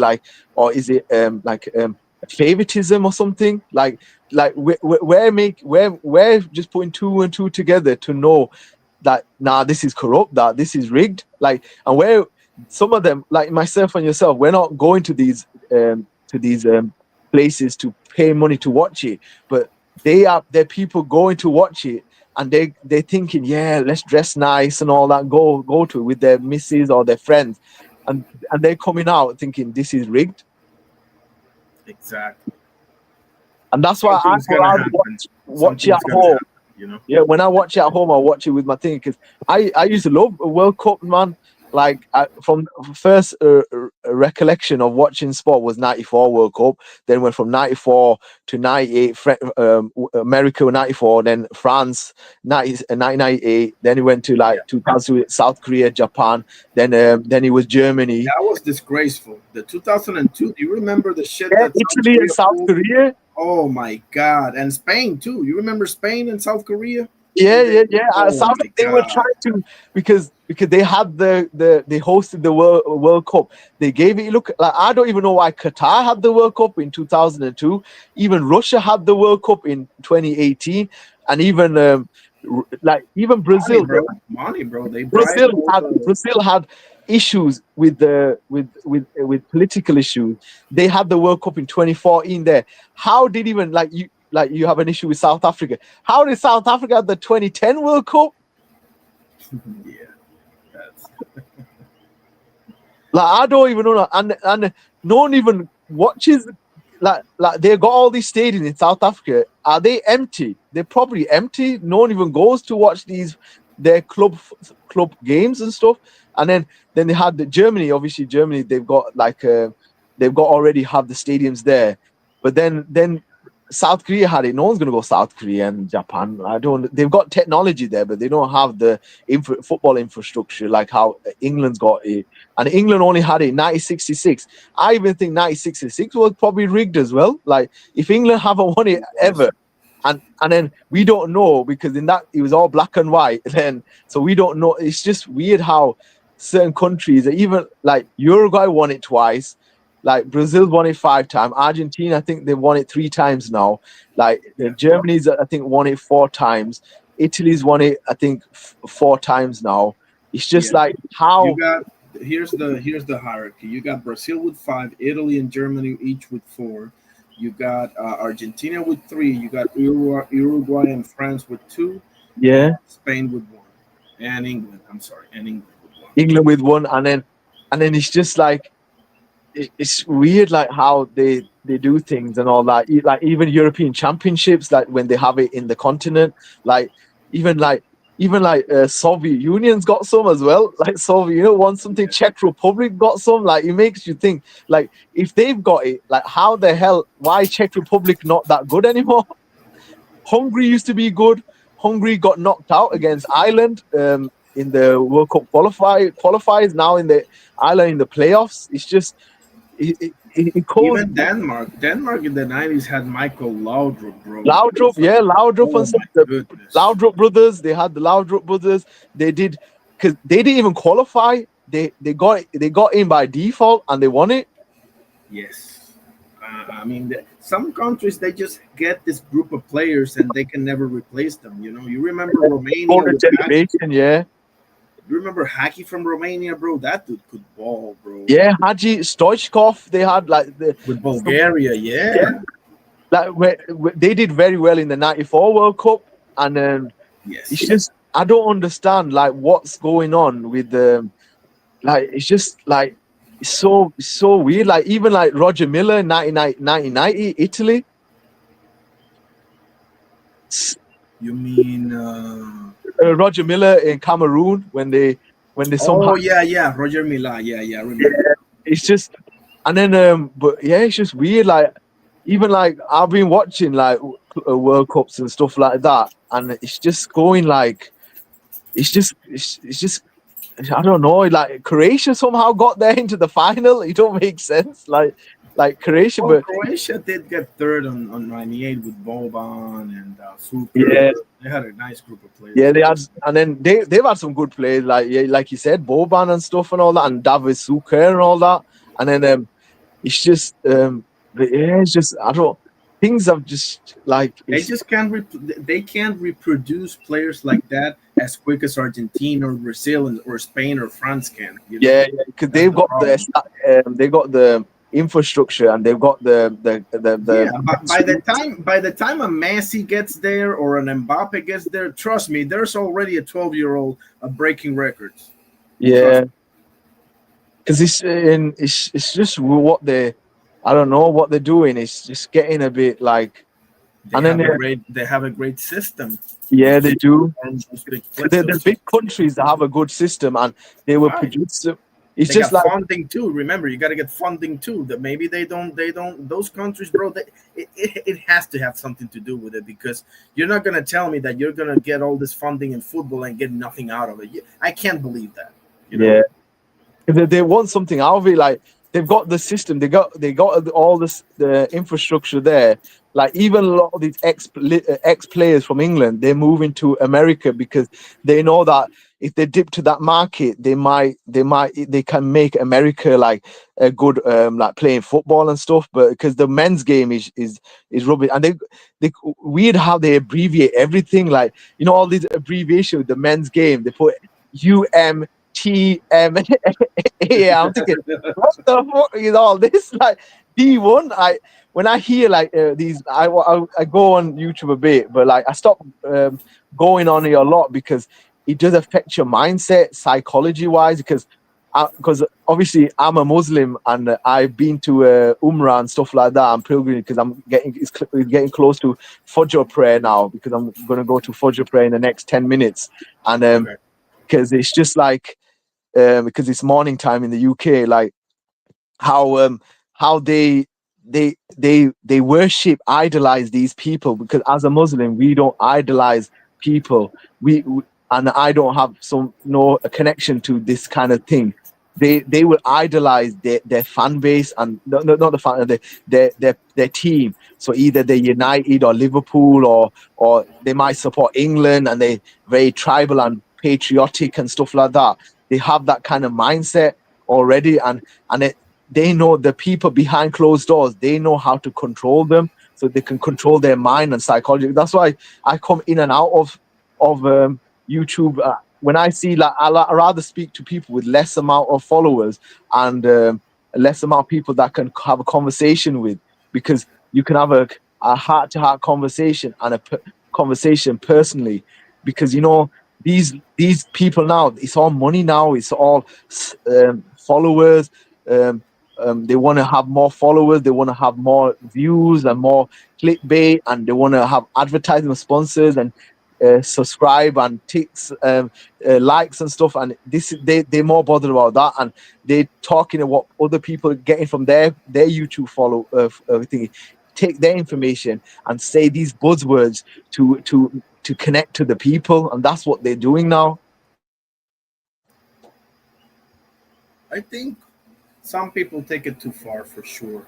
Yeah, Ain't nothing wrong with saying that, I don't know, whoever, Maradona or Messi or Ronaldo, whoever's your guy, yeah, yeah, yeah. ain't no, Pele, or like Zidane or Baggio.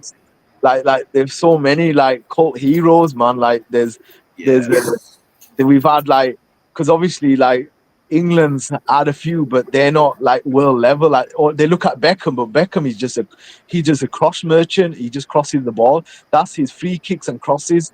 That's his attributes.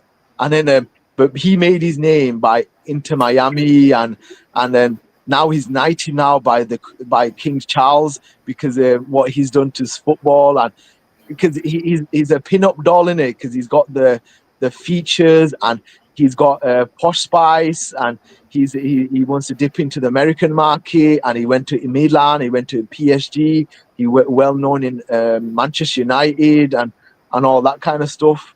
He's just yeah. I just think some people take it too far.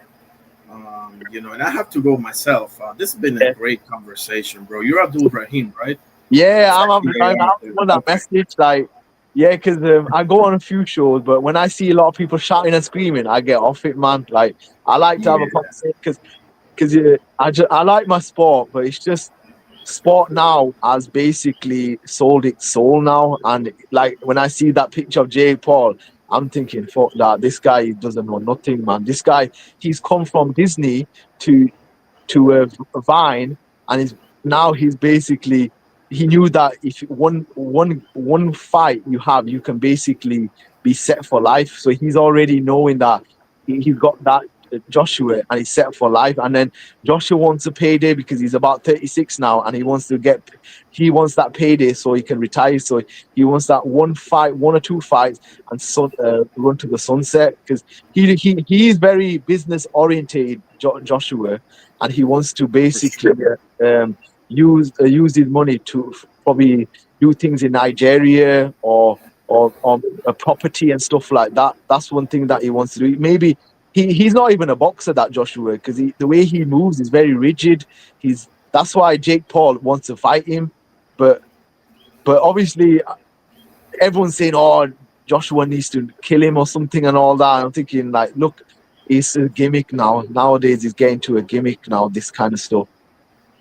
it is. It is. But yeah, brother, man, I have to go because 7 o'clock, it's a UK time. I have to do my Fajr prayer, because I'm starting to get more closer to religion, because I need to get that connection to God, because nowadays, this world is so toxic and so negative. It's Yes. it's like when my heart is not fulfilled. Now I'm connected to God.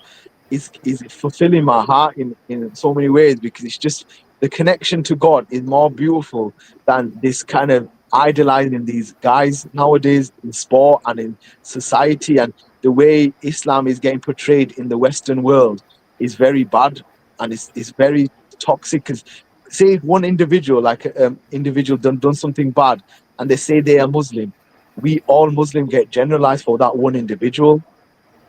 Yes, and that generalization is anything. If it's in politics too, if somebody from the right does something or from the left, then they paint everybody as the same.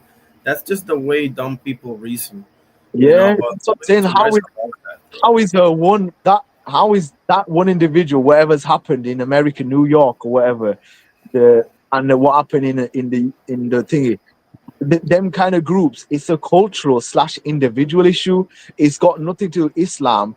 'Cause Islam is the 5 pillars and it's the Quran. What you're seeing in the 5 pillars, like the Kalima, reading the Quran, Hajj, charity work, that doing good things, that will improve you as a Muslim. But they're not doing it, and um, we're getting individualized because of these one individual that never been to the mosque. They have a Muslim name, and they get tarred for Islam. It's not an Islamic issue. Even Christianity is a beautiful religion, but the way people are going after them, going after Islam, and then the far right, the normal English people or the normal American, they're getting pulled in by the far right extremists, and then as terrorism, as normal Muslim, we're getting pulled with the other side as well, with the terrorism side. But we're just normal people. We want the good for everyone. We come to this, but now it's getting worse and worse, and it will never get better. The problem is that a lot of people use religion as political and social gain, Yeah, and that's a problem in Christianity, in Islam, and in every other religion known to man. Even atheism, people will use as a way of political or social gain. So, yeah. um, I'll let I'm you go in it. But yeah, I have to go. Yeah, I appreciate you, brother, and needless to say, you're welcome back anytime, brother. yeah. Appreciate you. What time do you come on exactly? I don't have like a set schedule, but it's usually like if it's seven a.m. your time, it's 3 a.m. my time. So I would say 5 or 6 hours ago, I usually go live like 9 All p.m. right. my time. Yeah. But it So can is vary. it daily or is it like 1 or 2 days a week? I typically go almost every day. I didn't go last night, but I typically go every single day. If not one day, 1 or 2, like every other day. If you're doing it, I'll come on the show in it because like he's kind of like morning, but it's just yeah, I can come on. I can like speak to you or something. Sure, sure, anytime, bro. But sound man, no worries, man. But look after yourself, man. I'll come again or something because he's quite open. You do know your sport as well, like football as well as. Yeah, you too, brother. God bless you, bro. You're welcome Yeah, back yeah. anytime. God bless yourself. Thank you. Bye. Bye. Appreciate it. That was my brother Abdul Rahim pulling up for a great conversation. I appreciate him very much. Great to meet him. I hope you have a great Fajr prayer, brother. I am a Catholic. I didn't mention that to you, but like I said, I respect anybody who genuinely has faith, that genuinely respects and fears God. I respect anybody. I do not respect anybody that uses religion or politics or anything else for political and social gain. This is not what this is for. Okay? Religion is a very serious thing, it is a very noble thing. But sadly, it's not, how do you say, it's not, what's the word I'm looking for? It's not shielded from bad people, you know. So that is the problem. But nevertheless, we gotta sail on and set an example for the world. So I appreciate my brother Abdul Rahim for pulling up. We had an amazing conversation. We talked about boxing. We talked about the UFC. We talked about rugby. We talked about football. I mean, you name it, bro. This guy is awesome. And special thank you to my brother Abdul Rahim for pulling up. Special thank you to my brother, the aircraft carrier, for pulling up. Special thank you to, here we go, brother Razia Tufani. Said AJ's going to win, most likely for sure. Special thank you to my brother Oscar Perez for pulling up on the panel earlier as well. Special thank you to my brother Lottery Burton Show 420 for always pulling up. That's my guy right there. Special thank you to Just Do Boxing, my brother pulling up. Special thank you to Rare Breeds Boxing Talk 6515. Special thank you to the Colaspo as well. There's Oscar Perez right there. Uh, yep, there we go. Um, let's end it as usual in the name of the Father, Son, Holy Spirit. Our Father who art in heaven, hallowed be thy name. Thy kingdom come, thy will be done on earth as it is in heaven. Give us this day our daily bread and forgive us our trespasses as we forgive those who trespass against us. And lead us not into temptation, but deliver us from evil. For thine is the kingdom, the power, and the glory forever and ever. Amen. In the name of the power, in the name of the Father, Son, Holy Spirit. Thank you, God, for everything. Thank you to everybody that pulled up. God bless you all. I hope you have a great rest of your week, everybody. This was your boy Irene Boxing. We'll see you soon. Peace out.